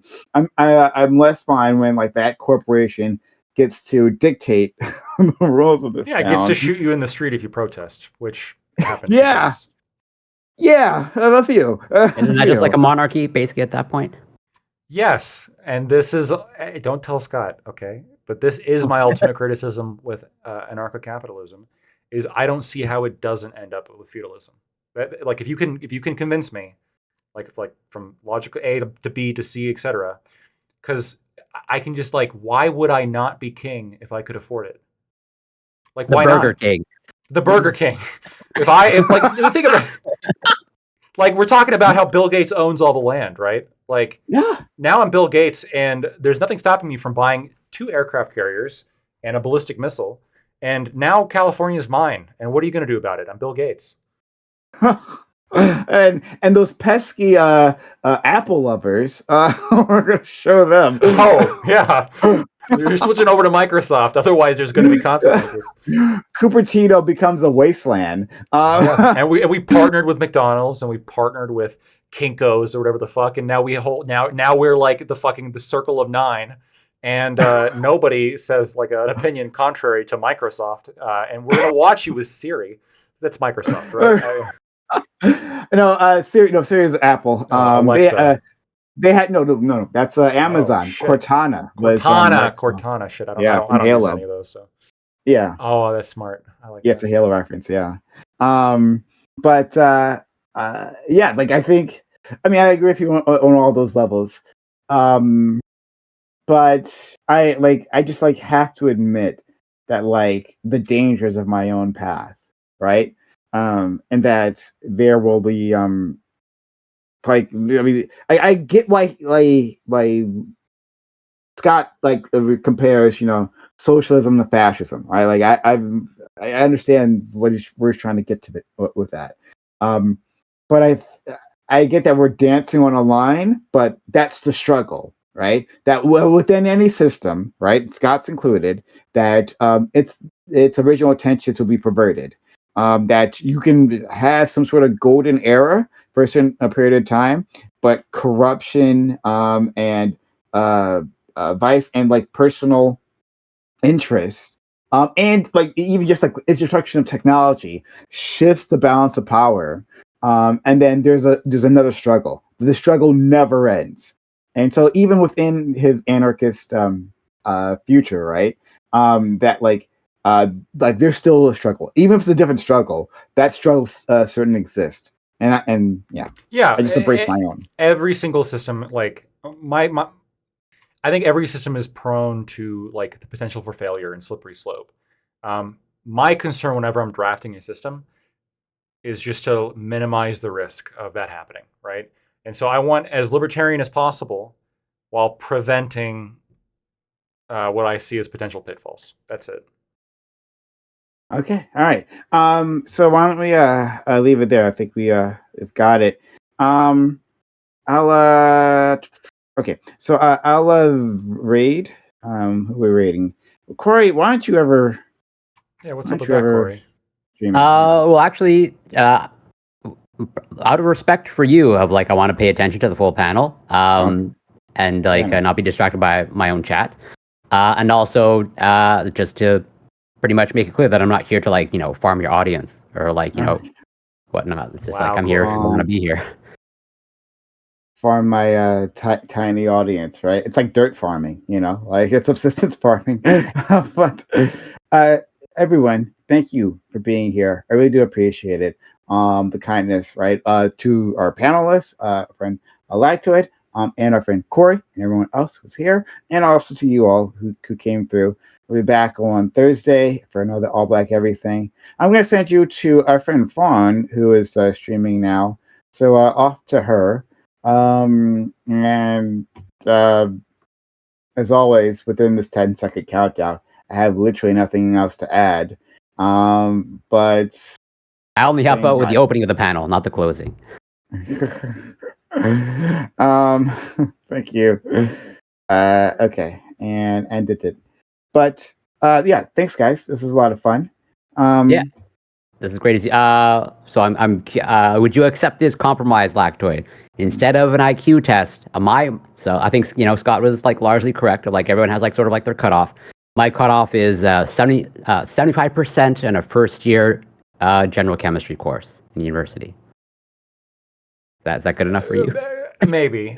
Corey, look, the voting test is the compromise. The ideal situation is that I have all the power and there's one vote and that's me and no one else votes. And I control everything because then I will make the world good because no one can challenge me. But unfortunately, there's other people who say like, no, we don't want to give Lactoid all that power. So, I'll compromise. So do you think you can pass a basic civics test or a citizenship test? I do, but if I can't, if you give me one and I actually fail it, then I shouldn't vote. All right, then at least this year until I can pass it. Follow up. Who was the first Prime Minister of Canada? Oh, shut the fuck up. Oh, my. Nice. Nice. That's the answer.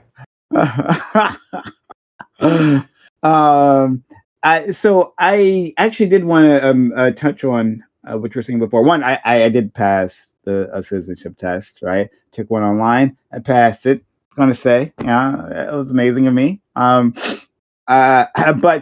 I guess what I want to say about your system is, like, how do you judge the IQ of a person who has no education, right?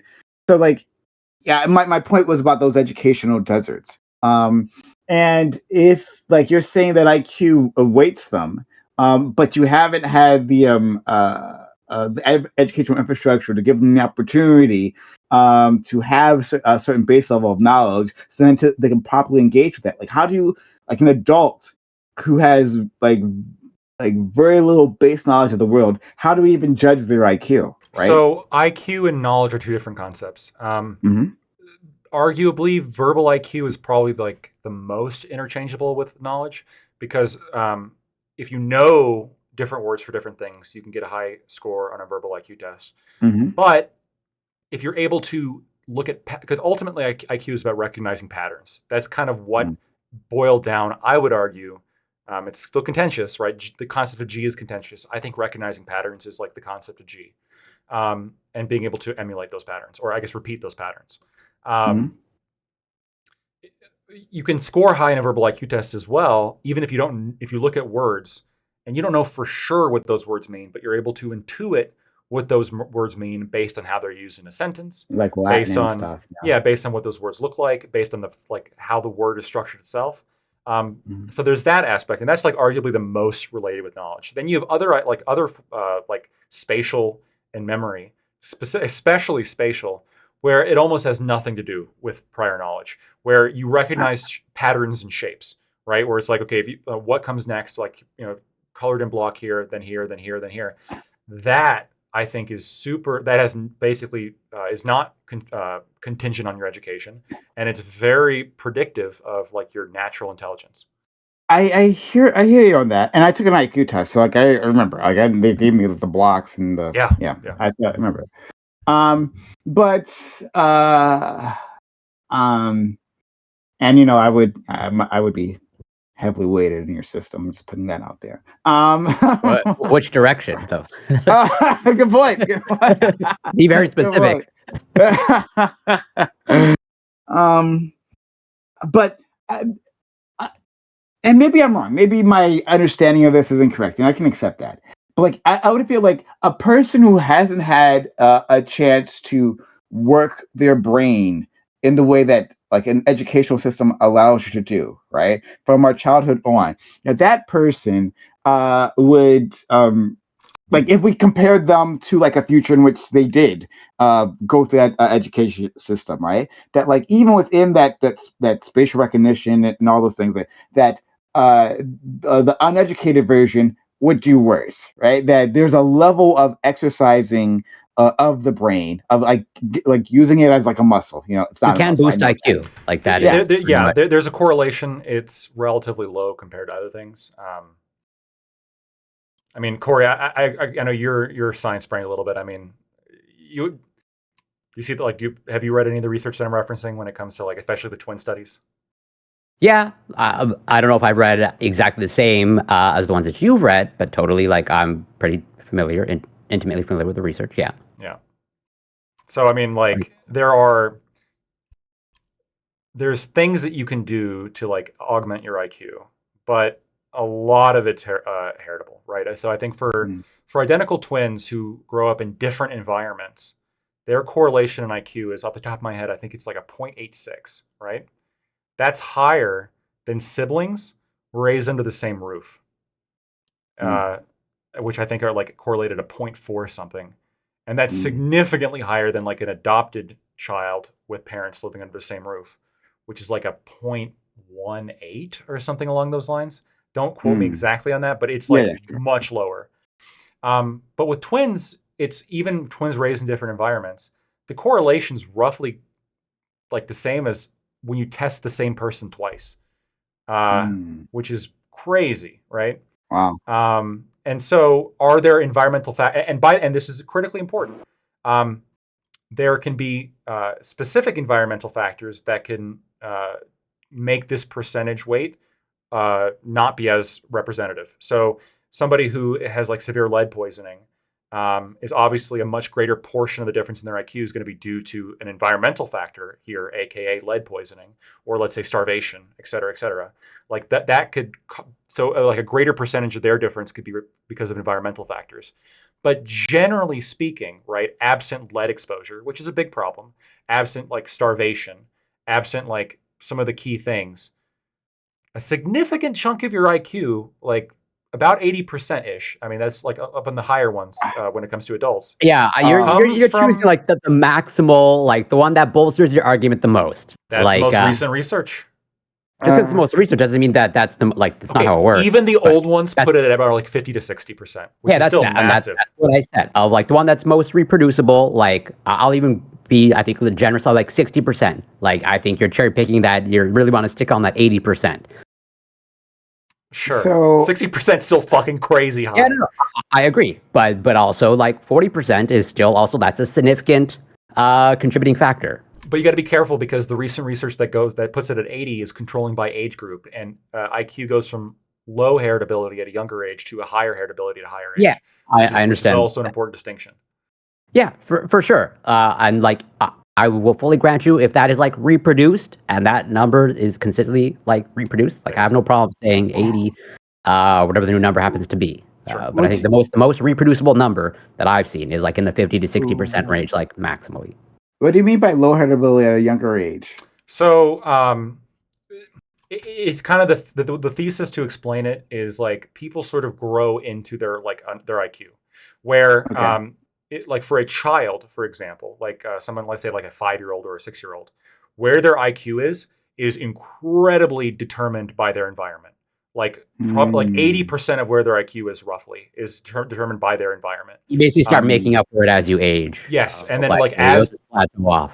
Exactly, like people kind of plateau off. So like you have two kids, like one in a terrible environment and one in like a good environment, and their IQ difference is going to be massive.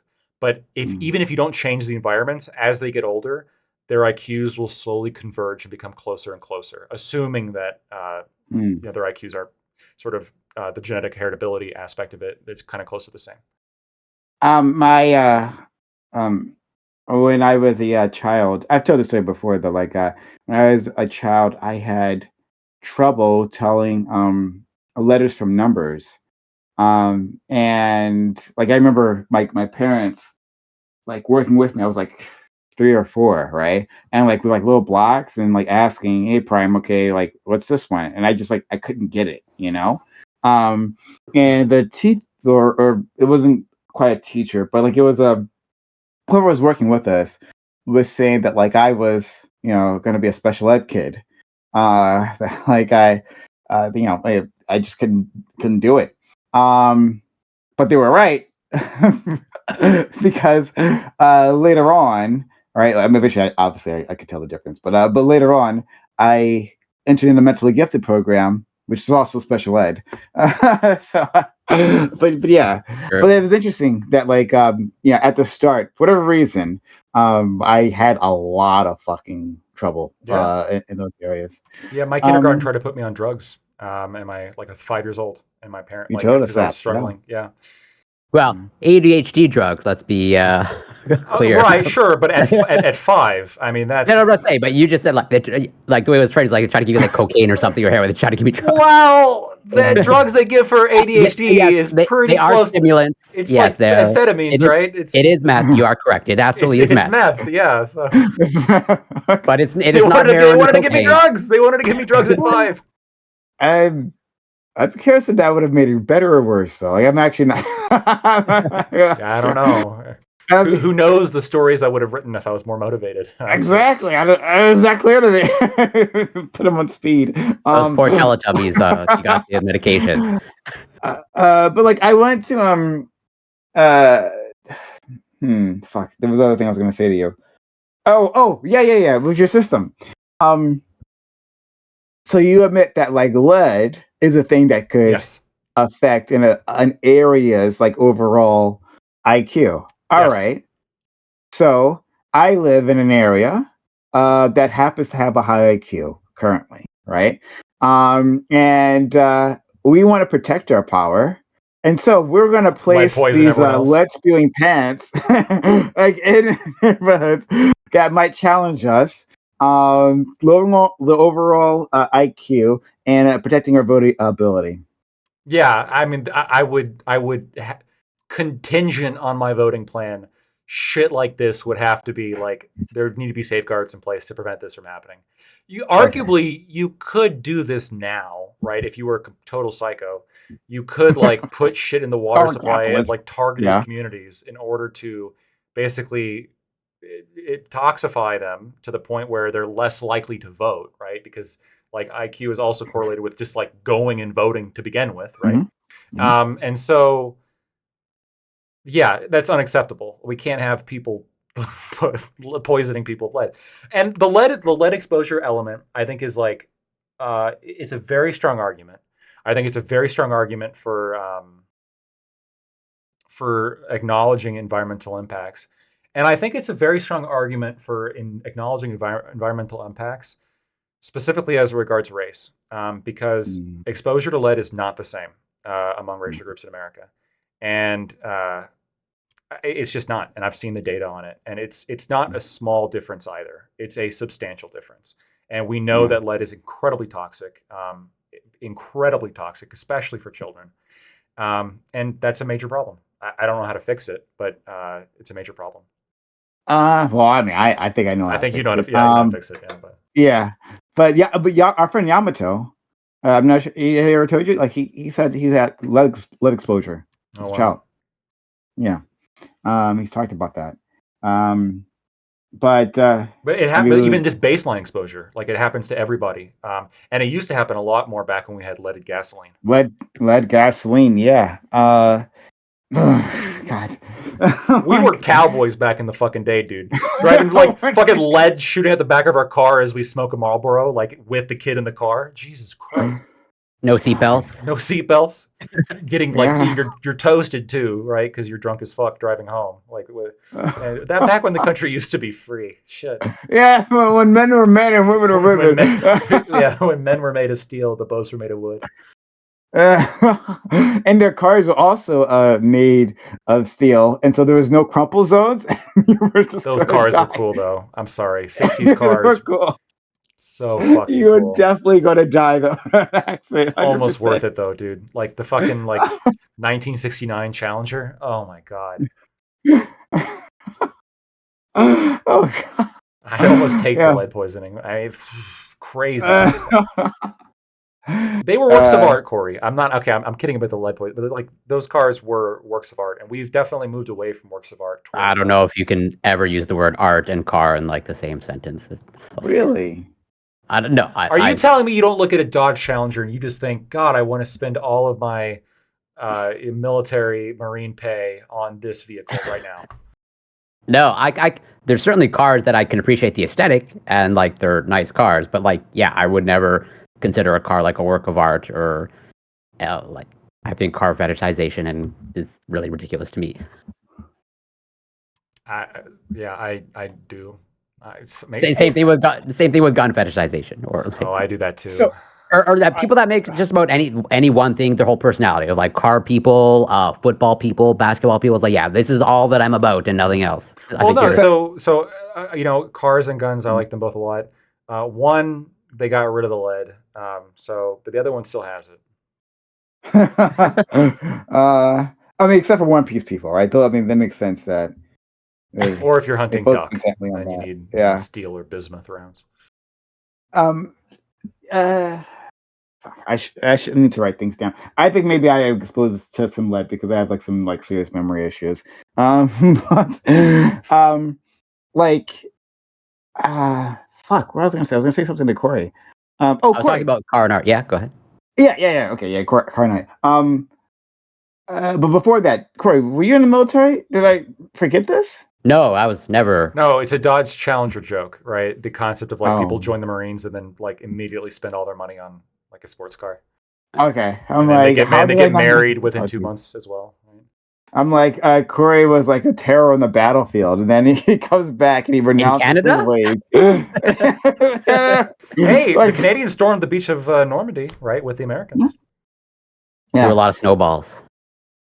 I think, but no, I think it makes the Canadians were feared, right? Like I remember people said like the Canadians were especially fucking feared. Hey, we won a war against you. It's questionable. It's the best. Only questionable to you. We burned down one of your buildings too. Come on. Which one did we burn down on their side? It was some important building, like some government building. We definitely, I know because the burning of the White House, like I don't remember which one came first, but like one of them was revenge for the fact that like the other one was burned. Oh, really? Corey, you got to tell me which one. Oh, I can't like that. A lot of my Canadians. Well, maybe you can't pass the citizen test then. Okay, all right. Hey, I know the first Prime Minister of Canada. It was McDonald. It was McDonald. John, you're correct. John A. McDonald. After you Google it, I'm sure. Somebody in my chat help me out. So you even got Canadians in your chat. I do. I do have Canadians in my chat. Yeah. Why? I don't know how you could say that cars like aren't a work of art. Like I can agree with the fetishization, right? 100%. I get you there, right? But like I mean, I'm not a car person myself. Like I've never been a car person. But there are some just like beautiful cars that roll by and like, I have a desire, you know? Yeah, no, like totally. Like I said, there are nice cars that are very aesthetically pleasing, that are just like nice to look at. I'm gonna like turn into Scott of like what is art and like have a philosophical discussion about art. But like, yeah, I mean, I'm not gonna die on the hill. Like whatever. I'm not gonna take you to task. You want to call them art? Fine. I call it art because it definitely like brings out emotion. When I look at specifically like a muscle car, like an American muscle car, like I feel the sense of freedom. I'm not even kidding about that. Like I imagine the sense of driving down a desert road at 5 p.m. with the sun setting, with like the music blaring and the windows down or the top down, and like the wind whipping through my hair. Like that's what I'm thinking about every single time I see one of these fucking cars. I think that says more about you than it does about like whatever I mean how you interface with. It's like saying like does it also track like, when I see a McDonald's cheeseburger, I come with the same imagery of like freedom and like in my car and RPGs and ICBMs. Yeah, sure, that's your experience. I'm not gonna like deny that, but I would say like if a cheeseburger invokes those feelings in you and like conjures images of freedom and the American flag, like, well, you're probably just like let's just say in lactose system, your vote won't count very much. I think branding is art. And I think this is also evidenced by the fact that when you have industries where products are more similar, you have, I think, more of an importance placed upon the artwork associated with that branding. There was like, we all saw the fucking Mad Men part with like cigarettes, right? This concept of like cigarettes, people will say there's differences. Maybe there's slight differences. Ultimately, it's an identical product. And you have all these companies selling identical products. How do you get somebody to buy your product? You make fucking art about it. You design your packaging in a way to make people think of something when they see it, which ultimately is fucking art, right? Like the whole point of artwork is to invoke emotion and invoke a sense of attachment to just to fucking a drawing, right? A drawing on a pack. Sure, but so I mean, this is a larger conversation in terms of like what makes one susceptible to that type of attachment. I would say, like, yeah, if you're developing an attachment to a cigarette, at least especially today in 2024, based off of like, if you're susceptible to that type of marketing, like, I don't know for sure, but like, unless I'm like strapped down Clockwork Orange style and like, whatever, exposed to cigarette advertising, like there's no amount of advertising that's ever going to get me to put a cigarette in my mouth because I have a different value system. And it's just That's like, fair. yeah, just like, the health aspect is just like you're never going to override that health aspect to me with any sort of advertising. But if you're someone that doesn't value their health or some other value system that's at play, like, yeah, that type of art is going to appeal to you. Just like, the same thing with sports. If actual blood sports of like, actual gladiators killing each other, that appeals to you and you think that that's actually like whatever a good thing, like that says something about your value system and who you are as a person. And I would say, not the best value system. I don't know if this is true, but I think there's also, just off the top of my head intuitively, I think there's a correlation between like the artwork produced by a country and the like, is it in the national, like from the government and et cetera, and like how much they want to get you to buy into the country because the rest of it sucks. And the one evidence I'll point to in this is that the Soviet national anthem is fucking sick. It's one of the best. And I think the reason they made it so good is because their government sucks and they wanted people to feel patriotic. And how do you do that? With a great song.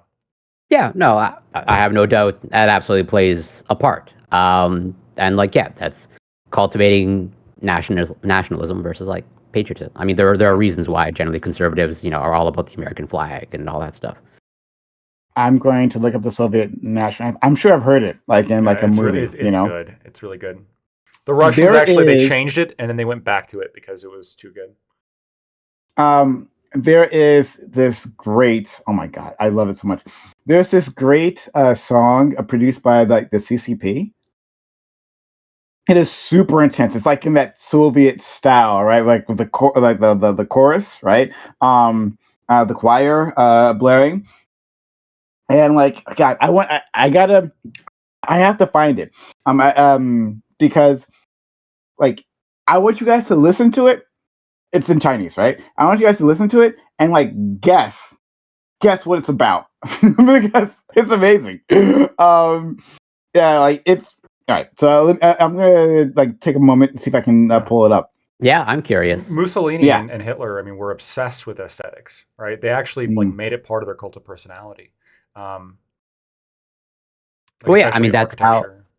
I mean, because like these things like appeal to people. Like you can use aesthetic to like get people to form an attachment to things that they probably shouldn't form attachments to. Like you should be like cigarettes. Yeah, exactly. The cars are the exception because I like cars. So that's yeah, I know. You want to have sex with the cars. I get it. I'm not going to stop you. I don't really want to, but if it was like I was like on an island, there's nothing else. Right? Well, I'm curious which orifice you'd use, but you don't have to share that. It's a whole car. You can get creative. Okay. And you would, if you had the choice of car, that whatever Dodge Challenger car would be your 1969 Dodge Challenger, yeah, or a Shelby. Got some nice curves, I'm sure.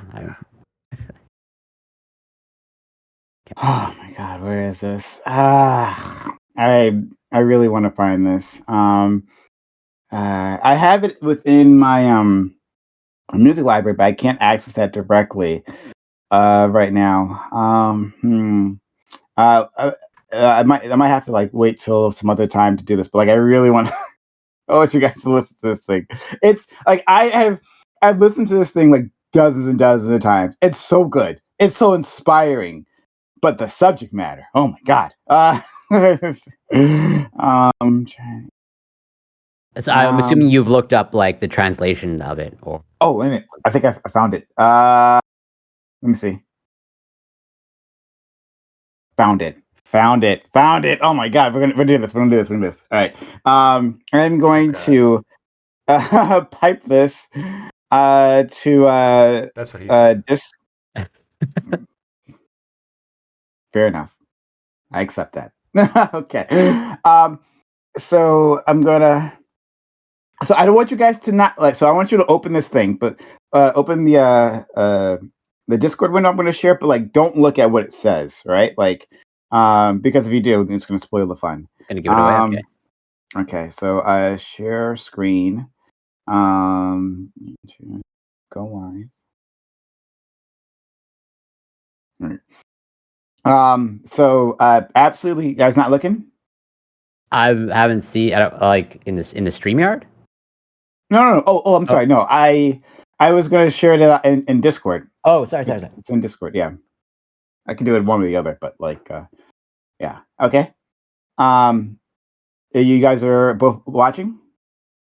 One second. Yeah. Take your time. Where'd you send it? Well, it's in Discord. Where in Discord? It's in the thing that we're in. Like I shared the screen in Discord. I don't see a window. You don't see a window popping up? It says I'm live. Oh. Am I crazy? Where do you see it, Lactoid? I see it. It's like on the live setting. You click on him live. Oh, okay, gotcha. Oh, did they move that? I don't know. We found it. Yeah, it looks like there's something. Yeah, okay. So I'm not looking. I have it open. I'm not looking. Okay, all right. I'm gonna put the volume up here a little bit, and 1 second. Let me adjust this volume here because it's gonna be really low. Okay. So, all right. Let me know you can hear it. Can you hear it? Yeah. Okay. All right. So, all right.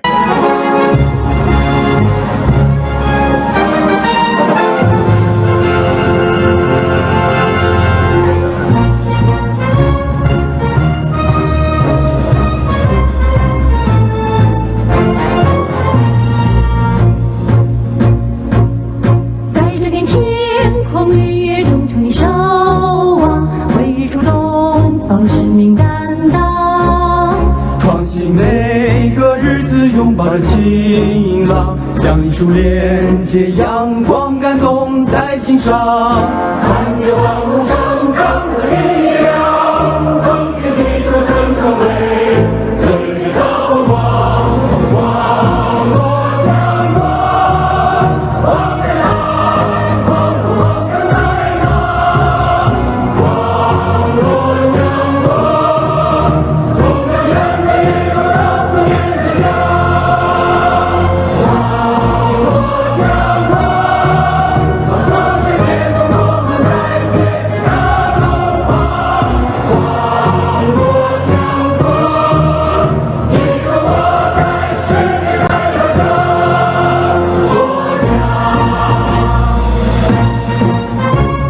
So it keeps going on like that, right? But like that's enough.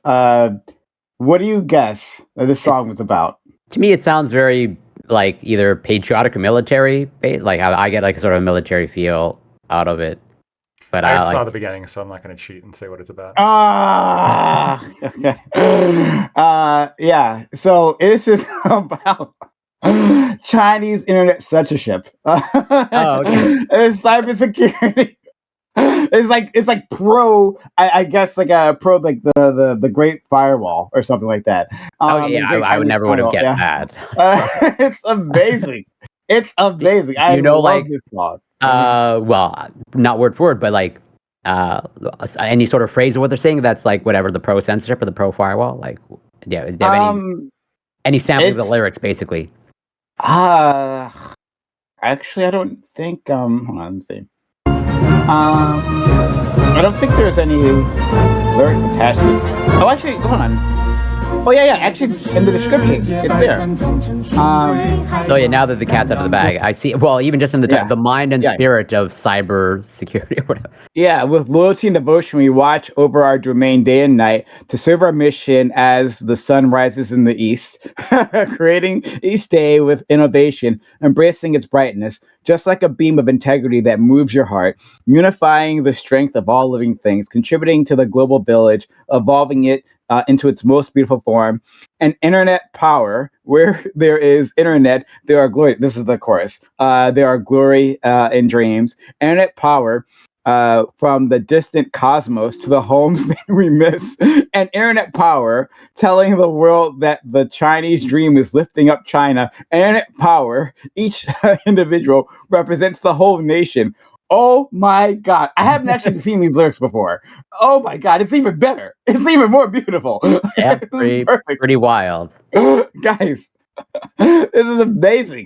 And, like, you know what? So I've listened to like a lot of Japanese music and like seen the lyrics, and I can understand the Japanese myself. But like they have a very interesting way of like presenting like their songs, right? Presenting like their emotions, right? And like the imagery. And this is not exclusive to Japan. Looking at this, like, there's no way a Westerner would come up with any of this shit. Like, there's no way we would. It's like collectivist. Yeah. Overall mentality. I posted Yeah. a video in the chat, in the StreamYards chat. You don't have to watch it now, but when you get a chance, I think it's really interesting. It's from the South China Morning Post, which is a news agency based in China, and it's a pretty like objective interview with people responsible for the censorship there. And the language that they use to talk about censorship is like super, like it's just in the daily, it's like in the daily grind, where it's like, yeah, we found out that the protest was going to happen. So like we were able to shut off everyone's phones in this area to prevent the protests, and we were successful. And then like that's like everyone just agrees with it as being a good thing. China's fucking weird. Wow. Different mentality. Yeah, totally different mentality. I'm gonna for your own benefits. I'm gonna send you both the song. All right. Yeah. You guys can I'm experience. gonna play it every. It's gonna be my new alarm clock. It's so intense and like awesome. It's An internet power. Yeah, I'm gonna like look at those lyrics again because it's amazing. But yeah, so you're saying that back to what you were saying of Electoid, that like there was a poll and people just agree with shutting down the internet. No. So it's like it's a video on censors and like the job of internet censors in China, and like it's going through like this one guy who's like talking about how he was able to successfully stop a protest by shutting down everyone's phones in a particular like region where a protest was planned, and that's just it's like business as usual. Like that's like that was a successful outcome, and just like the language that he uses talking about it is disturbing for everyone else, but daily life there. Well, yeah, disturbing to you. Definitely disturbing to me. Well, fair enough, and disturbing to me. But like, so the reason why I thought you were saying that like there was like popular support for that type of behavior, but like if you're just talking about an individual working within the constraints of government dictates, then yeah, like I don't know. You can convince anyone to do anything. Like, hey, man, I'm like just ethnic cleansing this town, you know, and like this is all the daily troubles I have with like ethnic cleansing. But like, man, like it's just my job, and so. Yeah, I think that the Chinese government obviously is going to be way more censorious and totalitarian than we're used to. I do think, though, that to some extent, the Chinese people are just probably more okay with that kind of system than we would be if it was like all Americans there, right? No.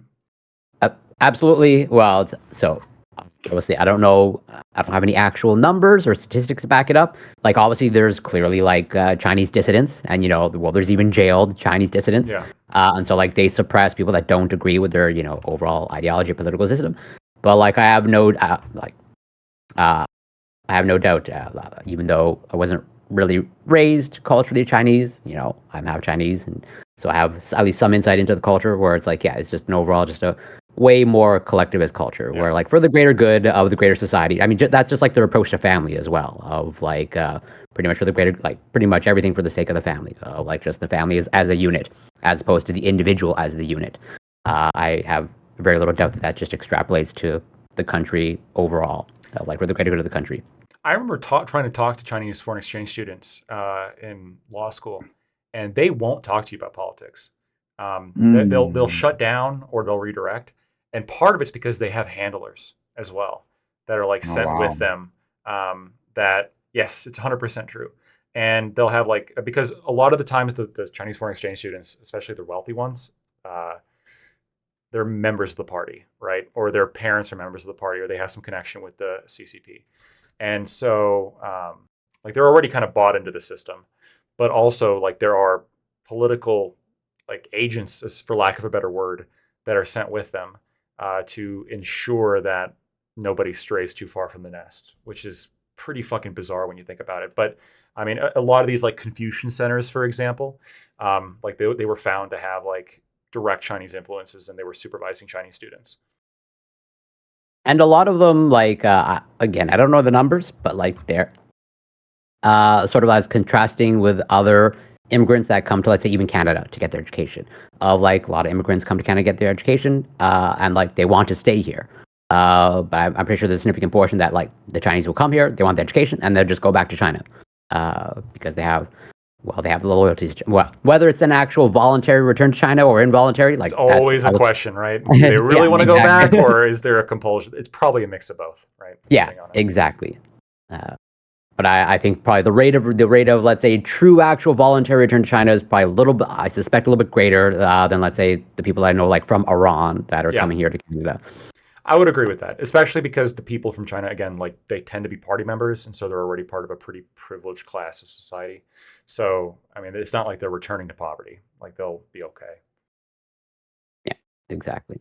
So, China's interesting. Corey, you were half, which ethnicity again? I'm half Chinese. That's whatever, firm and solidified. The rest is part Irish, Egyptian, miscellaneous stuff. Did you get much of a Chinese upbringing in any way? Well, when I was younger, so I'm Chinese on my dad's side, but I have my mom's last name. That throws people off. So my parents divorced. So pre-divorced, I had a decent amount of exposure to, Chinese culture. My grandmother, an extended family on my father's side, and celebrated Chinese New Year, et cetera, et cetera. And so I wouldn't say I was fully immersed, but let's say, I got a decent sampling of the culture. But yeah, after divorce, much less so. And I don't talk to my dad anymore, so now I'm pretty much cut off. But even then, even just how the way sort of my dad, treats me. Well, I'm his only son. I'm the continuation of his bloodline, and that, at least in my experience, that totally translates into how he treats me. Well, first of all, I'm sorry that the family problems that you've had to deal with. Thank you. And have you ever been able to go to China and visit anyone there, or? No. A decent amount of my father's family came to Canada, and we have maybe just some sort of very distant relatives back in China. So, but it's on my list to go, but I have yet to go. Yeah. Consider Hong Kong as a starter. That's where I went. Hong Kong. China Light, or arguably China Light. It's becoming less light as we over go time. on. Unfortunately, I have a friend that went to Shanghai to get with a girl, and he said that Shanghai was pretty nice. Well, to get premeditated or to find a girl? No, premeditated. Okay. Specifically went to Shanghai because. Gotcha. Okay, fair enough. Do you know how they met? I'm curious. Is that online? I know the details. It's a little bit weird. Okay. Though. I'm not Yeah, sure if you how don't much I wanna want to get into it, but Fair enough. Okay. I actually they're both adults. Like, it's okay. was that a question? Okay. Well, no, because I just said I don't want to get into how they met. I just want to make very clear. There's nothing illegal about it. Okay. All right. Well, actually want to touch on that in a second. But the reason I didn't go to China proper was because of the pollution. The pollution, it was really heavy. And I think they made a bit of progress since then. But I looked at the different cities and I was like, okay, Hong Kong is where I could go get a Chinese experience, but then bounce. It was actually really great. Hong Kong was one of my best trips. I highly recommend it. Check it out. It's a fantastic city. If you don't mind big cities, you don't like big cities, then don't bother. But what were you talking about just before? We were talking about see this goldfish. We were talking about just before. I said I wanted to touch on it. China. Wife. Yeah, finding a girlfriend. Yeah. So, have you guys ever been to one of those a site like a mail or wife or type of site? Have you ever? I know they exist, but I've never. Mail or bride, yeah. I'm still streaming Prime. I don't know how in depth you want to get on anything into the subject. No, it's fine. I did not go to www. I went to one. They're of actually those. sponsored the stream. You can go right. Oh my god, I would totally do that. No, fuck that. No, yeah. So I went to one of those, and it's interesting how they work. They basically act as a middleman for your communications. That's how they make their money. So if you want to contact a girl, then you might have to pay for messages to send messages, but also you have to pay for gifts, right? They have a shop. You can't you're not supposed to get her address straight off for safety, right? But they have this a shop where you can buy flowers and teddy bears or whatever the fuck, right? It's basic shit like that, at least in the one I went to, right? And they'll send it to her, right? And then eventually you guys will talk enough and you can decide to meet. But I was wondering, because when I was looking at that, is if there was a minimum threshold, right, of money you've spent. You can't just see a girl, send a few messages to her, maybe send one gift, because they haven't made much money then, right?